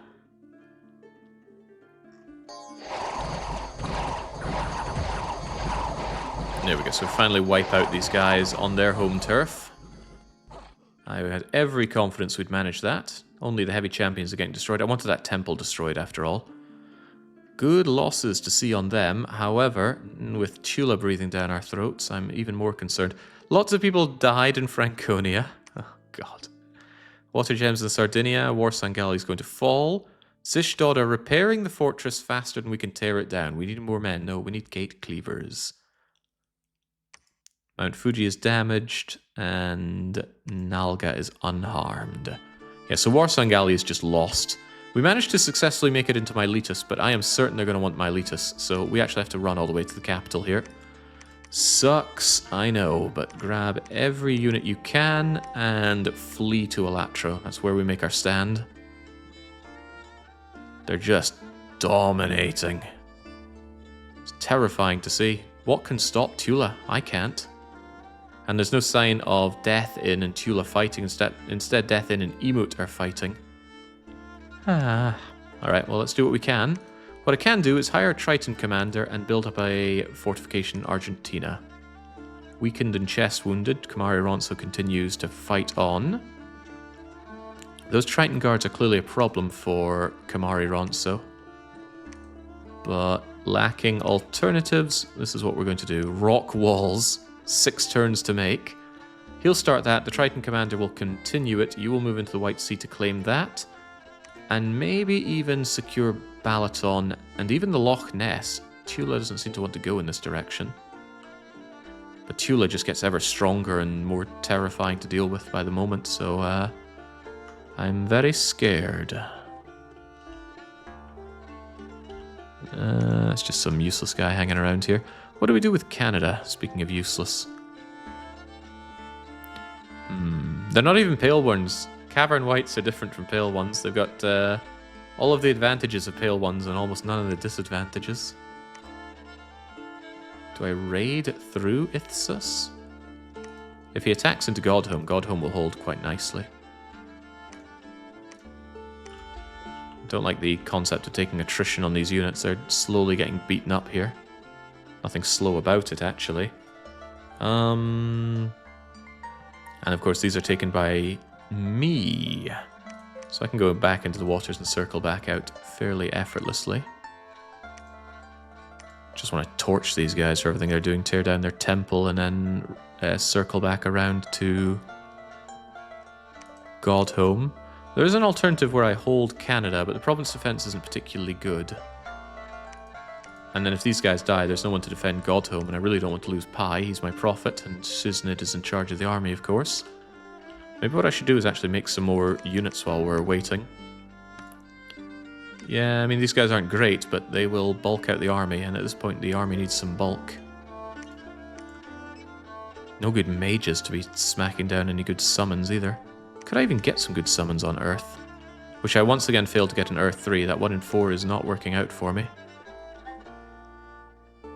But I still... Well, there are other ways to get Earth 3. Earth Boots being the best way I can think of right now. Research so agonizingly slow. And even once it's done, I actually need to get the gate cleavers made and brought over here. But I can hold on to Zishdod as long as I need, as long as he cannot defeat me. He's probably going to attack into me from Tokyo, though. It's a huge ice drake. An ice drake could be a problem for my units. But I might be able to force a rout before there's a problem there. VF Mikey into here. Milton's going to get some reinforcements. And I actually have money to do reinforcements because they're probably going to attack into Milton. They might attack into Zishdod, which is fine. But let's hold that position and then raid Tokyo, Hungary, and Rohan. The problem is I keep needing to pin my armies down to his forts. And I do want to keep the pain going. Then again, attacking into Orgrimmar might be a bad idea. That army there slightly dissuades Emut from attacking into it. Might be better just to reinforce what I have here. Yeah, I can get behind that. Unji wants to bless and stay behind troops. Okay, sure. They're not sacred, so they can't... they're not a priest, rather, so they can't do that. Lacking better ideas, I'm going to build a palisade in Pittsburgh. Money is thankfully one thing I don't lack currently. Gonna need Pittsburgh and Trebizond and probably Franconia enjoying some temples. Else I'm in trouble. Tax collector, I actually want you to go and search the Godhome. Worth noting that, see the big guy, I thought this guy was capital only, but he's not. I can do King of the Range Citadel anywhere. Although I certainly don't want to do it somewhere that's actively in grave trouble. Man, I can't believe how much I lost through these. That's so many resources, especially money, that's going over to Tula and not me. Our situation's very, very bad. Oh, Christ.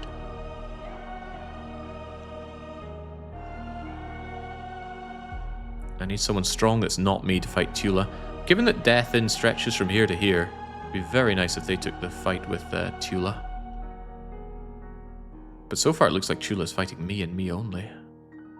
Which you don't need me to tell you is bad. Passepartout, you already put up a temple there. And I think we just need you home. I need all my units at home to prepare for the inevitable. What about Grunty Industries, by the way? I can make crappy little commanders and bring them over with the axes when we get to the axe part of our strategy. Wily Coyote got over here to drop off these flying things. Otherwise, you don't serve much purpose in the capital, although the capital might benefit from having priests around if the dead guys come here. There's a chance you could kill one of them before the other 169 of them kill me. Anything could happen, you see. And Chin Shepherd, you wait there. Wait is nice because it stops them from popping up when you press N to see commanders that are busy. Just preach for now because I'm certain the enemies are going to be coming for you.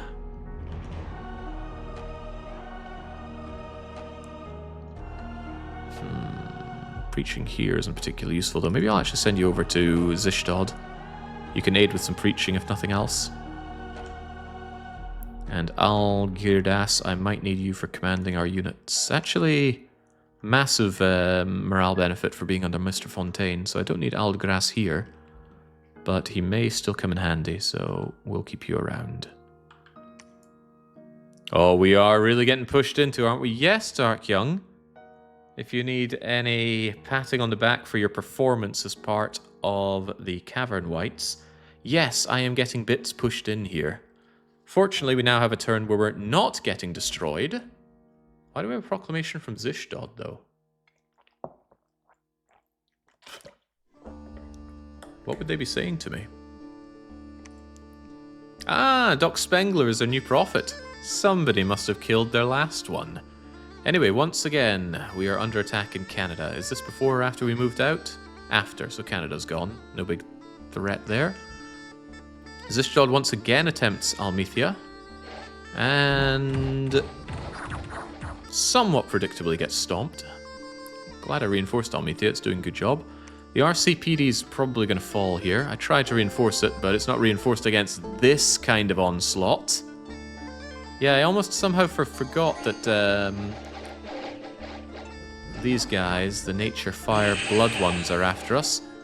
Heavy infantry getting immediately torched by the Flame Serpents.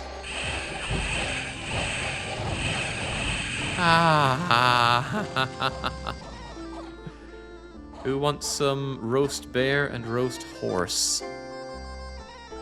Good God. What's going on in High Rock? What is High Rock? Ah, that's me having my eyes on a throne full of... A throne? Yeah, this throne here, owned by the Indies, getting absolutely curb stomped by our foes.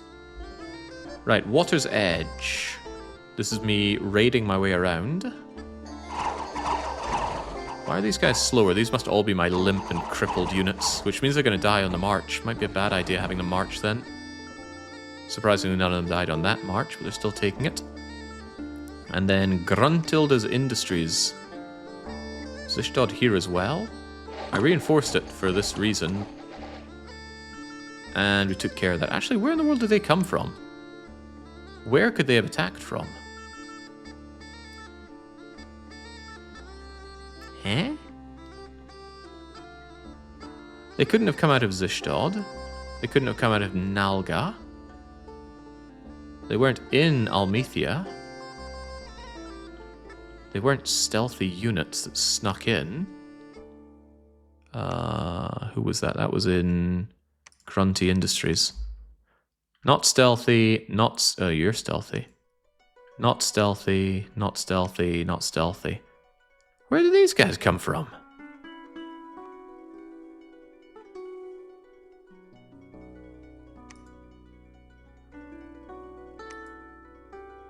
Eh? Underground? Ah! He set up base in the Yellow Caves. Zishdod's not done yet, it seems. That tells me I probably need to reinforce this in case they come back for more. It's not very good province defense here, but... Ugh, that's a lot of money to spend on garbage. And these troops are garbage, make no mistake about it. Ugh, that's yet another fort I'll need to pin down, or another place to just overall dedicate troops to. I could, though. Absolutely could. Here's my brilliant-ish plan.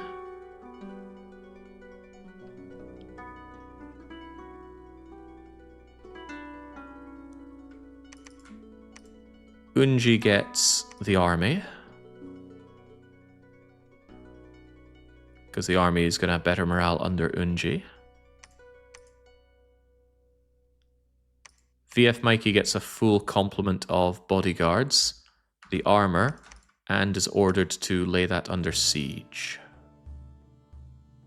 Also gives me eyes on the situation, so yes, you go and take care of that. The siege continues on Zishdod. Wily Coyote is going to probably preach on Zishdod. Can't think of better things for you to do. I'm going to cry because Tula is now on my northern border at the old whalebones as well. So they could just come in through Colosseum of Fools and trash me here. In fact, if he trashes me here, I'm dead. You're going to cut me off from my main army. These guys won't be able to do enough. Oh boy. It's all pretty bad. Go site searching on Godhome. Go from Water's Edge into... Hey, Bumbly Beach has held out? Interesting. Not sure I want to invest in it, though. Go back to Canada and back to Godhome. I just wanted to tear down that, that accursed fort. Do I really believe that? He seems awfully weak. But again, I'm not in a position to take his capital because my units just cannot handle forts. Pretty hot around here.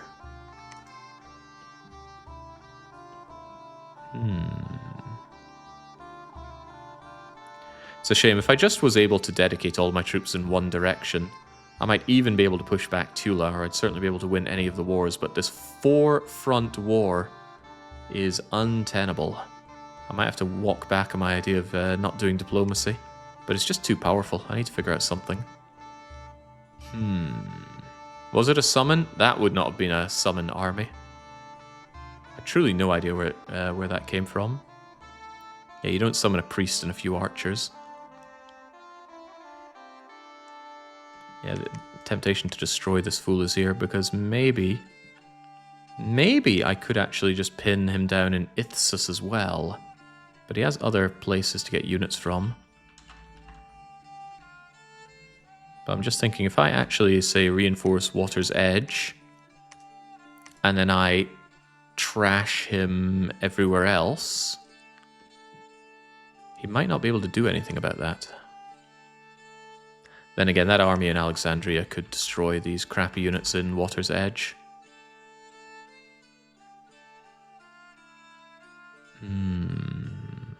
Yeah, not a big enough army to move around. That's where the AI absolutely has me curb stomped. The AI has something like twice as many resources as me each. I probably shouldn't have put them on Mighty. The thing was, I was thinking that my nation is so strong that I wanted the AI to be even stronger. It's not that I underestimated the strength of my units.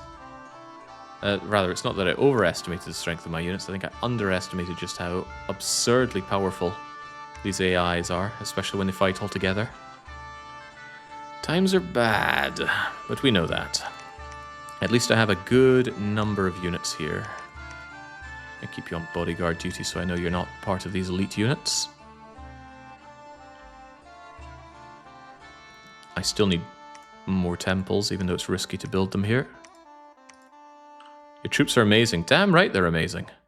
However, I'm fighting against similarly amazing units who can be produced at about twice the rate. And I have to fight against 4 of them, so that's like fighting against 8 times the resources. That's over at Titania. Hey, Titania Emut defeated Death Inn and scored Titania. That's a bad sign for me, because as they kill each other, Tula grows ever stronger by feasting upon my corpse. Alright, well, life is bad. We know that. Ness, I wish for you to take over building the rock wall, whilst the horrifically brutalized Kamari Ronso goes into the White Sea. I think those gloves of the gladiator are cool, but it's probably a good idea for you not to have it and instead have the repelling metal Yari that takes out poisonous things from a distance. Just a concern that I have.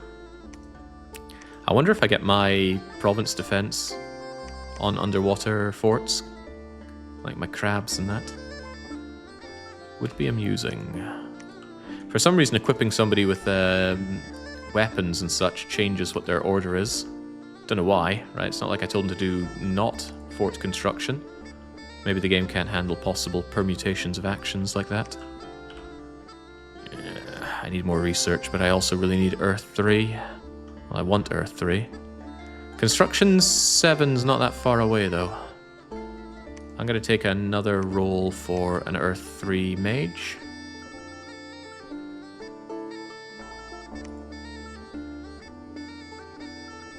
Okay.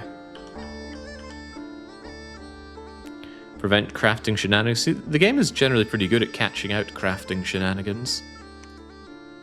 I must have missed the part where they made it over to Estonia.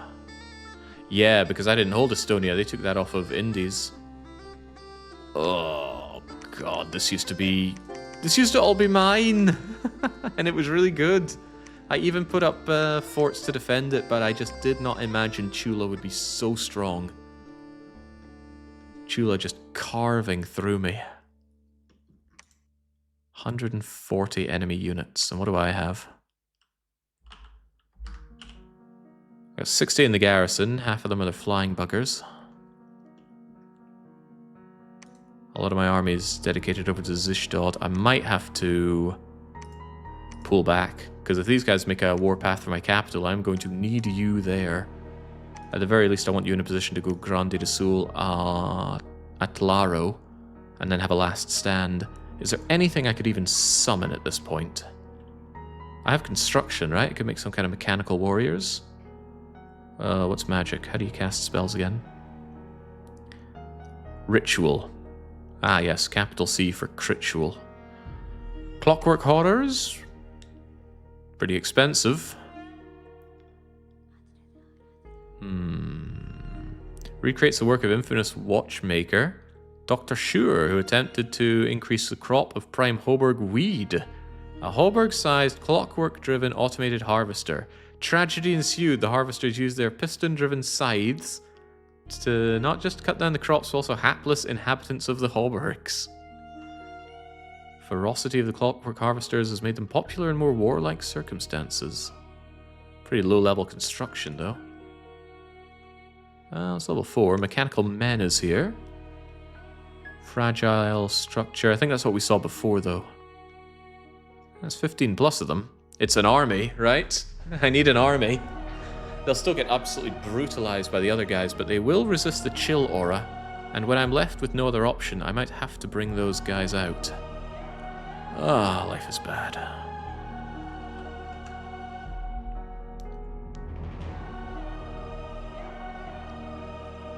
Are we avoiding crab soup today? Not really. The crab soup is being brought up to simmer. Ooh, but the singing tree is here. The singing tree's 2 glamour gems might do something, but it more than likely won't. Milse now have Pizzerific, their new prophet, and Death Inn have got G. Suffer like G did. To be sure, we're still at war with 4 nations. The others are apprehensive. And we're fighting in Water's Edge. Yeah, this is just what I took and they take back. It's that elephant again. A battle in New Manchester. Tula is attacking Death Inn! Oh, wonders that be. Okay, we might make it out of this alive yet. With this, Tula have declared war on Death Inn. These two will now fight. And what is more, Tula is on Death Inn's capital. Or they're about to be on their capital. That means Death Inn is going to surely summon all of their resources to push Tula back. I used to have this. My mine of superior iron. I even made units there that just died. Okay. Hate seeing the airlock under Tula. I also hate the fact that they got this bloody monkey thing atop their flag. It's all bad. Right, Gruntiddle Industries is once again being attacked by those freaks from below. But we're ready for them. Well, we're trying to be ready for them. Banish those things. Banishment never as strong as you want it to be, unless it's on crappy long deads. Yeah, coming out with Shade Beasts. Ooh, they got dark power. And if I hold them in the underground, they will be dark powered. They'll be harder to hit, and they'll hit us easier, but I still think it's the right thing to do to pin them down underground. How about Sen's Fortress? Tula are probably coming from a capital. This is a reasonable enough army to kill, even though it still includes several of his death champions. Why are they so cheap? I can't believe it. I can't believe a unit this powerful is this cheap. Why? I need Dust to Dust, but I don't even know what magic that is. I guess I could look it up. Spell. Dust to Dust. Oh, it's Death. And I don't have Death Mages. I kind of have access to Death Mages. But slowly, very slowly. And I think I need them in bulk to deal with this.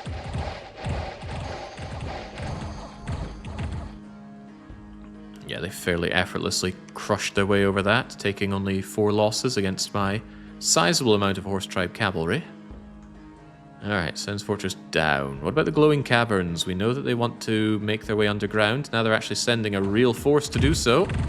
And the real force really kicks ass. And that's going to give them a go-to to emerge bright-eyed and fluffy-tailed at Cerulean City to further encircle my capital. My capital, which needs those resources to be able to make my translucent exemplars. Send help. Also, if he puts me under siege, I can no longer recruit my units, which is going to slow down research and my desperate defense. So it's bad. It's quite bad. They were attacking into Godhood as well? Beg your pardon? Oh, right, they're also attacking into Loch El. God, they're going everywhere. Oh, I'm sending help, don't worry. Oh, man, if these guys converge on my capital, I am DED dead. I think it was Sturm or someone very well versed in Dominions, telling me that in multiplayer randomizers, Cavern Wights are banned because they're too strong, and I'm starting to see why. They're cheap. They're effective. They're undead, but they actually have magical resistance. They have armor. Did I mention they're cheap? They tear down forts. They resist things. They're amphibian. Good lord. I should have just played as these guys, but then I'd be stomping everything else. Dark power 4. Cheaper than my guys. Okay, what about the Coliseum of Fools? Ah, it's Tula again. They gave me 1 turn of not attacking me and then attack me everywhere.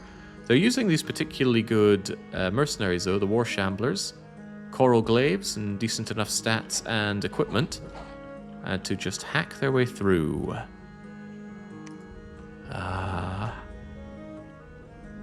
And then the White Sea. This is us attacking into Indies down in the darkness.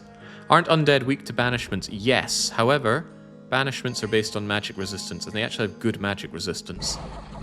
So they are very difficult to dispel with priests. And even then, it just does damage, and they have a lot of hit points. So it doesn't really matter. And because they are undead, it doesn't matter if you disease them with your attacks. They don't take disease damage. So there are... Everything can be countered, and these guys can be countered. Again, Dust to Dust would eradicate them if you had a bulky amount of even Death 1 mages, but we don't have that, so I'm struggling to think of a way to deal with Tula.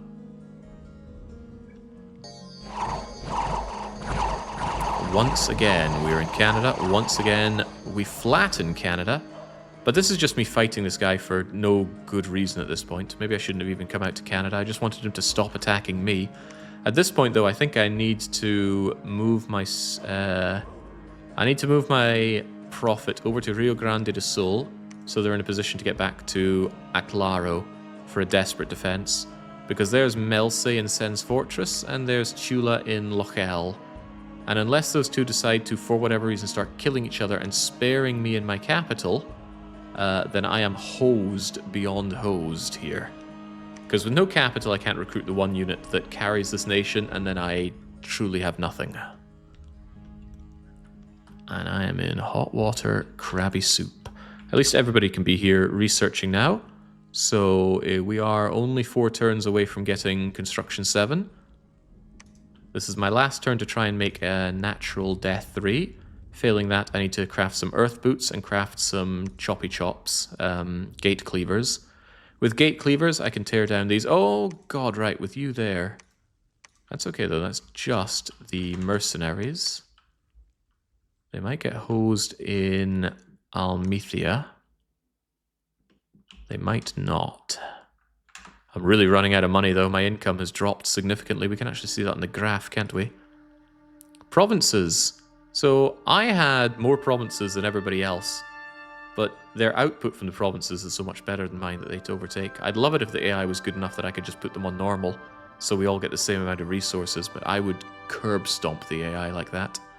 As it stands, when they get something like 90% bonus... Yeah, man, look at Tula go. And here's the income. I think this is before bonuses, so Tula is actually about twice as high up as they show here. Whilst my own income is taking a dive. Can you bid for the Shamblers? Yes, but bidding against the AI because of their huge amounts of money is a fool's errand most of the time. Also, they need to be at a position where they can be bid for, which they are. Look at that. I could bid for the Shipwreckers or the Elephant Corps, or Ferris the Wizard. But that's not happening, it seems. Right, Rentaro. You found the extents of the Deep Gorge Cavern. It pops out at Sparse Reef.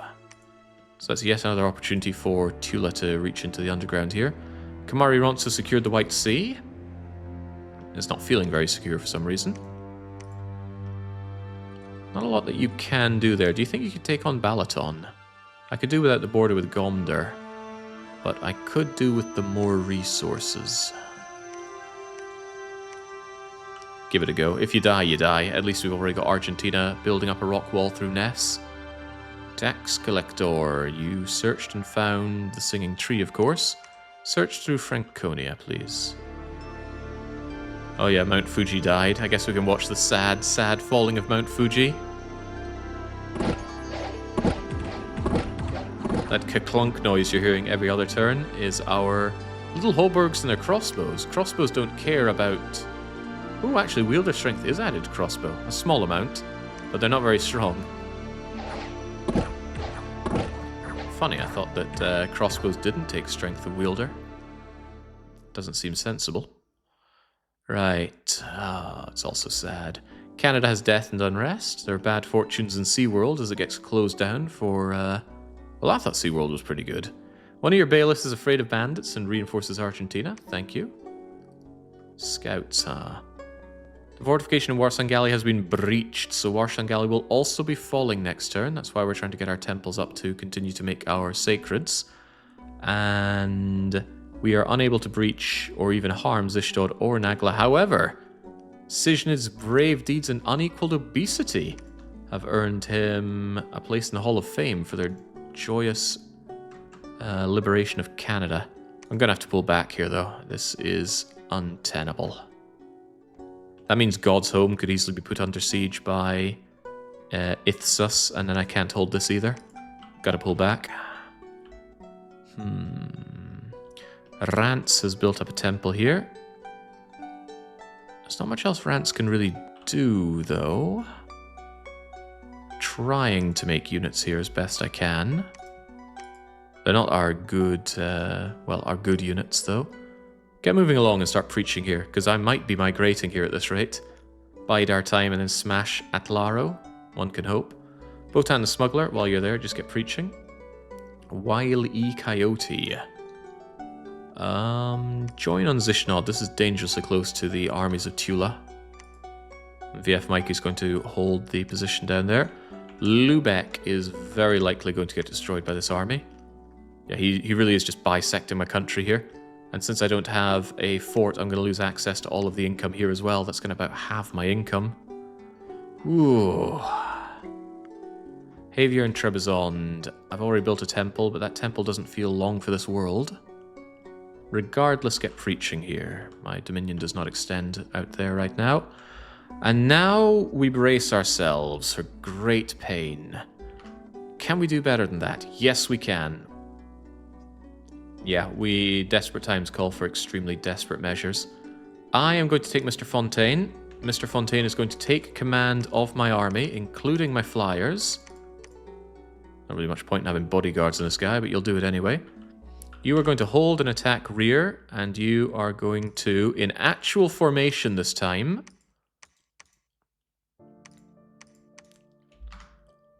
fight. Attack the closest people that you can. Maybe even hold and attack the closest people that you can. In which case, get a little further back, please. So the fountain is being placed outside. We're picking up the fountain, putting it outside the castle walls, and ordering the castle to patrol. The castle and all of our units will fight against whatever comes our way. Because by doing that, I will actually have them fight alongside my units here. Yes. I think that's okay. I'm just wondering if I want to be in front or behind of the defense here. They'll all mix together anyway, and there's no need to worry about blessings. Passepartout, you could get involved, but I fear you wouldn't do anything of particular use. Even so, every little helps, so I want you to cast spells from the back, please. Can anyone else help out? Preaching isn't going to do you anything. I also want you to join on the patrol. Just cast spells from the back and don't get yourself killed. Our crabs will fight so much better with refreshments. Yeah, they can just scoop out some refreshing water from Mr. Fontaine, drink it, and that will give them the power they need to fight back against these monstrosities. The fountain cannot move from the province, though. I can't send the fountain out with the army into Sen's fortress or the like. Have the foes bring some melted butter? Why does it have to hurt so much everywhere all the time? I don't want to hang around in Rio Grande do Sul either, because these deep seas are dark. Which means if we fight those terrifying undead pale ones, they're going to have +4 to their stats, including strength. So I guess I'm going to trash the temple here, and then... I don't want to hang around, but what do? I could go and aid Atlaro. On the plus side, even if we are besieged in Atlaro, assuming we survive that siege, we will still be in a position to make our magical items, and I need to be able to make some gate cleavers to actually cleave my way through these fights. What's going on here? You don't want to fight me? You're building up a fairly sizable army for someone who doesn't want to fight me. But yeah, my troops are out here with no opportunity of reinforcement at all, so they are in a dire situation. Why is everything dire? Oh god.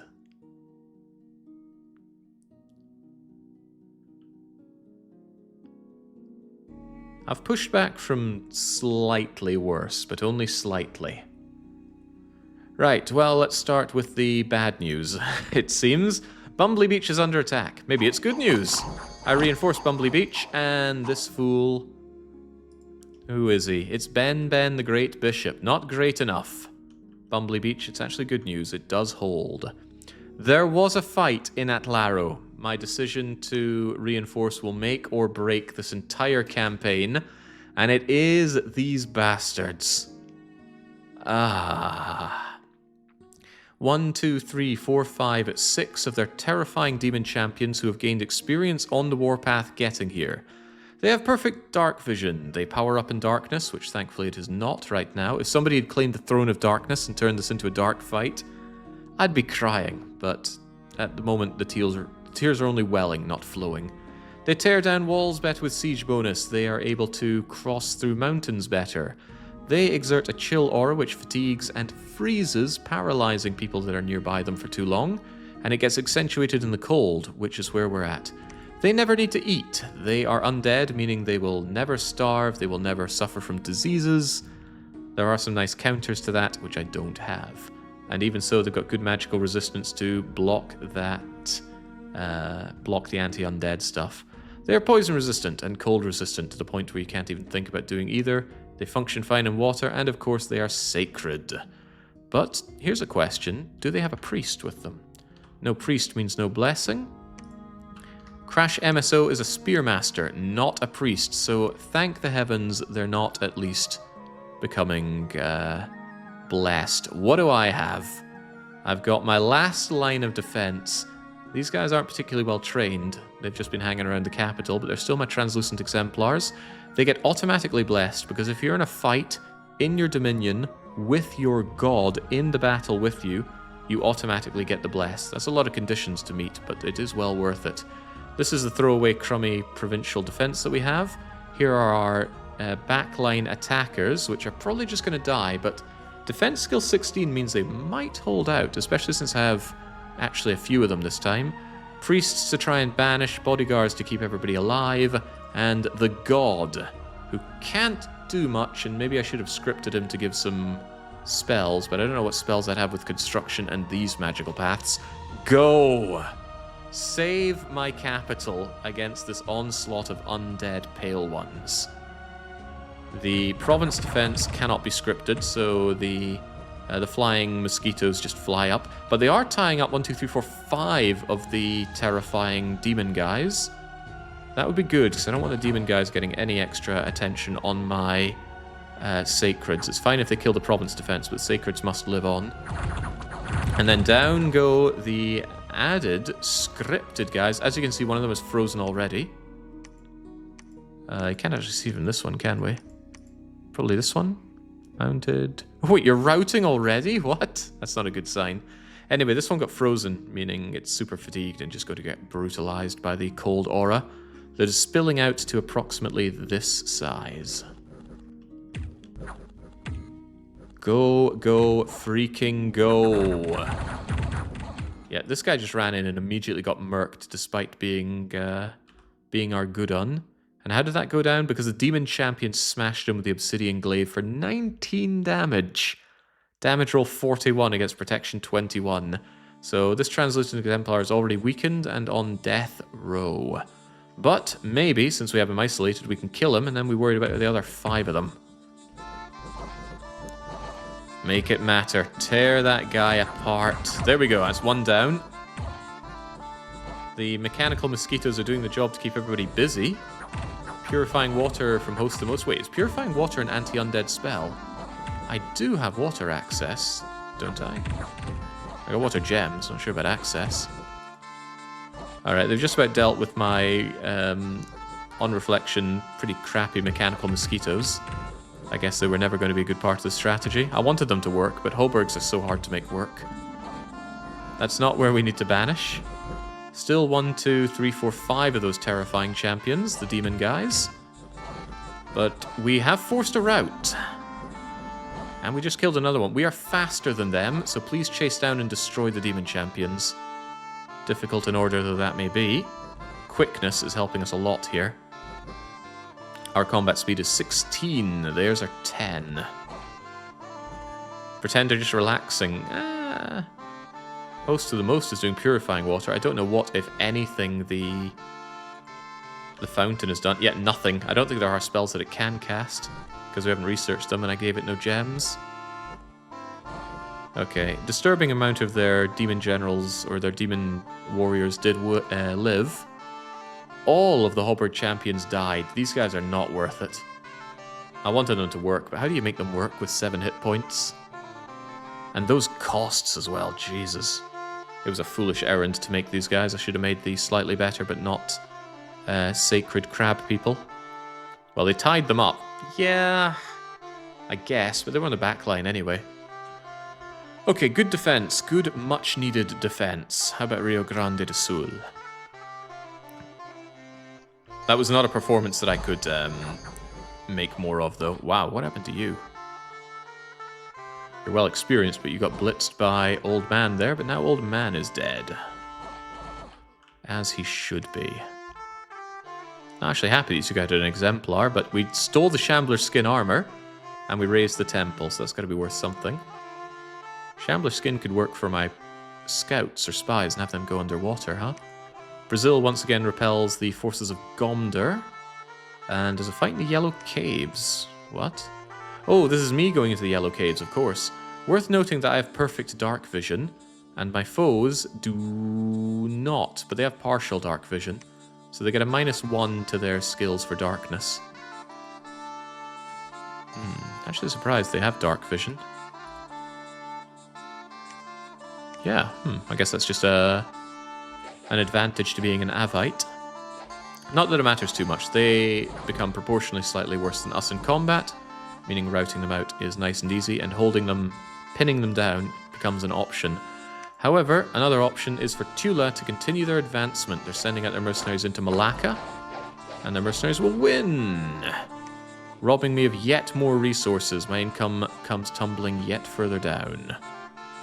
I did a Hail Mary into Balaton against living statues. Living statues never heal, huh? They're pierce and slash resistant, but pincers are untyped, but they have 20 protection and surprisingly good skills. Wow. What about a rock? Look at that rocky defense skill. Might be in the way, they say. Ooh, they've got somebody casting Mind Burn on us. That will get through our shell. Yeah, very stony province here. And since these guys are mindless, they'll never rout. This could be a problem for me. This is actively a problem for me. Kamari Ronso is dead. Yeah, I think I underestimated the power of taking out living statues. Didn't expect them to have that much protection or such good skills. I want living statues. That is good. That is really good. That's an earth spell as well. Yeah, Hornless guy is now dead. I don't like the fact that he took 5 translucents with him, but he was kind of cut off from the rest of the army anyway. Lifeless, lifeless. Canada gets taken back in a heartbeat. Warsangali gets taken in another similar heartbeat, taking out the... Yeah, look at that. They can't even kill. These Hoberg champions on mechanical mosquitoes. I want them to work, but they're just so expensive for what little they do. Jane Shepherd was shanked in Manchester after witnessing a battle between Death Inn and Tula, which is relevant. Death Inn is directly attacking into Tula, and they're sending in fire lions. These lions are amazing. They're ethereal, they have heat aura, They've got magical weapons. They resist fire enormously. They're an excellent use of fire gems, much like the snakes. Perhaps even a better use than the snakes. They do, of course, lose because Tula's a monster, but there you go. Unharmed, unharmed. We started to destroy the fort in the Yellow Caves. Ah, he did spread around the Yellow Caves, though. We should probably nip that one in the bud. Take the Endless Caverns, take the Hole, and then take Yellow Caves. Take anything else that's also being awkward like that. What do we do then? We managed to push back Tula. And now Tula are on the fort in Warsangali, and probably considering whether or not they want to take the fight to Death Inn or to me. What does a man do when faced with such a situation? The Demon Champions retreated to Lochel. Killing them there would be wonderful, but odds are they're just going to go back out into Estonia. Hang on, they might be leaderless. Did a leader survive this fight? Yeah, the Spearmaster lives on. So the Spearmaster is commanding them. He's probably going to retreat them to Estonia. I highly doubt he's going to attack into any of the other provinces. Although if he did go into Lubeck, he'd probably win. I think we have to give chase. We must reclaim some lands and resources. And I must just pray that Tula doesn't come towards me. There's also the Malise situation. There are a lot of situations going on here. None of them are good. Hopefully that answers your question, Dennis Wolf. Things are going exceedingly bad. Right, I need Mr. Fontaine to get back onto researching. And I need Part02 and Aldegras to take control of the army. Aldegras gets our units. Ah, but they're really hard to bless with just one priest. Does that mean I bring other priests with me? I mean, what the heck else are they going to do? Okay.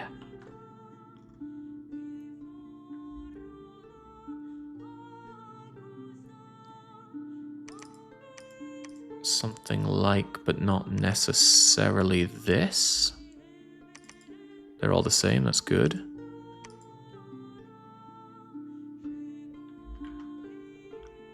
So aside from Mr. Fontaine, you guys go on the warpath. Reclaim Lochel, Estonia, and Sens Fortress at the very least, and depending on their movements, I so want this back. My farmlands are worth so much money to me. Melsey have had an opportunity to build up their strength. They are too threatening right now. I actually kind of hope that Quantum Golf and Gold Coast fall. They're cut off from me, so they don't provide me with anything. But they provide a buffer between Melsey and Tula, which is bad. Isn't it better to have more than one huge squad per commander to cover more ground? Yes and no. These guys are going to go back into box formation. The thing is, they need to be blessed. And if they're in square formation together, the bless is going to hit more of them. If they spread out, the blesses end up missing them. And I need these guys blessed. I need the quickness. I need the blood surge. So, kind of have to do it like this. Yeah, I'm going to have to make do with that. Get into Lochel, hopefully chase them down, because I have no alternatives there. Surprisingly, Miletus has been left unmolested. Can we push back like this? Is it at all possible? What are Pi and Shiznid going to do? I hate to say it, but I need to protect Canada. There's nothing better that I can think of them doing other than moving in and protecting Godhome from Canada. At least Ithsus doesn't appear to be bringing enough to deal with me for now. If they get some good magic online, that's different. Move into Godhome and keep it under patrol. Keep that pathetic provincial defense we have alive. Tax collector, continue to site search. Rants. Since I'm so lacking in options here, please keep the temples flowing. Gruntilda Industries, I don't think would hold up against Tula's army here. And they've just, Tula extended a mercenary contract with these guys for another 3 turns. Hopefully they don't go into Nagla, but they're probably going to go into Almethea or Grunty Industries. Grunty Industries is a difficult one to reasonably reinforce, but I guess I'll do both of them. Super sucks. Wow, what is that? The Griffin Rider! And the Griffin itself is sacred. It's also stupid. Ugh, with 11 hit points and 11 protection, this wouldn't work, but I was considering giving this, bringing this into my army. Cool unit, though. Too squishy, though. Yeah, 17 defense skill actually becomes 19 with quickness, 20 to 21 with a bit of experience, 22 with blood surge, but 11 protection, 11 hit points is just too squishy.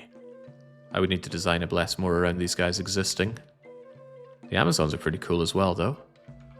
Yeah, have a bit of province defense. I want to hold on to the Omega. Not happy that Tokyo just keeps bulking up. I really thought Tokyo would have attacked into Zishdod by now. Bearing in mind that when I get those... Oh, hang on. Are Yes! Look at that! Not only did we get a 3 Earth Mage, we got a 4 Earth Mage. Oh, wow. Okay, that changes a few things. Mostly, though, it just means that I don't need to make Earth Boots. But if I got Earth Boots onto GLaDOS, I'd have Earth 5. That opens the way to big spells. Big spells that I don't have access to, of course, but long may you not get diseased and die.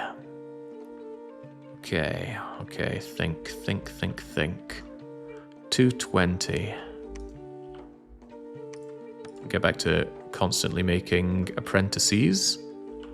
Sure would love to have a temple, a laboratory here so I could also make apprentices in Godhome. Can't do it in Miletus. We were making them over in Fuji, as I recall, but yeah, currently I only have one place that I can make mages. That hurts. But when does it not? Everything hurts. I think I'm going to send one of you over to Godhome in the hopes that I can put down a laboratory in Godhome and crank out mages here as well, just so we can get some research done while we're busy holding on to that for dear life. Pittsburgh is going to need a similar bit of treatment, using money that I don't have. At the moment, just get the research done. I need to get those gate cleavers going. Then we cleave our way through here. If Tula would just let up on the attack, for God's sake. Fight someone that isn't me for a change. Still consider it war on all fronts. How come you haven't kickstarted a real blood economy yet? With what? With freaking what? Yeah, how come in a 4-front war with resources being starved have you not dedicated having mages out where they will easily be killed by these raiding parties to get me blood for a path that I haven't researched? Why have I not done this, Taciturn? The mind boggles.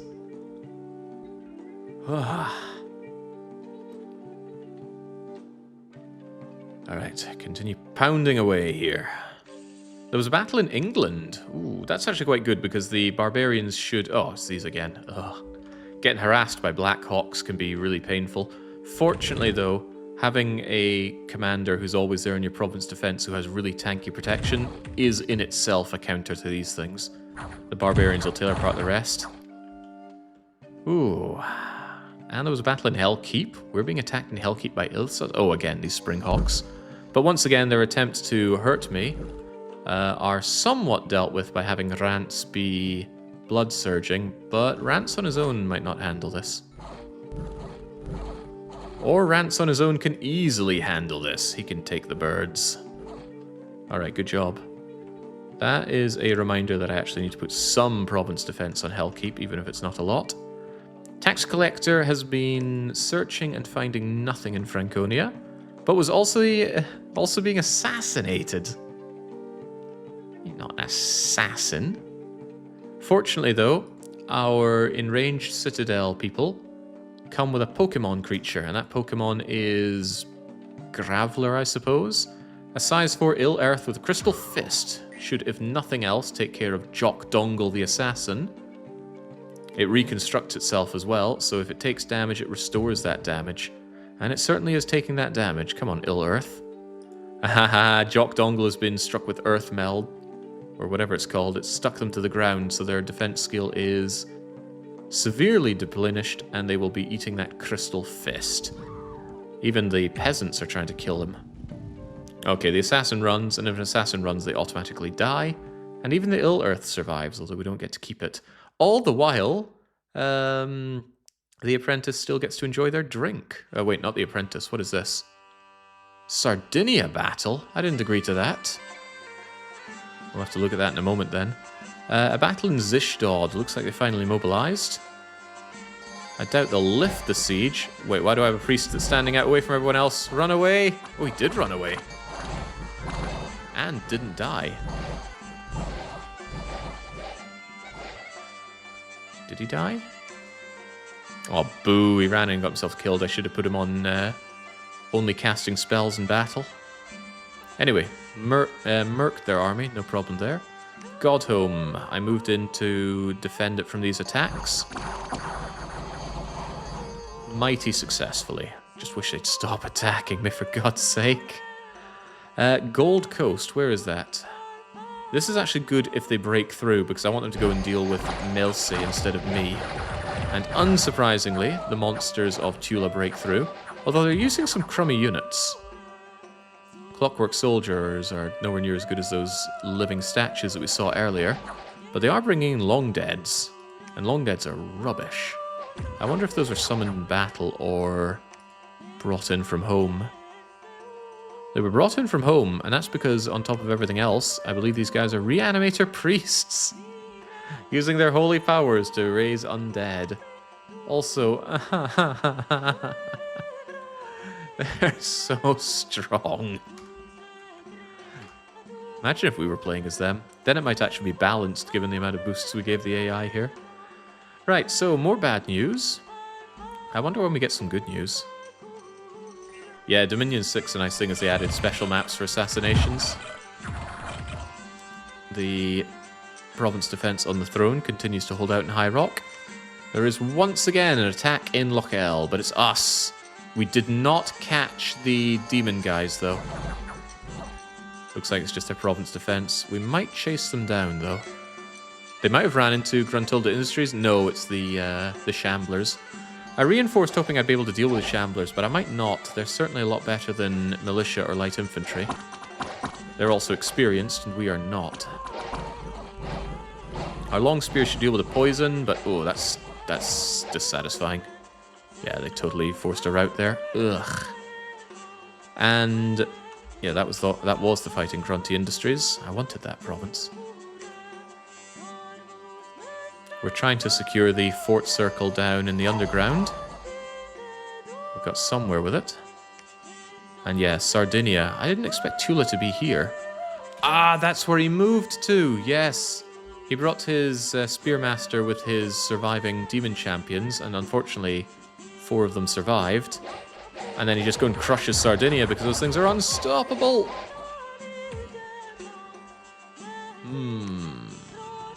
Ouch. And that actually cuts me off now, doesn't it? Well, it will if I lose the waters. Quantum Golf is also apparently falling. Yeah, those Cavern Rights come in, and to my immense surprise, we finally score a win against them. Do we? Do we? Maybe.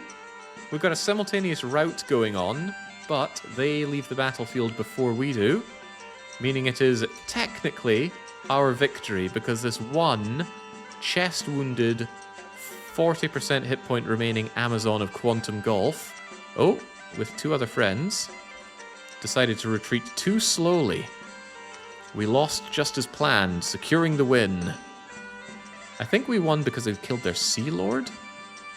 I still don't understand how that forced a rout, because the Spearmaster was still around. Maybe the Spearmaster also retreated, and then both of their leaders retreated, and then they wanted to go. We have to check that, actually. I'm curious, because that is a victory by chance, if nothing else.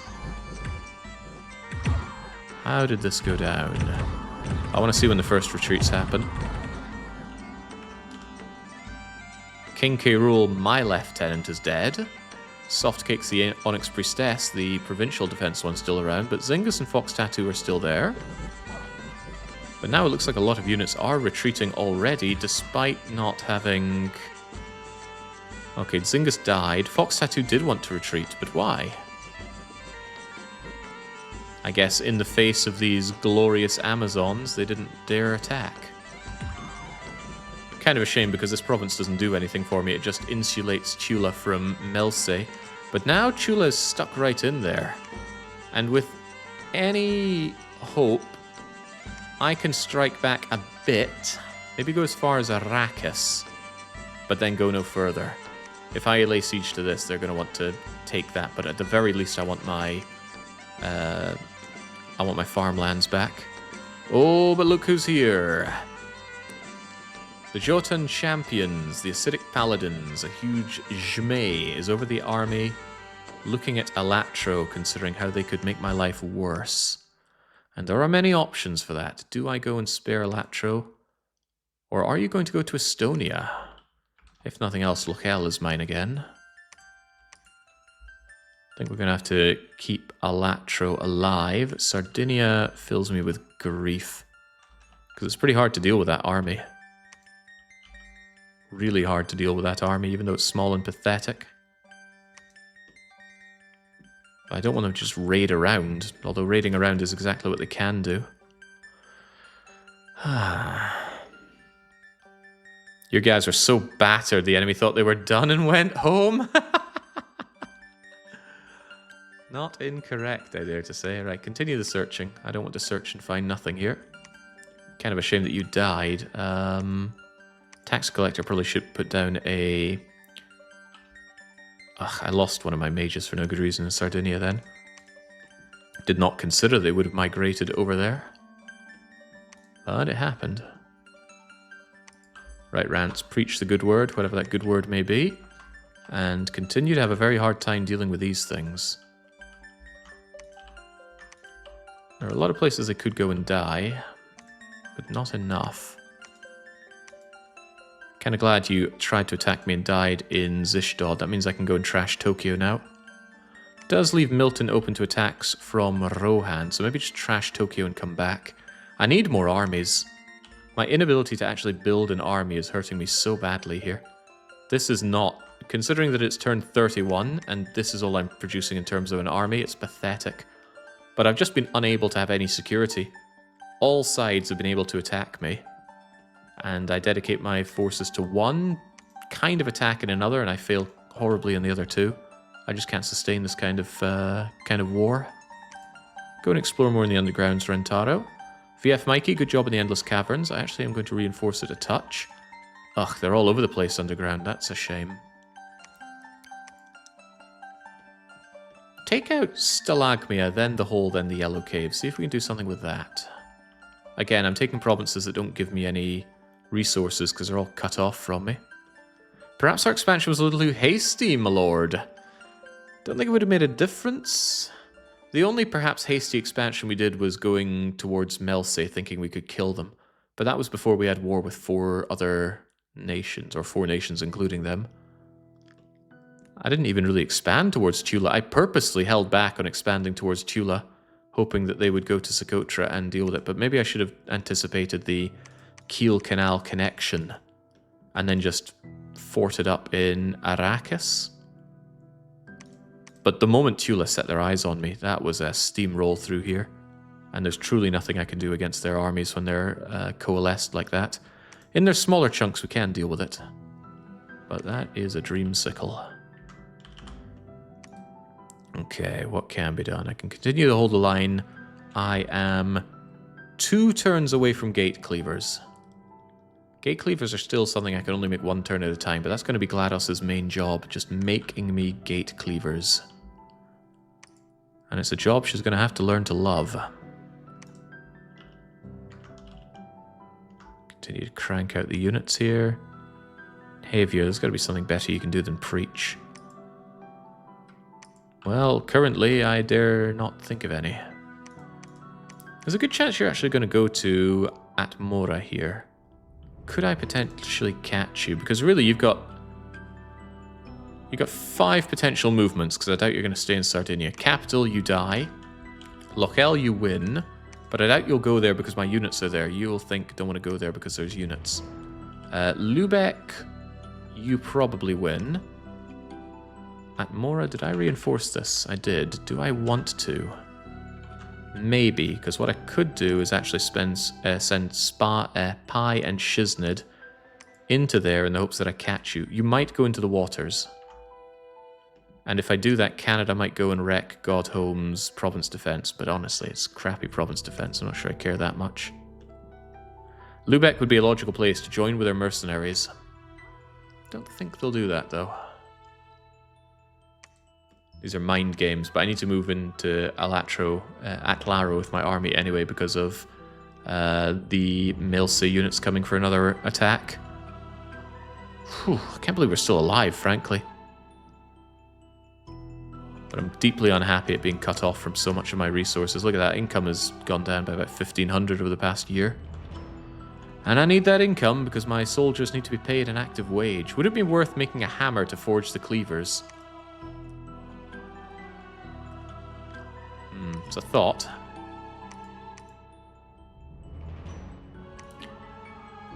Dwarven hammer, gold me forge, bonus 2 on the cleavers.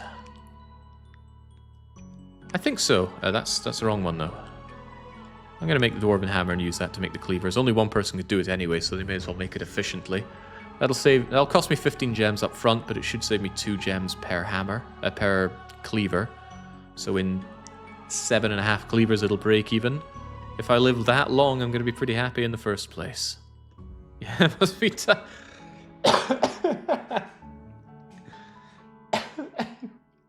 Sorry, you got me deep there, Luckshaden. I need a drink from that one.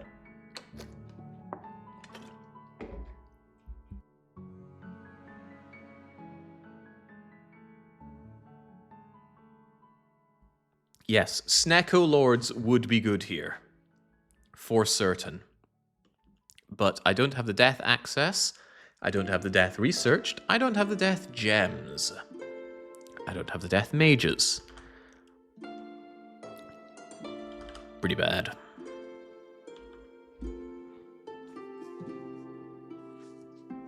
What we're seeing right now is a struggle before the inevitable Wraith Lords. They can't be inevitable if I don't have death access. Okay. Horrifically, there was not a fight in my capital, which is what I was hoping for. Instead, Zishdod tried to liberate their fort, which I'm... Ooh, that's bad. Oh, that's bad. And these guys aren't on attack closest, are they? Why are they not on hold? Oh, God.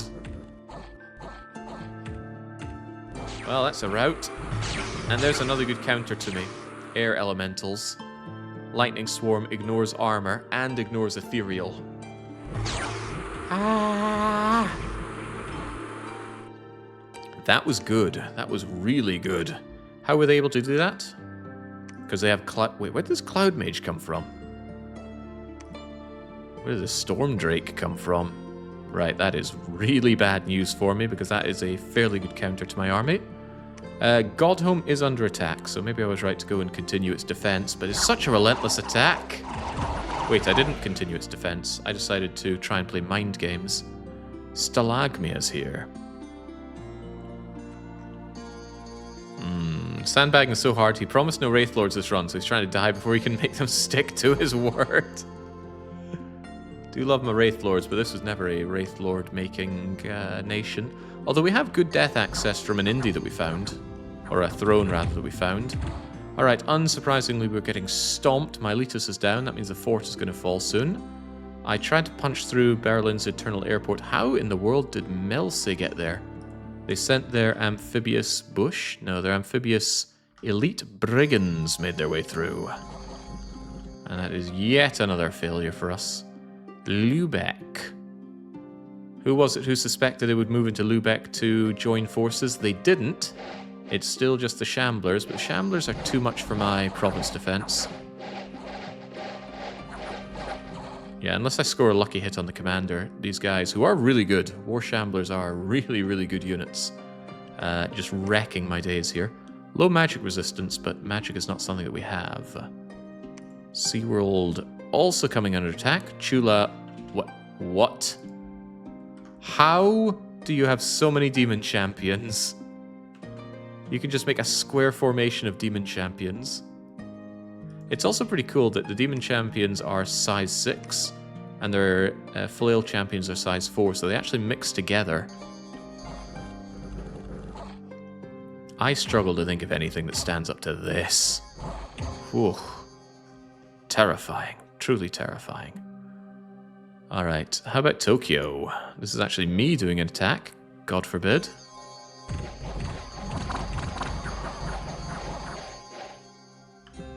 Good. A rare success. And Zishdod, they are once again attempting to lift the siege, and they are trying hard. This is a nice reminder that I should definitely have hold and attack on my units so they can protect my commanders from any potential flying attacks. That's a mistake I made earlier.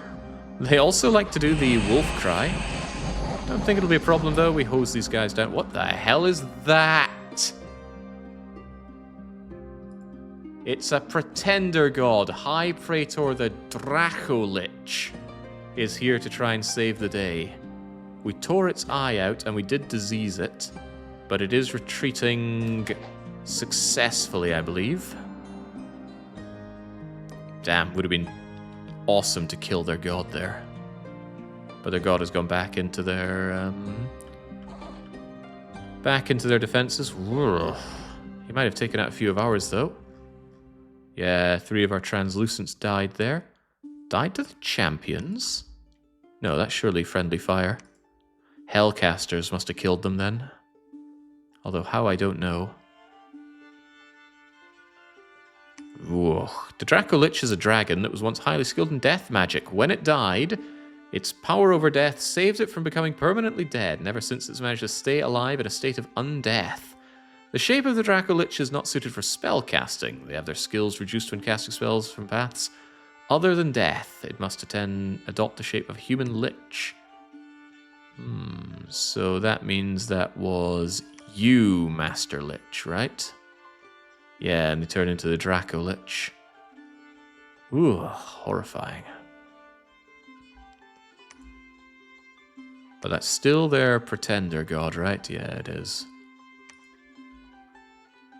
Well, at least we're almost scoring a kill on a god that we have nailed down. And he did go into the waters. It was a multi-headed coin flip, and it's one that we lost. There's an arena battle. I'm seeing a lot of Tula victory. Let's just see the finale. The finale is the Lieutenant, which is like a sacred version of their terrifying frontliner. He's a corpse crafter. He's mute because he's wearing... No, he's just mute.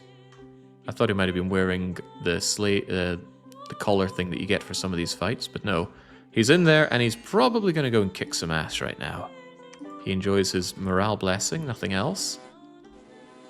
And whilst the GLaDOS Prince of Revered Falcon attempts to mind hack their foe, instead they just get skewered really hard on that obsidian glaive. And in order to power them up even more, Tula gets rewarded the Champion's Cuirass, loads of gold, and fire gems. It's always fire gems, I think. Pittsburgh's palisades are done, Godhome is under siege and damaged, Zishdod is unharmed, and Miletus is under siege. Oh, Tula has no bless. It is weird that he didn't get a bless there. Even if their god was imprisoned, there's a good chance they'd be awake by now, so I don't know what their bless is. I'm sure we've seen it before, though. I think I have seen an active bless on them. Was there a Tula fight that involved blessing? Yeah, their oracle is here. Yeah, the pointy stick's quite a blessing.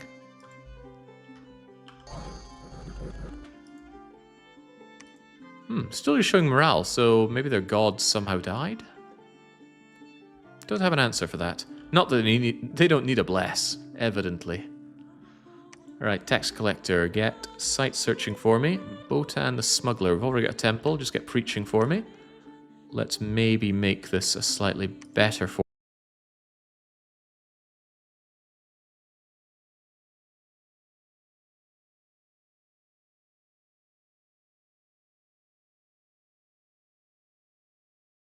thinner than it's already spread, which is very thin.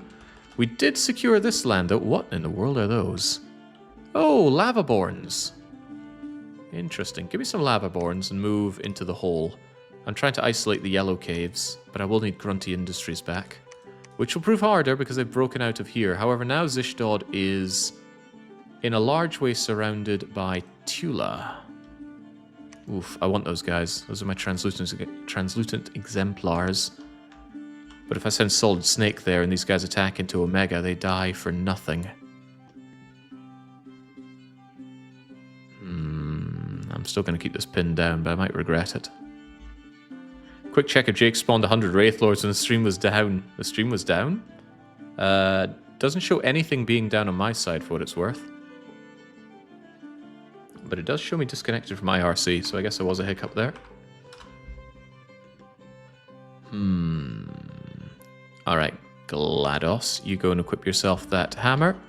I will in one turn be able to make gate cleavers, but even if I make them, I don't think they're going to be able to be put to use. God, this is so bad. It's even worse knowing that I wasn't attacked here even. Alright, I need to go on the offense here. And that's you guys' job. Get over to Sen's Fortress and Estonia Old Fortress. Maybe even relieve Miletus. They're not attacking it with very much. Actually, that's a bad idea. The AI loves a siege, so they're going to fly in everyone they can from Tula to Miletus. Unless I relieve it in time, of course, but get over there just in case. Go and save Godhome, and how do I get these guys their magical items? I wanted to do it from Grunty Industries. Maybe just hold it down, make a few of them, move to Grunty Industries, pick up 3 of them, and then move back to Zishdod. Maybe even more than 3 if I can get Botan and Red 2 in on that as well. Yeah, I'm not opposed to that, actually. Maybe even bring Rants in on the case. Yes, that could work. Among many other things that won't work, that could work. Omega has a lab also. Having your lands cut in half is cunning, you see, Jake. Learned it from Slime Boss.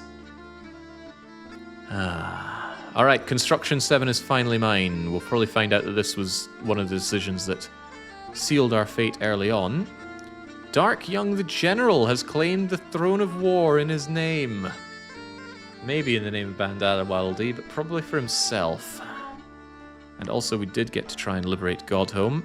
This fight is getting out of hand. And my guys have been taking immense attrition this whole time. I really don't think I can sustain this. Slaughter the elephants, please.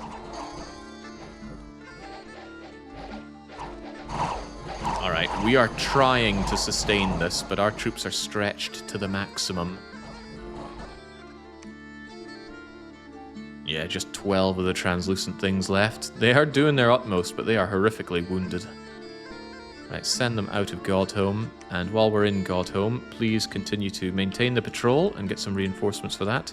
My money is running way dry, down to 2 grand income, with half of it being spent on ongoing expenses. Rusty Bucket Bay. Wait, Tula attacking me here? No! I brought this to get me away from you!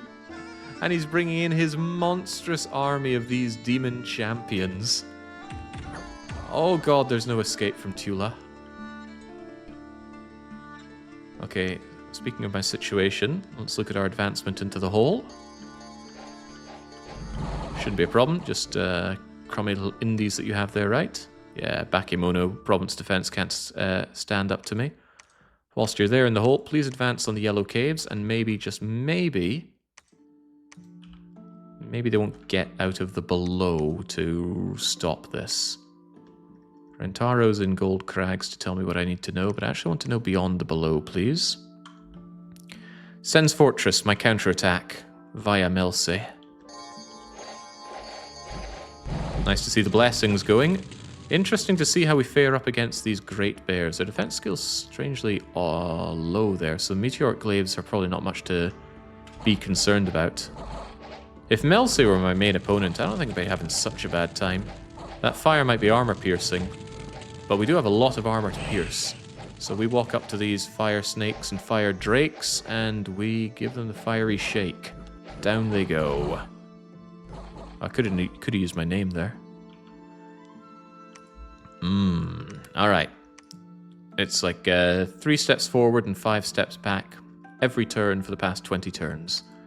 Tokyo, I expect that Zishdod's going to reclaim this with incredible ease. Well, we got our rock walls built in Argentina. It only took forever. Now, hold on a second. Look who's here to take my little rock wall away from me. Please, Tula. Can't have anything in this freaking world.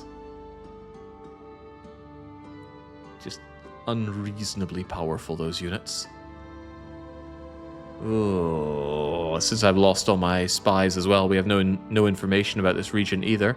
Tula is also smashing Death in. And since Death in was also fighting Emote, that means they're also smashing Emote. Ah, okay. Well then, what can we do? Oh, perhaps everything changes because Pala the hero has appeared at my fortress. They want to fight for my cause. Pala was a weak clerk before he sought out a veteran warrior who helped him fulfill an ancient prophecy.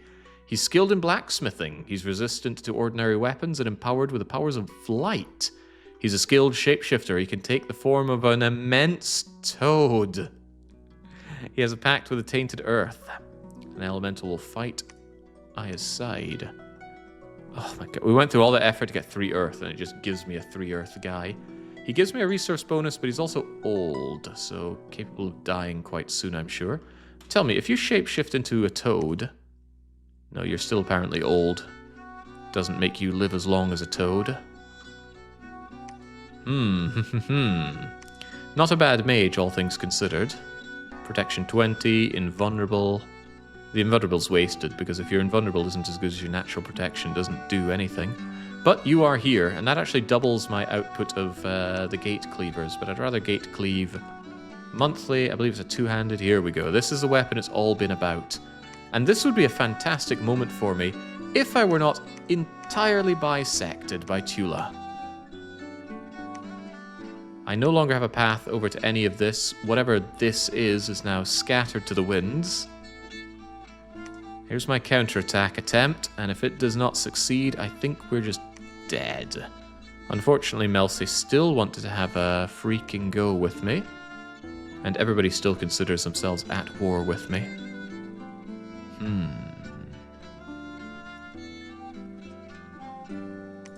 Yeah, well, at least this stuff has a connection over to here, but some of this does not. Yeah, this is another load of money that I'm no longer getting because it's cut off. My beloved arena. Alright, Ness, there's not much you can do but wait and die over in Argentina because I'm quite certain these Tulans are going to come and destroy you. Tax collector searched and found the Veiled Valley and an enchanted well. Not terribly exciting, but it's still output. Let's see. I don't think I can afford to be fussy on these gate cleavers. Pala, I need you to make me another one. And then next turn I'll have 4, and that's when everybody pulls into Grunty Industries, picks it up whilst relieving Grunty Industries, and then goes and cleaves down the wall of Zishdod. And then maybe, just maybe, we even take Zishdod. Anything's possible, right? Not sure I want Milton. Why am I even waiting in Milton? I get its paltry income. It's not paltry, actually. It's really good. The idea was to stop Rohan from coming out of there and just being here. Being a nuisance is good for me, right? Army is small and increasingly getting destroyed. Well, that is bad. What kind of people do we get in the underwater fort? So we do get one of our crab guys there as the commander. Otherwise, it's just normal province defense. We can't even recruit our crabs underwater. That is a little surprising, but I guess that's something that only happens for true underwater nations.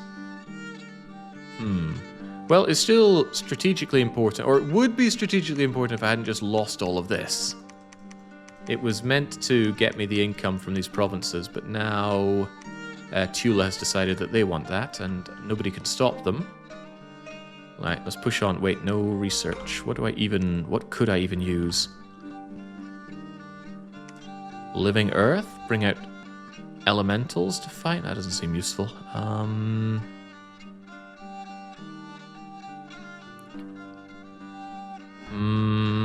Summon Earth Power could take my level 2s to level 3s in combat and allow them to summon Earth Elementals as a Hail Mary. That needs level 5 Conjuration, that's a bit away. Iron Skin is good if they're going to be in combat. Iron Skin and Temper Flesh, for that matter. Group Iron Skin. Not so useful to me, though, because we already have better than 10 natural protection for most of our guys. But Personal Iron Skin is certainly worth it for my mages. And then I could always just shred them with Blade Winds. I need the Summon Earth Power as well, of course. Yeah, having my mages out there shredding the enemies with Blade Winds is a possibility to win. It's a 14 damage iron attack. It's very fatiguing, though. But it sends out a lot of them. Almost useless at heavily armored ones. Yeah, that's the problem. My foes are armored. Quite heavily, I might add. But it's about the only thing I can think that I could reach within good time. Any undead counters on your paths? I don't know the spell well. No, me neither. Part of why I'm searching. Because really, we only have reasonable access to earth. Got a little bit of glamour, a little bit of blood, but of course no blood slaves. If it ain't earth, it ain't helping me. Does your sponsor? No, I don't want to go sifting through the sponsor. Right. Earth 4. Evocation 4. Give it a go. Might not work, but it'll be something. Right, that was the hero approaching. Is there anything else to worry about this turn? I would dare to say not really. Concerning.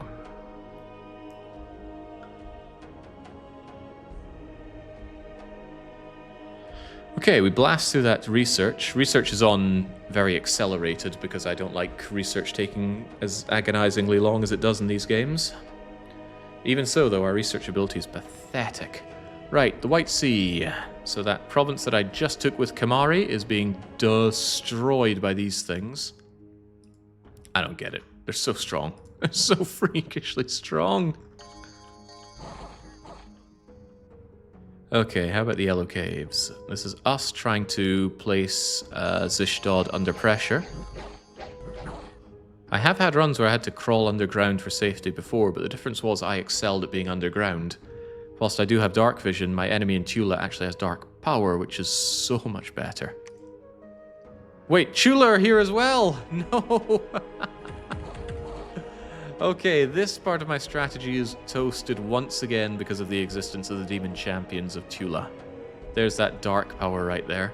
+4 strength, +4 attack skill, +4 defense skill. Does anything else get plus? Yeah, +4 attack, combat speed. Anything else?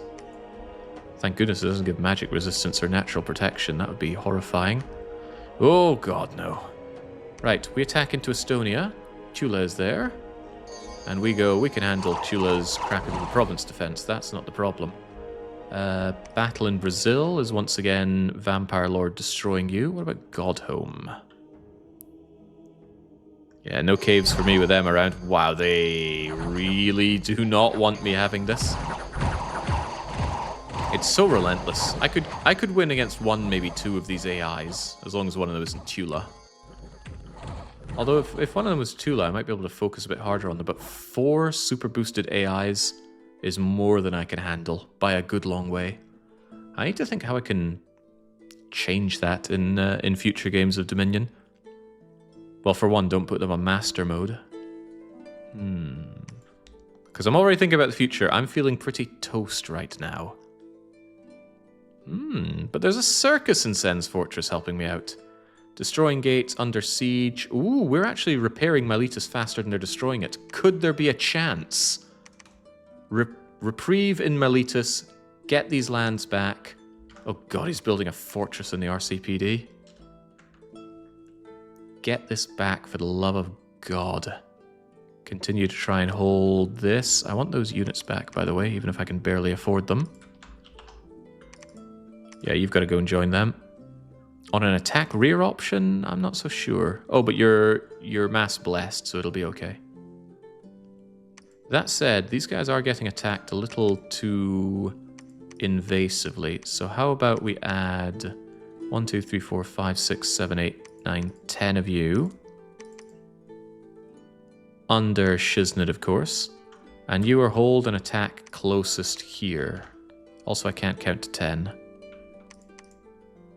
There we go. That way you will keep my mages safer from those side attacks. Well, mages, my commanders. Okay, that could work. I've got 2 of my gate cleavers, and we're making 2 more this turn, right? Right. That means we move into Gruntilda's Industries with... Site search, please. Rance goes in. All of this army goes in.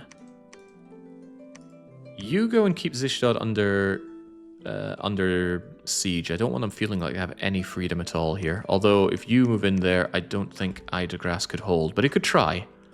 So we hold this. We gather up 1, 2, 3, 4 of those gate cleavers. And then we turn around and we try and tear it apart. You stay back with the blessings, please. Alright. Could work. Probably won't, but it could. And once again, my prophet is pinned down in Godhome because I can't break out. Maybe the power of Joe Hardy and Zaid Masad together, Masani rather, can pull me out of this. Go. Getting war decks early seems to make or break the campaign. Yeah, multi-war decks against the foes is so hard to deal with. Because it's orders of magnitude more difficult than dealing with one-on-ones or just the enemies not attacking you at all. But that's why I don't use diplomacy, it's too powerful. But I'm getting crushed here. Right, Botan the Smuggler is getting attacked. Is that bad for me? Dual-wielding Morningstar Assassin. And he's got Dark Vision, but it's not as good as my Dark Vision. That Metal Yari and that Armor-Piercing Pincer might help Botan here, especially if he blesses himself. Alright, come on, have at. Who wins? The 5'11" assassin or the 6-foot crab? 6-foot crab pincers you pretty badly. Actually, your pincer missed, but the Yari just went right through the leg. Oh yeah, there we go. Blood surging because you landed a kill as well. Nobody takes out Botan the Smuggler quite so easily. Right, this is our attempt to get the laboratory back off of Gruntilda Industries to equip ourselves with those, frankly, terrifyingly powerful gate cleavers. They're even good in a fight. They do mince an enemy. I actually won an underwater fight that otherwise I was going to lose. I simply couldn't kill the enemy general. He was so powerful. Nobody could land an attack on him. And he regenerated as well, I believe. But one of my units had the gate cleaver, walked up and just cut him in half. I guess if we can tear down a wall, we can tear down a person. And it wasn't even a person. I think it was just a gelatinous mass that was attacking me in the waters. I think that was in one of the multiplayer games, though. Alright, a good sign. Maybe we can make something happen here. But Tula Oh no, Tula, please leave. Oh man, to think I did all the work in destroying Zashded down here and Tula just rolls on in and takes. I think I'm going to have to take the advice of my betters and not include Cavern Wights in future games. Because they're just so strong. They have weaknesses, but getting those weaknesses online to destroy them, whilst they just effortlessly make these, I don't see it happening. They just stomp through everything. And I know that might sound rich from a guy whose crabs can stomp through everything, but my crabs have very obvious counters, which we've been seeing. Those guys, not so obvious. Right, life continues to be extremely bad, but there is a glimmer of hope. The glimmer of hope is not Argentina, which has already been breached just by these guys. Christ. Could try Cavern Wight player and this AI level AIs. Oh, you mean me playing as the Cavern Wights? Now that I've seen how powerful they are, I feel like it wouldn't even be fair to use them. But I still want to play with these different nations. Maybe just not having these guys around. Let's just make a note of these guys. Far too strong. But yeah, I wanted to play as a bunch of these other guys. But let's not involve Tula going forward. They seem imbalanced. Oh, don't you wow me, Dark Young. You know what we're seeing here. I started to destroy the yellow caves, patrol troops. Because it's not just me, they're curb stomping. I'm sure Death Inn are screaming out Imba right now. Okay, I can only blame myself though. I put this whole thing together. Oh, I certainly could come back from this, and I am trying. I gotta get Miletus back in my control, and I need to reconnect my lands, and we did make it here. Right, everybody, grab a gate cleaver. This is where we attempt to strike back. Cool. Even though it's a two-handed weapon, they can still crush with their pincers. Alright, Unji, you as well. Get in there. Slay Zishdod and their pretender. The problem is, by killing Zishdod's god, they will never seek peace with me. At least I don't think so. They do say, rah, you killed our god, we'll never know peace and all that. Take Zishdod's capital, at least it'll be a good amount of money. And then from there, probably take... yeah, just move over to Nalga and then move over to Rohan. Secure this. Hope that Tula just freaking give up. Tula should be focusing on Death Inn. And by killing Death Inn, Death Inn's going to go, oh, you killed our god, we must kill you forever. And then this will just be a new dead zone. Now that's going to make Tula so strong. He's going to have all of this. And he's got the waters as well, so... wait, how strong is Tula? Ah! Ah! Ah! Oh my lord. They are strong and they're about to actively get a lot stronger. Ooh, yeah, spot the odd one out. One of these is not quite like the others.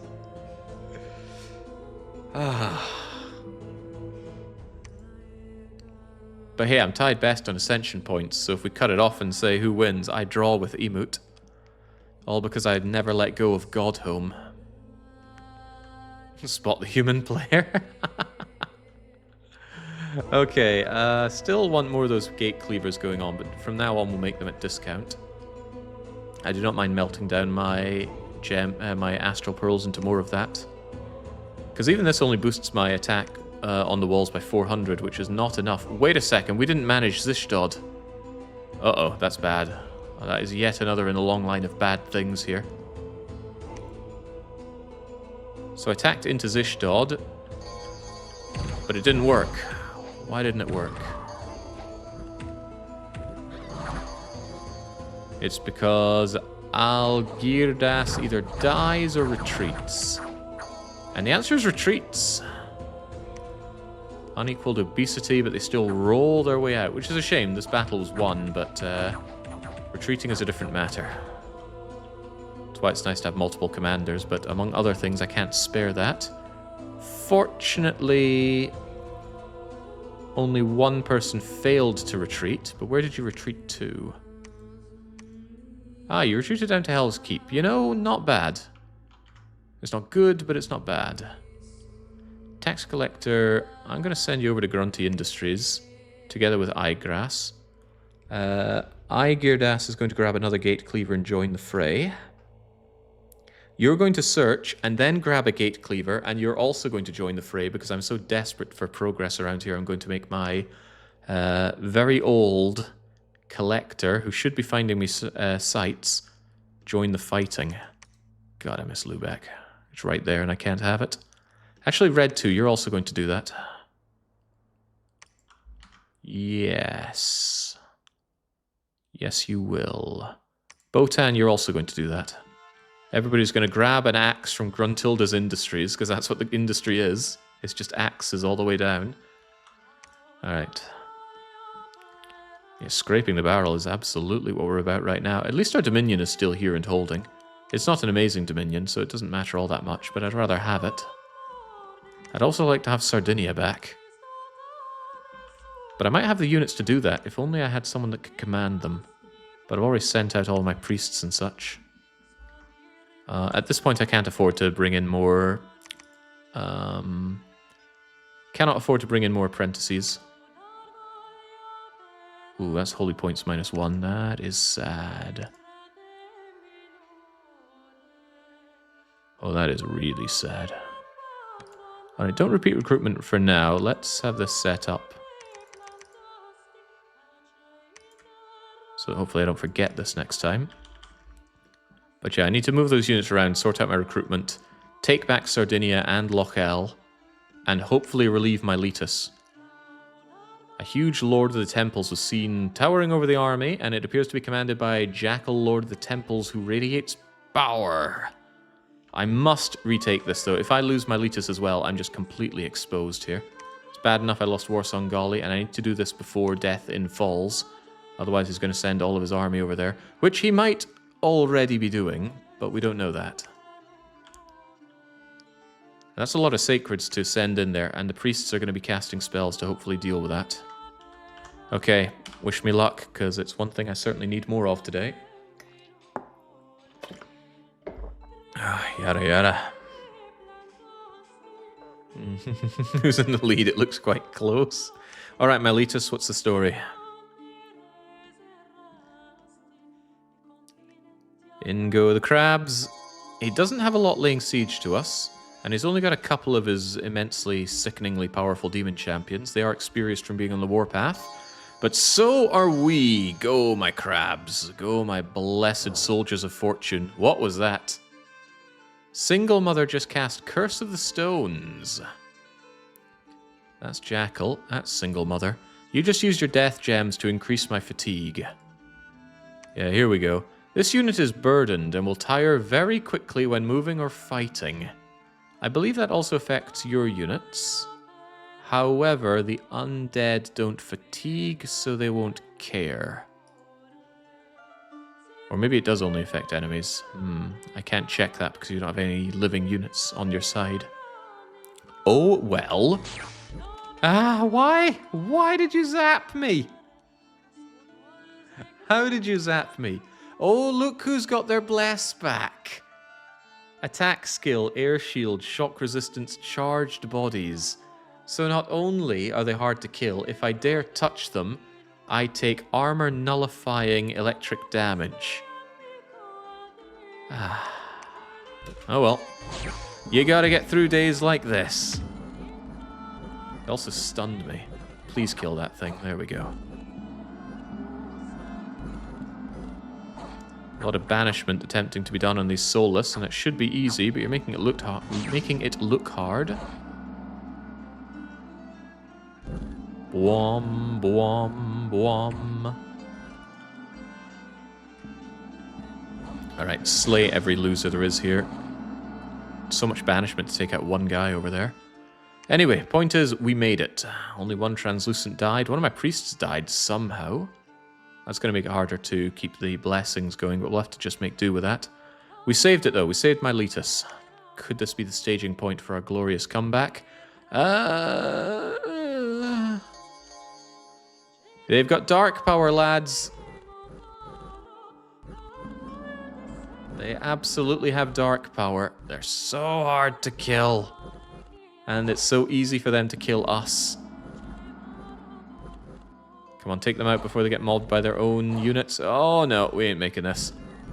Oh, can we? Oh no, no, no, no. Our leader knows it and he's retreating. He's retreating as well, though. Wow, our blood-crazed guys are actually beating them back. Unthinkable. And despite being mute and having a chest wound and being cursed, you managed to handle that. However, I suspect my leader died on retreat there. No, leaders don't die on retreat.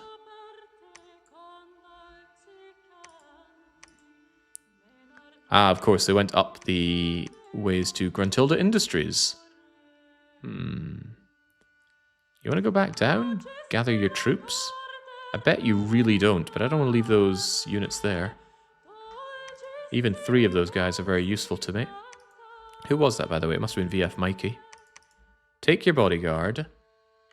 Get your arse down there and pick up the fallen. Almethea once again under attack. And thankfully for my investments, able to hold. Quantum Golf once again under attack. Tula this time. Tula will not be stopped this time. We were able to bounce them back with our Amazonian warriors, but this time the Amazonians are holding? And going for their commanders?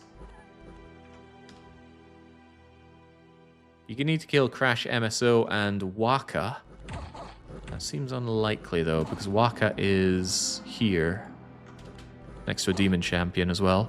Meanwhile, our commander is having a very hard time with shade beasts. But there goes Waka. Waka is retreating. You got one more to take out. Oh, but now we are on the route. Wherever Crash MSO is, they're able to hold the line for the rest of them. They're a Spearmaster. So is that you there? Or are you here? Oh, you're somewhere within all this then, aren't you? Or that's you there. Oh, damn it, that is them. So close.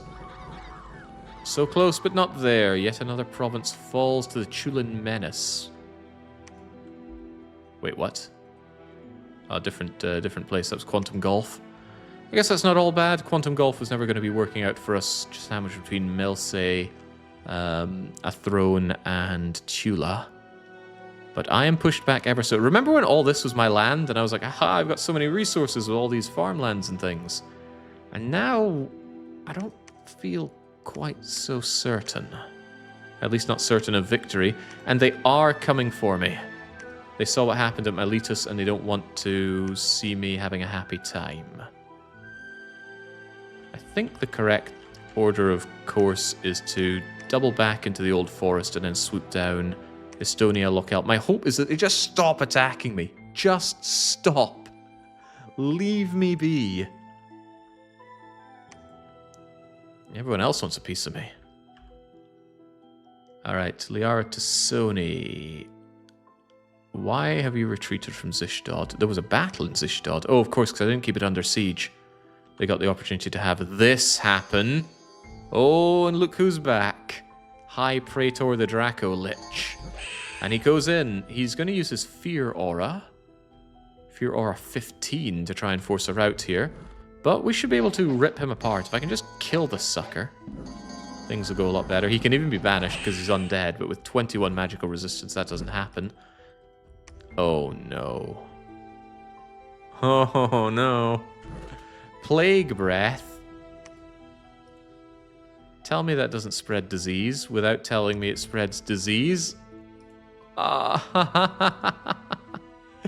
So the High Praetor just breathed on my units and caused them to become diseased. And that means they're going to be dead in 10 units, in 10 turns, even if we win this fight. Which we will. But Steiner's battalion doesn't have much left in it, and he just breathes plague on us again. Please kill that thing, at least give me my petty revenge. Good protection as well at 9, considering he's completely bare out here. Why are we having such a hard time killing him? Oh, I see. He's pierce resistant. And he's oh, there we go. Invulnerable, so it's even harder to get through.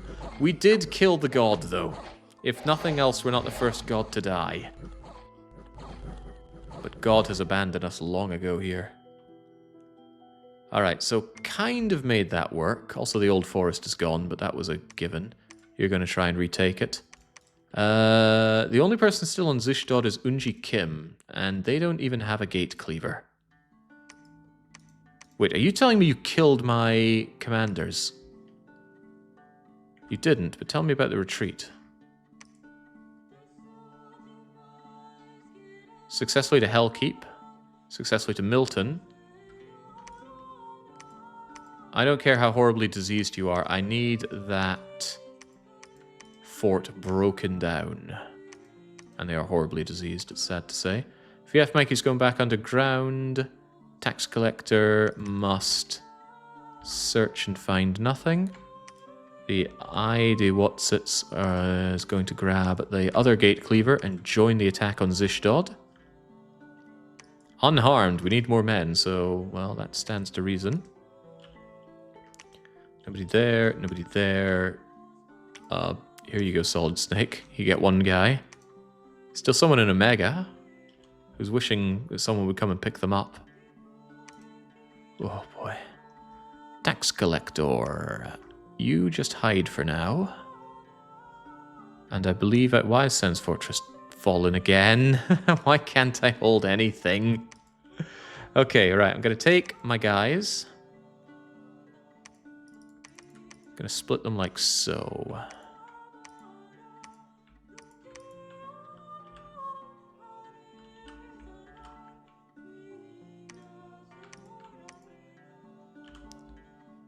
Bodyguards, please. Chief Regard.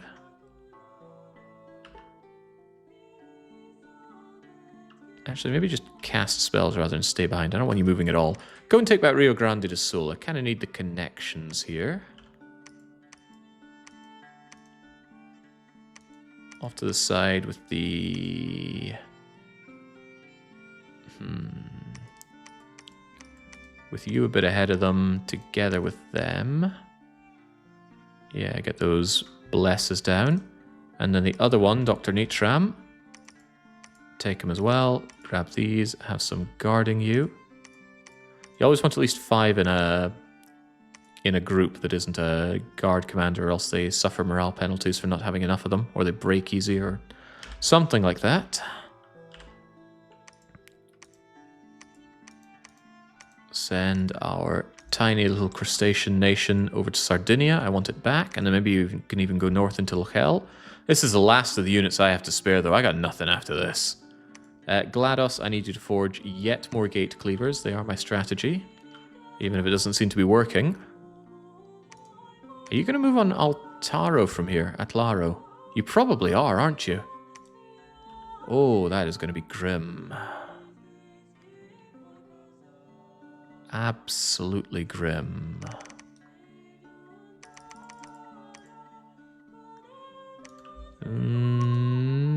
Yeah, no doubt about it, that's grim. Give me a couple of Marsh champions. It's going to stop me from recruiting more. But look at all these fools. There's no good reason they wouldn't march an Atlaro here, unless they go to Estonia. Then maybe I could intercept them, but that's just more attrition for me. The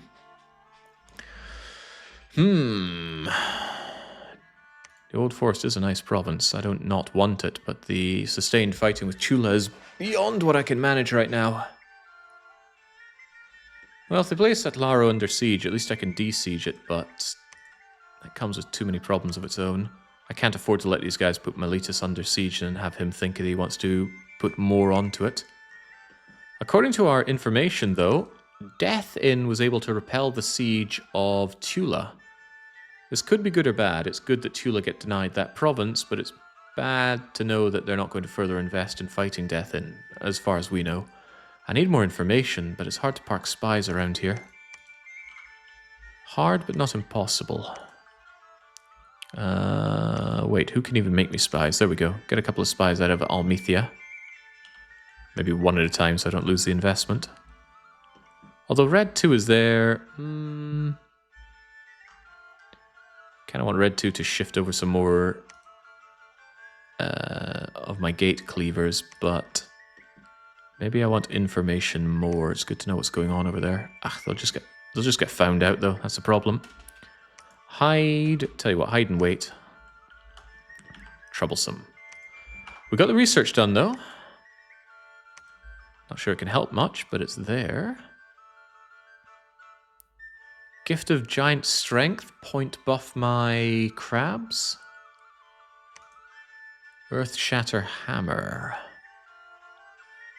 Stun the people they hit. Does not work on piercing weapons. Or magic or missile weapons.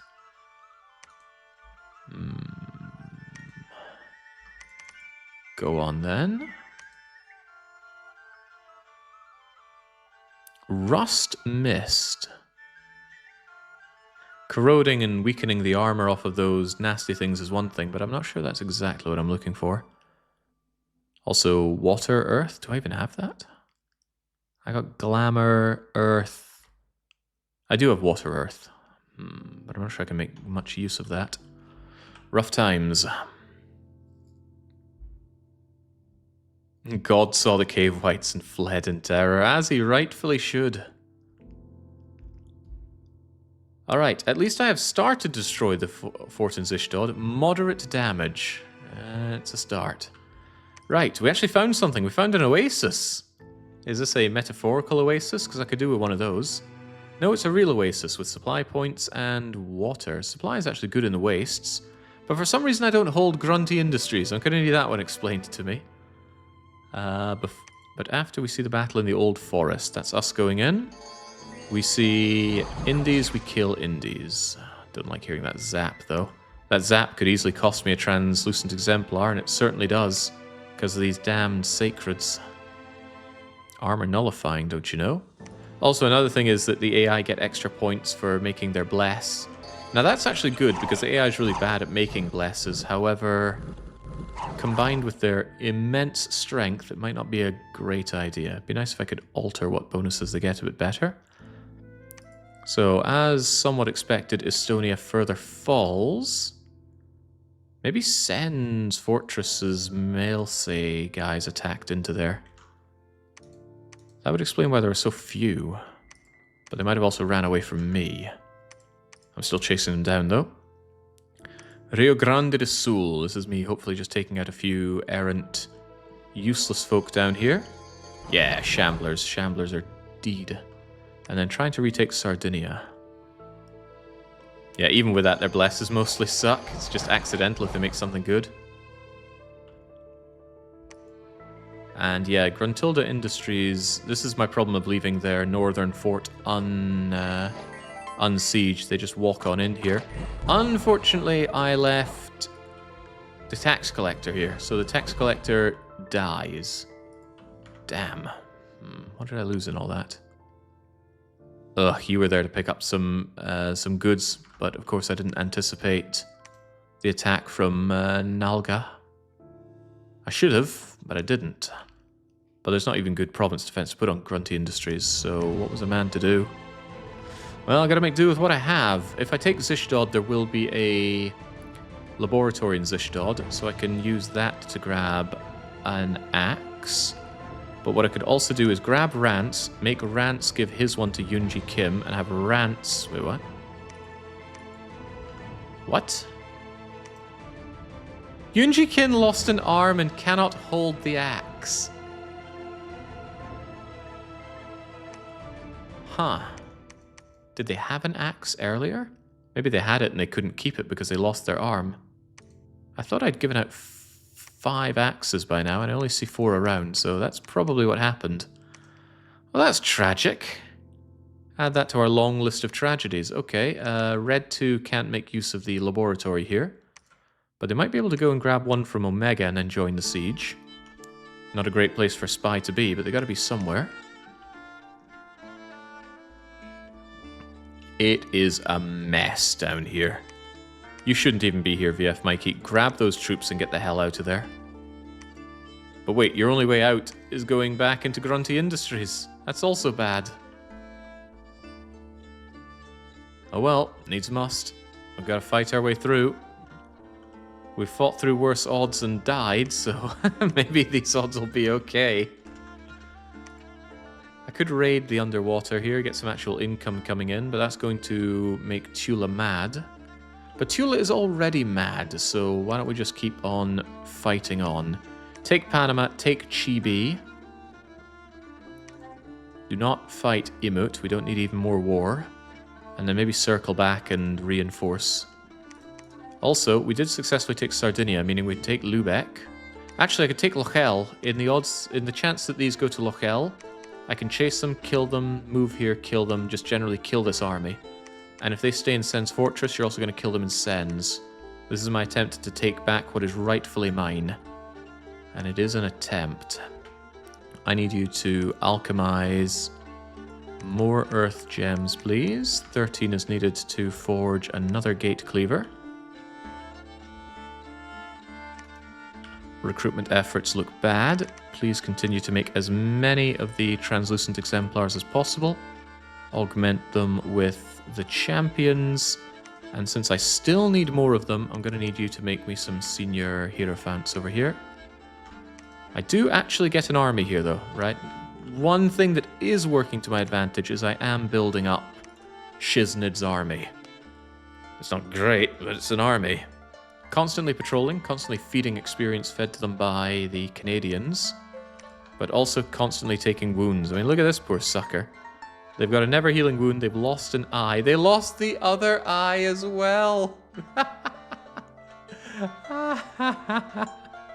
How's that dark vision helping you? At least you're less affected by darkness, but having no eyes certainly hurts. Hilariously, though, when they get quickness, they'll still be attack power 7, going up to 8, 9, 10 with Blood Surge, right? They could still do something in combat. If nothing else, they'll take hits for the others. I feel so bad about these units, though. The disease is horrible. Ooh, also, we got some guys here that really don't want to be here right now. Well, Rance, here's your new bodyguard, I guess. For lack of better ideas. True dark vision. I like it. I don't like it. I don't like what's happening here whatsoever. But we must proceed.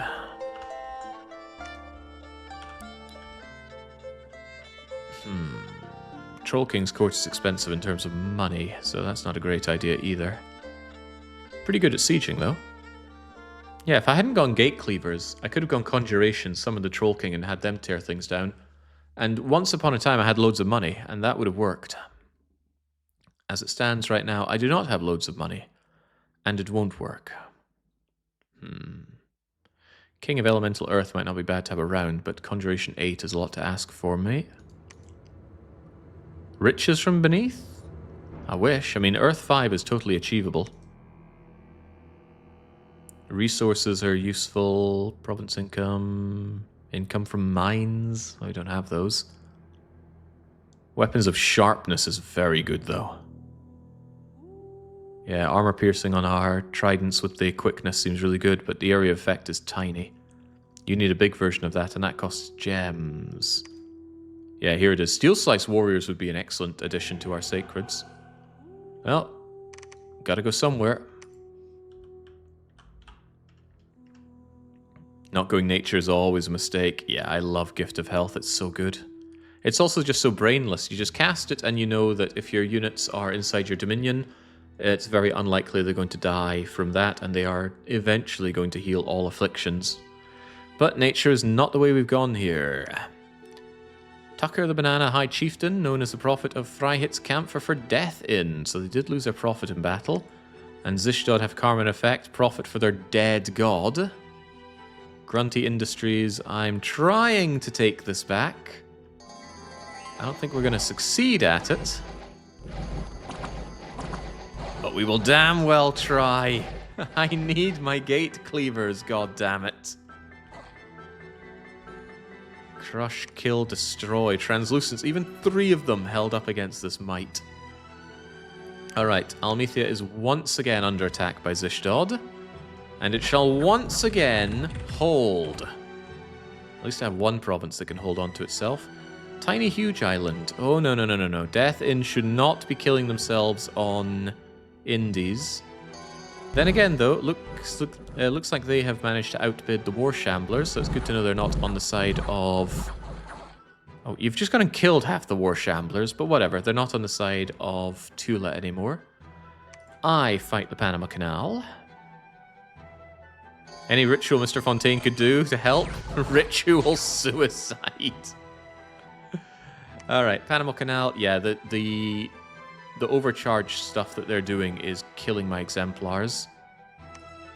And that's just from two Sacreds. Actually, no, it was probably the Demon Champions landing good kills. These things are still terrifying. Didn't expect to see them down there. And Lochel. This is me trying to take back my lands. And they are my lands. Don't get any wrong ideas, Tula. You are but a guest, a fleeting moment in the grand anthology that is the lifeblood of Atlaro. It's Atlaro. Atlaro sounds easier, though. Once again, the Canadians attack. And once again, the Canadians die. They took a heavy champion, but those guys are made to die. It's the regular champions who are better than the heavy champions. Less protection, but better skills. So definitely a fine trade to be made there. No point in having good protection if you just take every hit under the sun. To a certain point. You can have an Earth Snake. They can afford to take every hit because they regenerate, they rejuvenate, and they... yeah, they still kill, and they have Fear Aura. Alright, we might be making something happen here. Might. Oh, but everyone's dying to starvation in God's home. Oh, but a band of robbers have been rooted out, and we steal their stuff over in Lochel. Crash MSO was discovered and attacked. So we're being scouted by the guy whose flag looks almost identical to ours. Zishdod is severely damaged. We're getting somewhere now. Killing brigands and a new famous hero. Who is it? Rance! Rance's heroic quickness. Who have you been asking about that?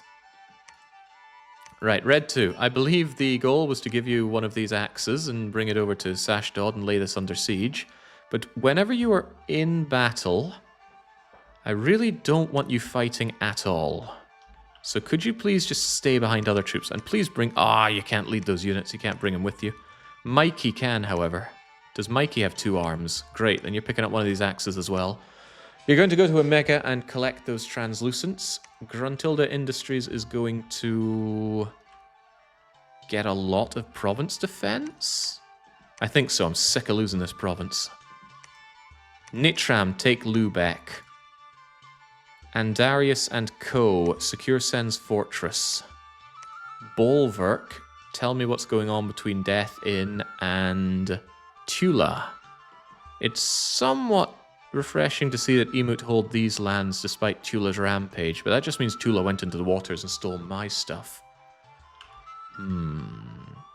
Rentaro is down below telling me that nothing else is happening down here. Surprised I know so much about this area, and that's because I still own the whole. How flattering.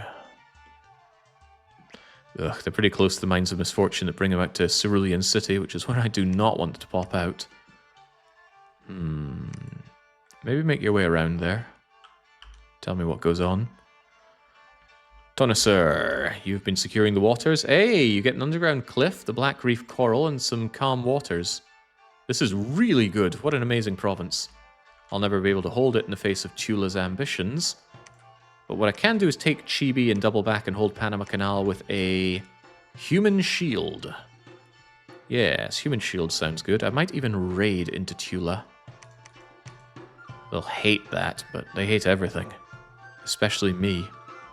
Right, Chief Irons and Keel are available at Godhome. I actually need them over at Atlaro so they can actually aid in defense back there. And shift around the units if I need them elsewhere, whilst also blessing them. There's a lot of things I need out of that. GLaDOS, couldn't help but notice you do not have enough gems to keep making cleavers. I am fairly convinced that gate cleavers are my only way forward. Because the enemy are now putting up fortifications around where I am. If I am going to strike into them, I need to cleave those down instantly. And for that, I need a veritable cache of gate cleavers so that I can give them to just my generals, which are now going to have to be... You know what? I could make lieutenants or chieftains. Chieftains, yeah. I could make chieftains who are stealthy, and they can run around with gate cleavers and aid the hacking down of the walls. They're not free by any stretch of the imagination, but I think they're a worthwhile investment at this point. What's also a worthwhile investment is making sure that I can actually recruit in God's Home, because we can hold God's Home almost indefinitely against these Canadians, but we cannot pump anything out that's particularly useful to me right now, apart from, I suppose, more Hierophants, which are useful, but yes, I need mages. Once I take Zishdod, assuming I can take Zishdod, I'll be able to crank out mages and rank and file there as well and spill out beyond. Jake's recruitment program. Do you have 2 arms? Do you have more than 0 eyes? I would take 0 eyes. If you're sacred and ethereal, I will take 0 eyes. Anyway, I'm convinced that making gate cleavers is my only strategy that will work to secure these forts, because otherwise... I mean, you've seen how long I've had Zishdod under siege for. It's been about a year. We can't take it with foot troops. We need gate cleavers. And now that we have a bunch of gate cleavers, you can see that our ability to siege has gone up to 517 from 100. So, yes. Also, the enemy rebuilds their walls depending on how strong they are inside. And again, the AI is a cheating bastard, and they can recruit inside a besieged fort. A human player cannot. I have no idea why they give that allowance to the AI and not to the humans. Like, why? If it's to stop crippling the AIs, then stop crippling the humans. I don't want to be locked down like that either. Who would imagine? Right, I got plenty of places that don't seem to have any defense, so let's try and fix that where we can. Got nothing on Zishdod because it's under siege. Oh, why not preach to Dom kill? Dom kill this? Dom kill when they've got all these temples over here? No, we do not Dom kill. We kill. I'm still incredibly unhappy at how diseased we got in that arrangement, especially knowing that they also diseased just one of my commanders. Who was it? It was Solid Snake. Oh, that's really sad because Solid Snake did so much for us. He also might lose an arm due to the disease and then drop the axe. That would be really bad because I don't think you get it back in your inventory. He just drops the axe and forgets it. Which is all the more reason that I want other units over here to pick up the axe. Pittsburgh, that's where you help out. Get more of the Hierophants. Hierophants? Get more Chieftains. Chieftains can go over there and grab the axes. They also have more survivability in combat. They can't preach and they can't build temples, but I think I have enough Hierophants to cover that. And making indie priests is cheaper anyway. Point is, GLaDOS, I need you to alchemize more earth gems. And the water gems are doing figuratively nothing for me right now, so that's also going to be funneled into fabricating gate cleavers. We have 6 income on earth gems, we spend 13 a turn on gate cleavers, so there's definitely a deficiency here. That makes them very valuable and I don't want to lose them. But we knew that already. Hate losing my mages as well. Do we have any of our good mages left? Integral Hamster is here, but he doesn't have the glamour path. I can't believe I haven't even searched Haunted Mansion. Nor Lochel. Alright, Integral Hamster, go and search Haunted Mansion. Lochel should be safe at least for a turn, so Matthias is going to search there. I need I need Earth Gems really badly, so I'm willing to stick their necks out to go and search for them. Grey Fox and Kiri. No room to equip the goods. So I'm just going to have you wait around here. You're here to funnel around troops if need be. I have some. 41. Could reinforce this army. It's pretty good. And these are all my sacreds right here. Good strong army. Could still get obliterated here, but they don't have the gate cleavers to destroy the RCPD. I could bring the gate cleavers. If I could just stop being at war with Tula and focus here. I have a good enough defense here, which I am amazed has managed to hold out. Godhome's just full of corpses here. Didn't it used to show a number for that? I thought it would show the number of corpses in a province. I guess they've all been buried or eaten by the crows. It has been a couple of months. Also very happy with the performance of Celadon City. It hasn't had to... Cerulean City hasn't actually needed to beat anyone back, but if it did, it could. Why is Andarius on wait command here?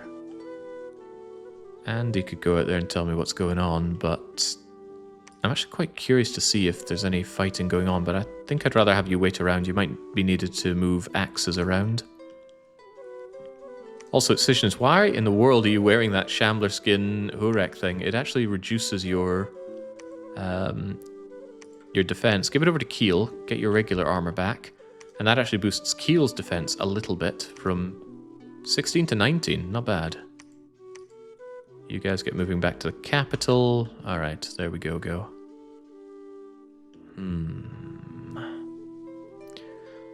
Okay. I'm looking at the situation. The situation is extremely bad. But I couldn't help but notice we're still alive. And there is every chance that we could still pull this one back. That said, I am not allowing the Imba back into my games again. They're ridiculous. However, this is a very fatiguing run to do. So I'm going to call it here for the day. I know it's only been 5 hours. Does Dominions even roll my life? But that leaves us with loads of the day left. And I must concede, I'm feeling an itch to automate. Seeing as how I'm failing to automate anything in this game. So my proposition is thus. I'm going to take a break and grab some lunch. Which will necessitate going to the shops, actually. So this could be a bit of a long break. Over an hour, maybe. But when I return, I insist that we activate some satisfaction.